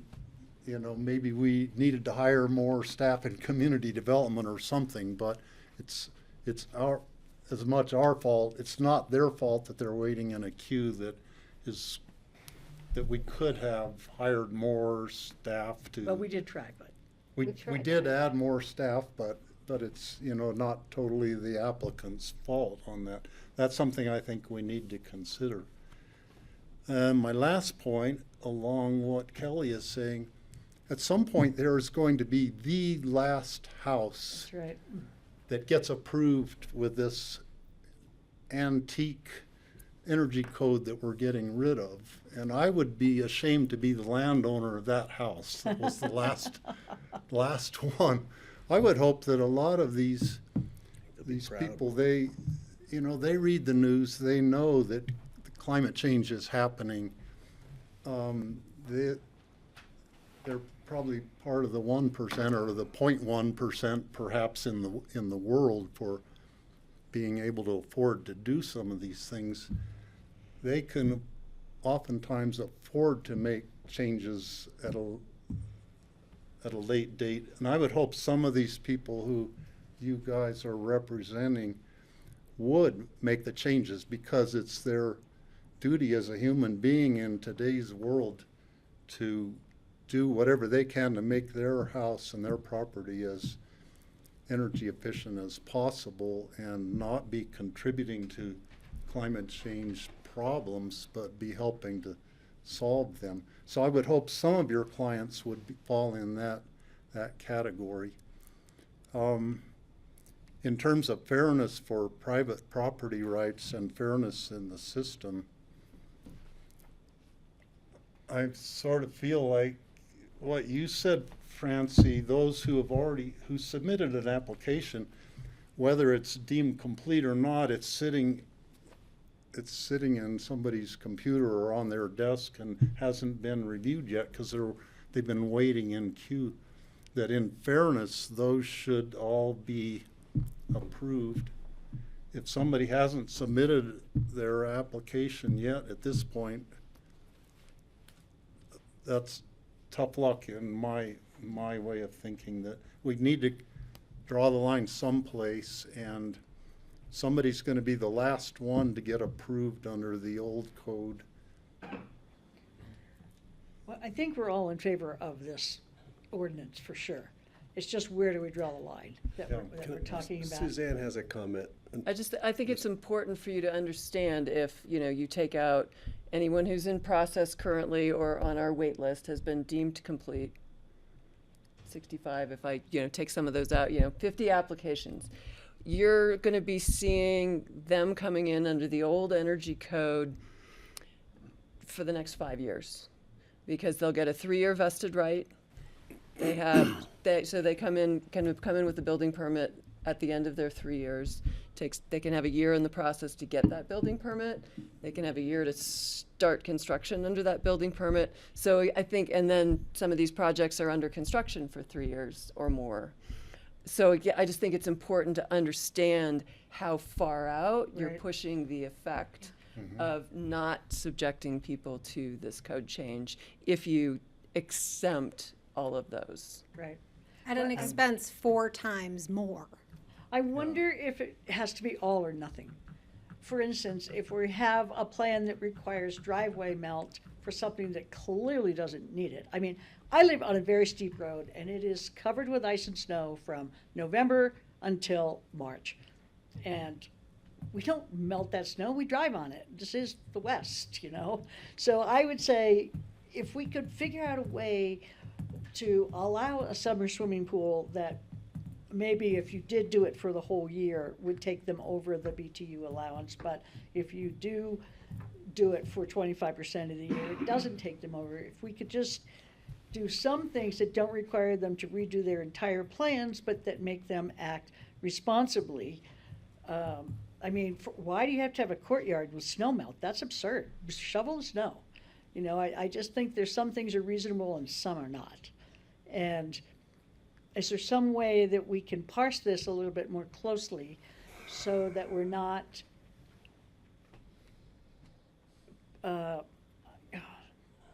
restricting people or forcing people to make significant changes to their plans, but we are asking them to act more responsibly. I mean, I do think that flat surfaces don't need snow melt, and there's a whole lot of places where I think that we could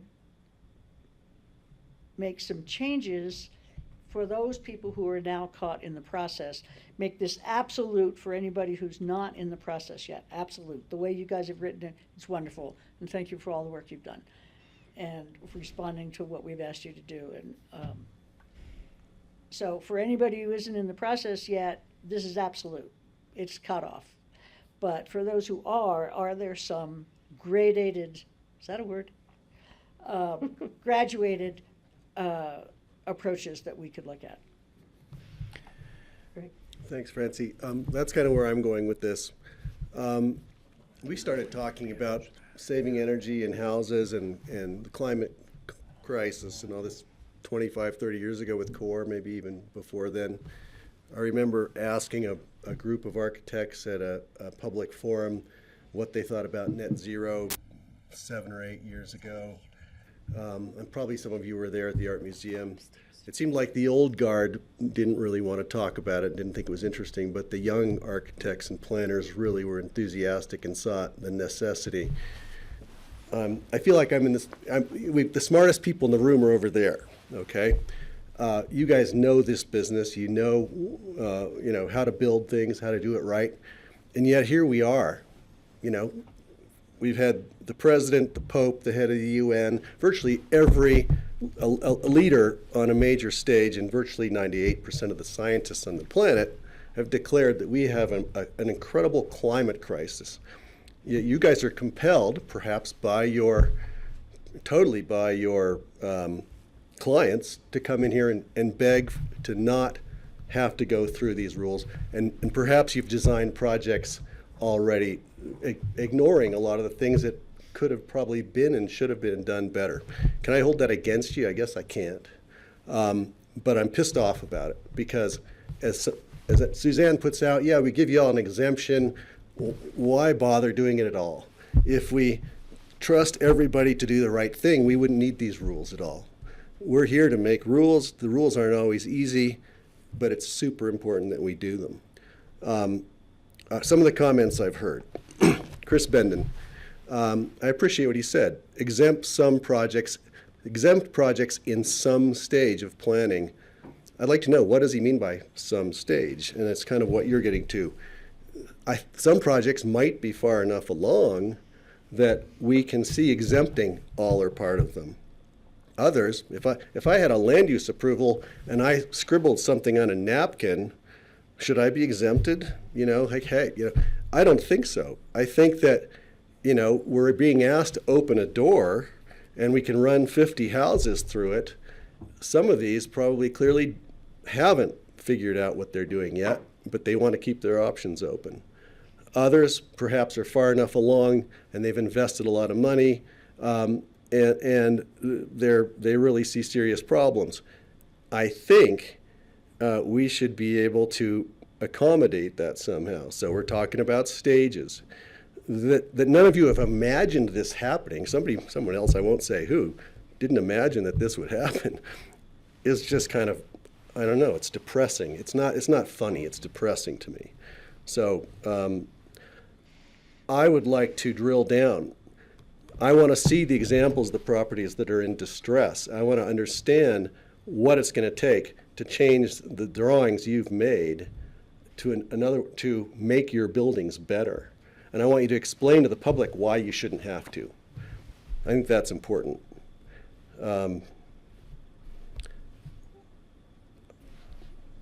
Let's see if I have anything else to add to that. Not much. But somebody said we couldn't foresee these changes.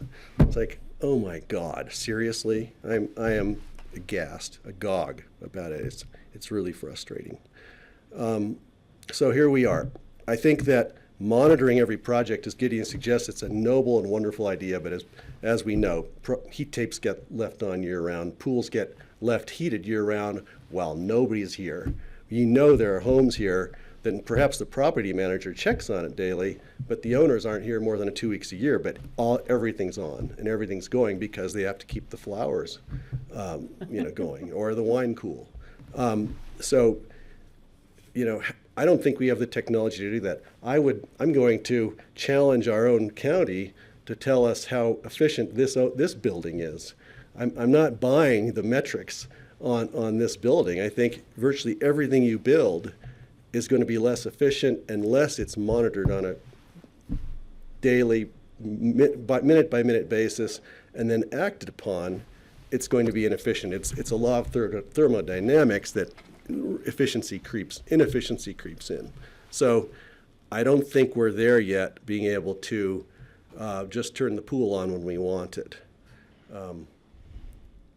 So sorry for the diatribe, but I'm actually quite angry about this. I am going to suggest that we come up with a criteria for determining at what stage is the cutoff. Is the process for the cutoff, because I'm not going to open the door and let everybody waltz through because they happen to have a land use approval but haven't submitted anything regarding building plans. I think that's way too big a door to walk through. That's a barn door.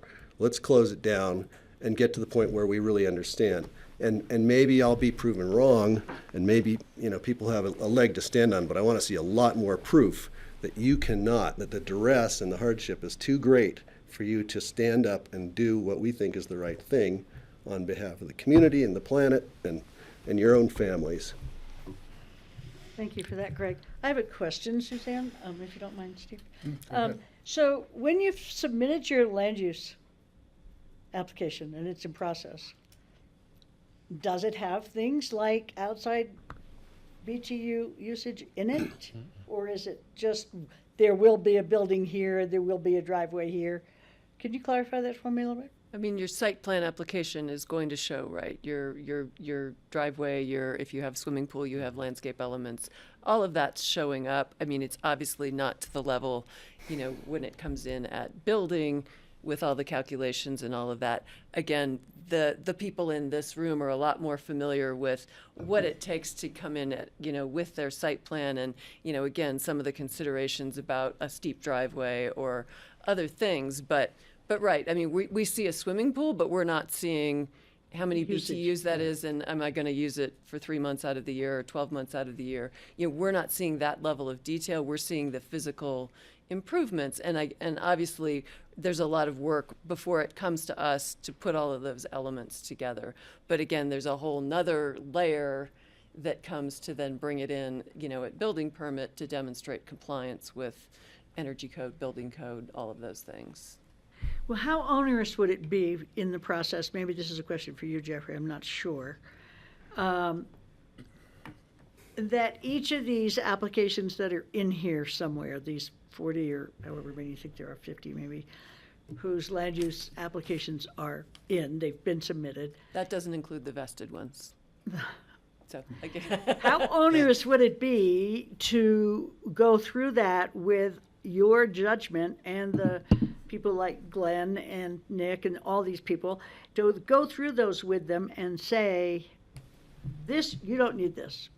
Yes, fine, you want a swimming pool, you can use it 3 months of the year, but this part of your driveway doesn't need whatever. And I mean, can we make requirements that allow them certain design elements, but without all the BTU usage? Would that just be horribly onerous?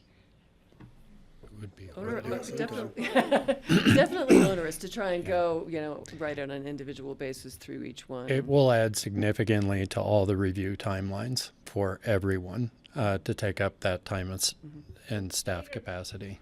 Question to add to that, can you go through and deem an application that's come through and is deemed complete in the land use process, but doesn't have a site review specific?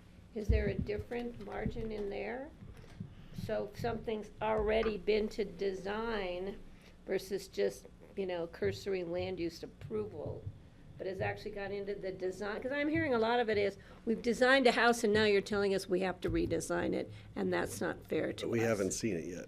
But Is there a haven't shown it to level you. in between there where the application may be deemed complete, but there's no specific design presented? You're Assuming saying it's an that. application for site plan review, they're at some level of design. Again, I'm not in the design world, but there is a conceptual design to show us, here's the house, here's the elevations, here's some, the general grading associated with that, and all of the landscape improvements. Does that come in with the land use That application? comes in with a land use application for site plan I review. was hoping there was a mid.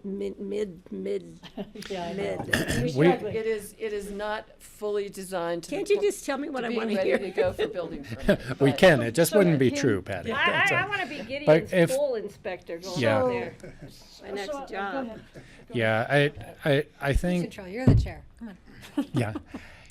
I think the thing that you're struggling with is this is a new process, really, for us, and a new set of requirements. And so our old process did not anticipate things like looking at outdoor BTU usage or requiring a higher level of design for land use review that would inform those kinds of questions. So we're not going to have that information on existing. If we're adding another layer of review, it's going to be a new process inserted into what's already a pretty complicated process. Let's, not. Extremely complicated. Yeah, and so, I think if, I would encourage the board to do a few things. One, if the board is looking to exempt properties at some level, or some that are in some phase of the process, is to really focus on choosing what that phase is, what level of completeness that you're really looking for. I think you need to exactly what we're doing. understand. Yeah, I think you need to understand, as Suzanne said, that it's going to be about 5 What we're all years trying to worth find. of, 3 to 5 years worth that you're going to continue to see projects probably coming through because of vested rights and those sorts of things.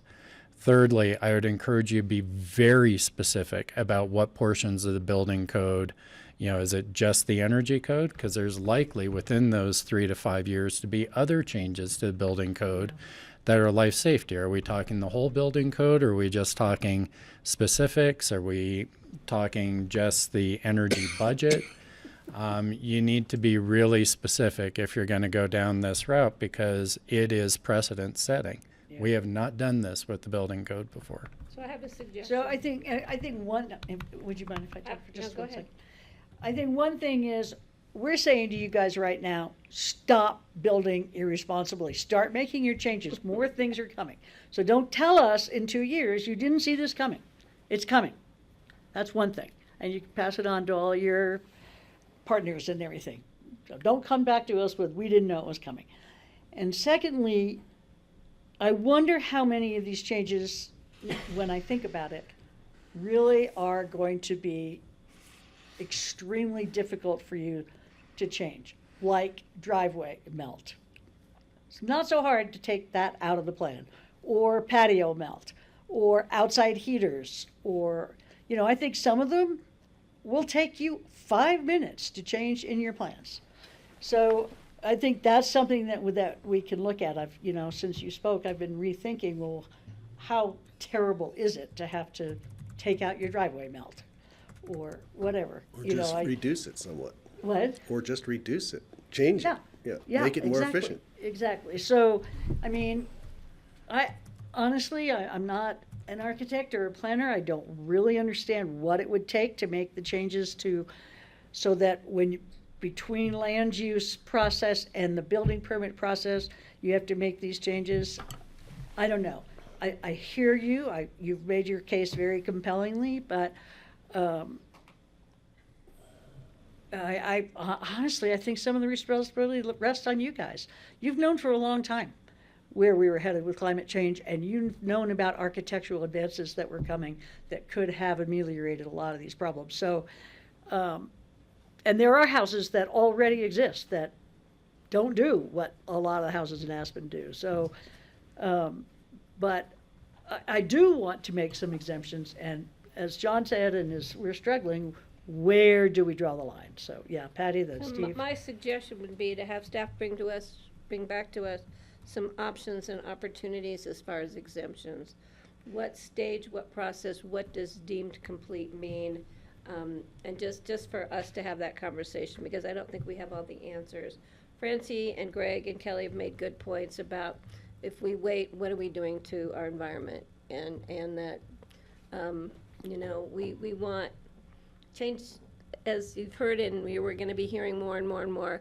We should have started not today, not tomorrow, but yesterday or years before to try and remedy a lot of climate change issues that are now in our faces around the world, but right here in our own backyards.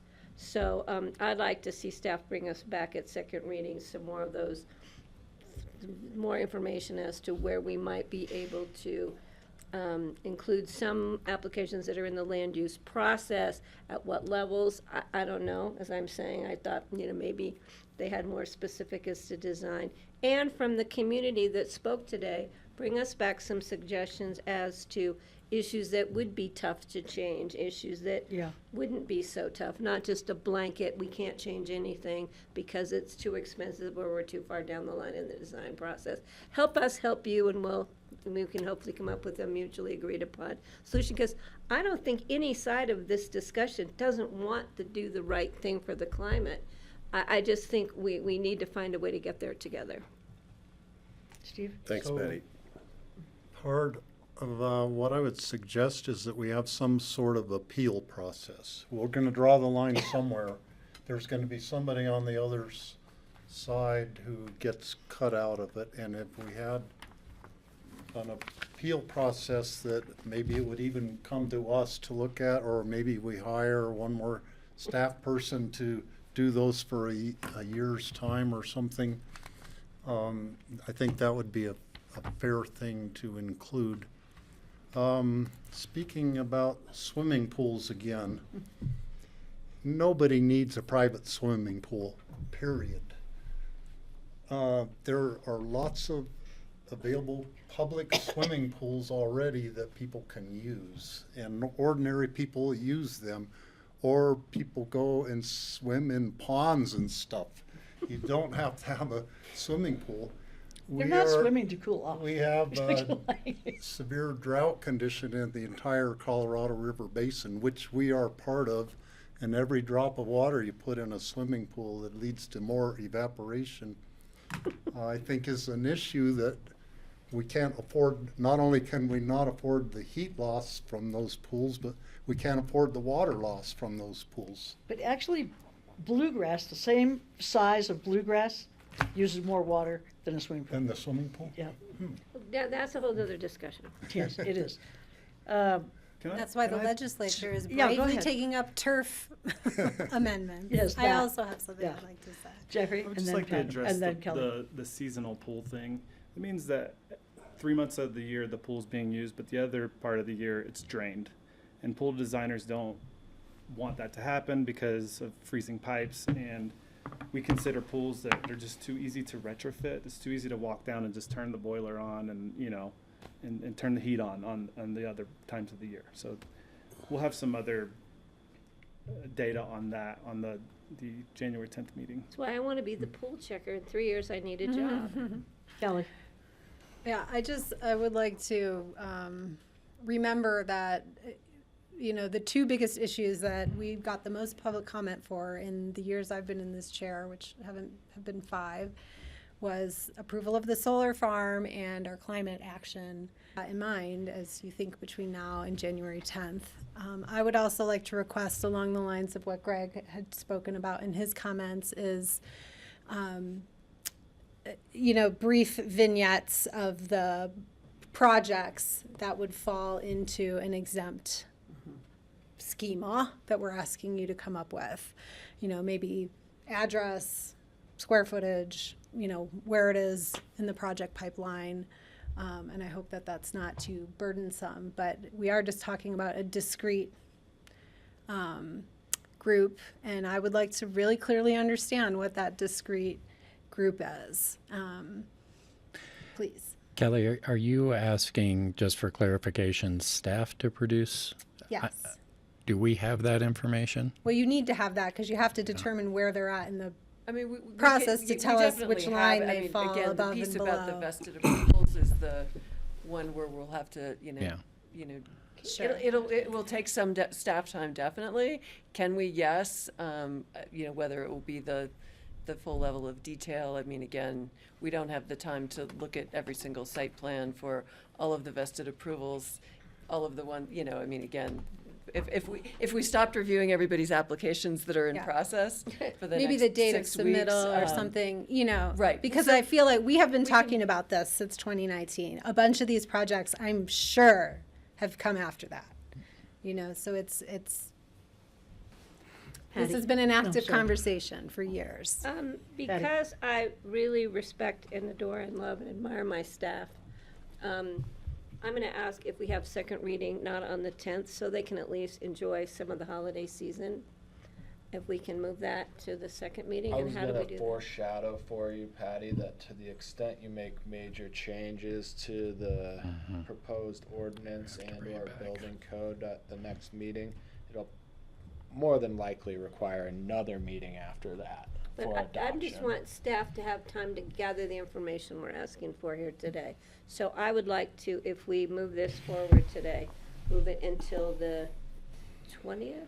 What's the next meet, 24th of January? It's noticed for the 10th. I mean, I would say if you leave it on the 10th, we can see what we can do, and if we're not able to, you can always Whatever works for you. continue it I really I don't appreciate want to that, burden Patty. you guys No, over the I- holiday. I definitely appreciate We that. gotta have family time here, guys, for everybody. There are people in my office who are much better at pulling data together than I am, and some of Okay, them we're are in looking this at him right room. now. Yeah, You just got exactly. that from a honeymoon, so- So anyway, I mean, I think better for us to confer and determine what level we think we can bring back and accomplish by then, and if not, be able to say, we need more time. Steve? Can we pass the electric ready part today? Because that's a separate thing. Or is that wrapped up in the whole? I think as it's currently bundled in the ordinance right now, We should keep you it all can't together. just separate it right now. And maybe we should do that at the next meeting to separate that into two different ordinances, so. Jeff would have to correct me on this, but I believe the trigger for the electric ready is the adoption of any other Changes building to code the- changes. So I think you could They're go wrapped ahead and up. do it, That's a good but point. I'll have to It's what the state requires. If you come back in after, I'm going to jump in before. yeah, and change your energy code, then you have to adopt the energy It's not ready. about Okay. opinions. Yeah. Electric ready. Well, I'd like to recommend what we do is we move this forward as it is, and we ask for more information before the next reading. And I think Steve's suggestion about what to do with houses that are unoccupied could, I don't know if it would fall in here or in later work, but I think that's really significant. That, I mean, I'm pretty sure probably we all turn our houses down to 50 degrees when we're not there, so I turn mine other to people 50 when can I'm too. there. And so that kind of thing, but also in that interim, I would ask those of you in the profession to look at the plans that you have in process at some point along the way and meet with your owners and say, we really recommend that you make these changes because you may be cut off. Or we may get you really close and then maybe we could appeal, something like that.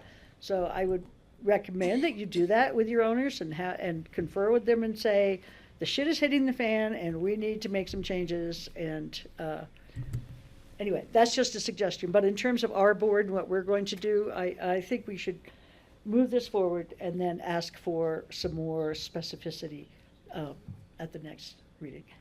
Greg? Thank you for that. I was going to say essentially that I would propose that we move this forward today as written, but we also leave room for an appeal process, a process so we can look at, and look at the justification. I want to put the onus on the designers and the owners and the planners to explain to the community why they should be allowed to burn 500,000 BTUs of energy or 5 million. Why should I be the one who has to decide this? I'd like to see them justify it to the community. So could there be an appeals process where with legitimate appeals come in and say, hey, this is just so burdensome, and then maybe, I know this is creating work for us, but maybe that's the hard job that we're going to have to do. The board. Board and staff, because if we don't do it this way, it won't happen. And I think that I want to leave room for rational, reasonable appeals by people who have no other choice, but I also want them to look in the mirror and look at the public and explain why they should be burning so much energy to heat the pool and cool the wine and warm the patio in winter when the owners probably won't be here.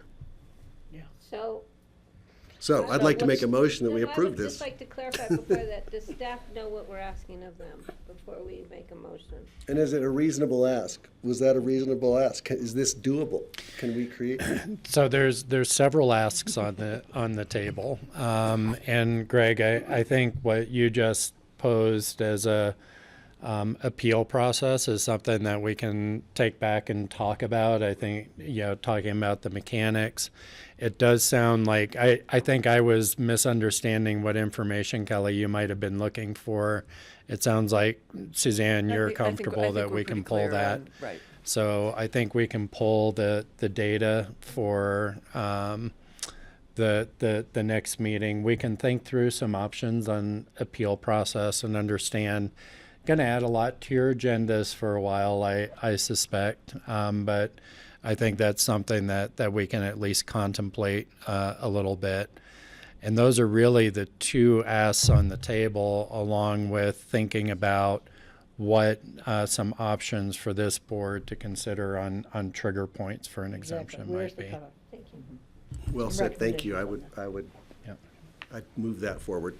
And I think it's good that we can, if we're going to ask these people to make significant changes and put in that time and ask the owners to incur more expenses, some of them may not be billionaires, we have to keep that in mind, then we should be willing to spend more time at this table listening to appeals, I think. So did Greg make a motion to move this No, forward? he hasn't. I'd like to make a motion to move this forward.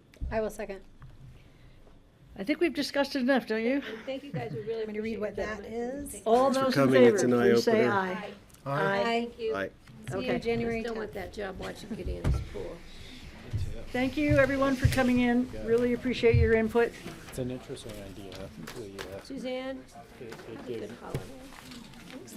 Just so you know, I'll see you again. Yes, I did.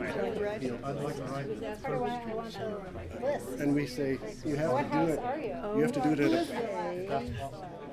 It's okay. I'm actually just going to see our mess and then to Activale, but I can take you to the Street Center. It's fine.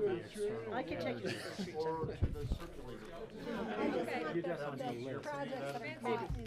Do we have I don't think we can do that. Do you want to wait till people clear out a little bit? No, we need to get them. All of them that are going to exceed this. Hey guys, we gotta wrap up. Hey guys, we gotta finish our meeting. We aren't done yet. I'm taking my time.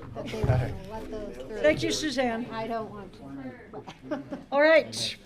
Is there any open discussion? None from staff.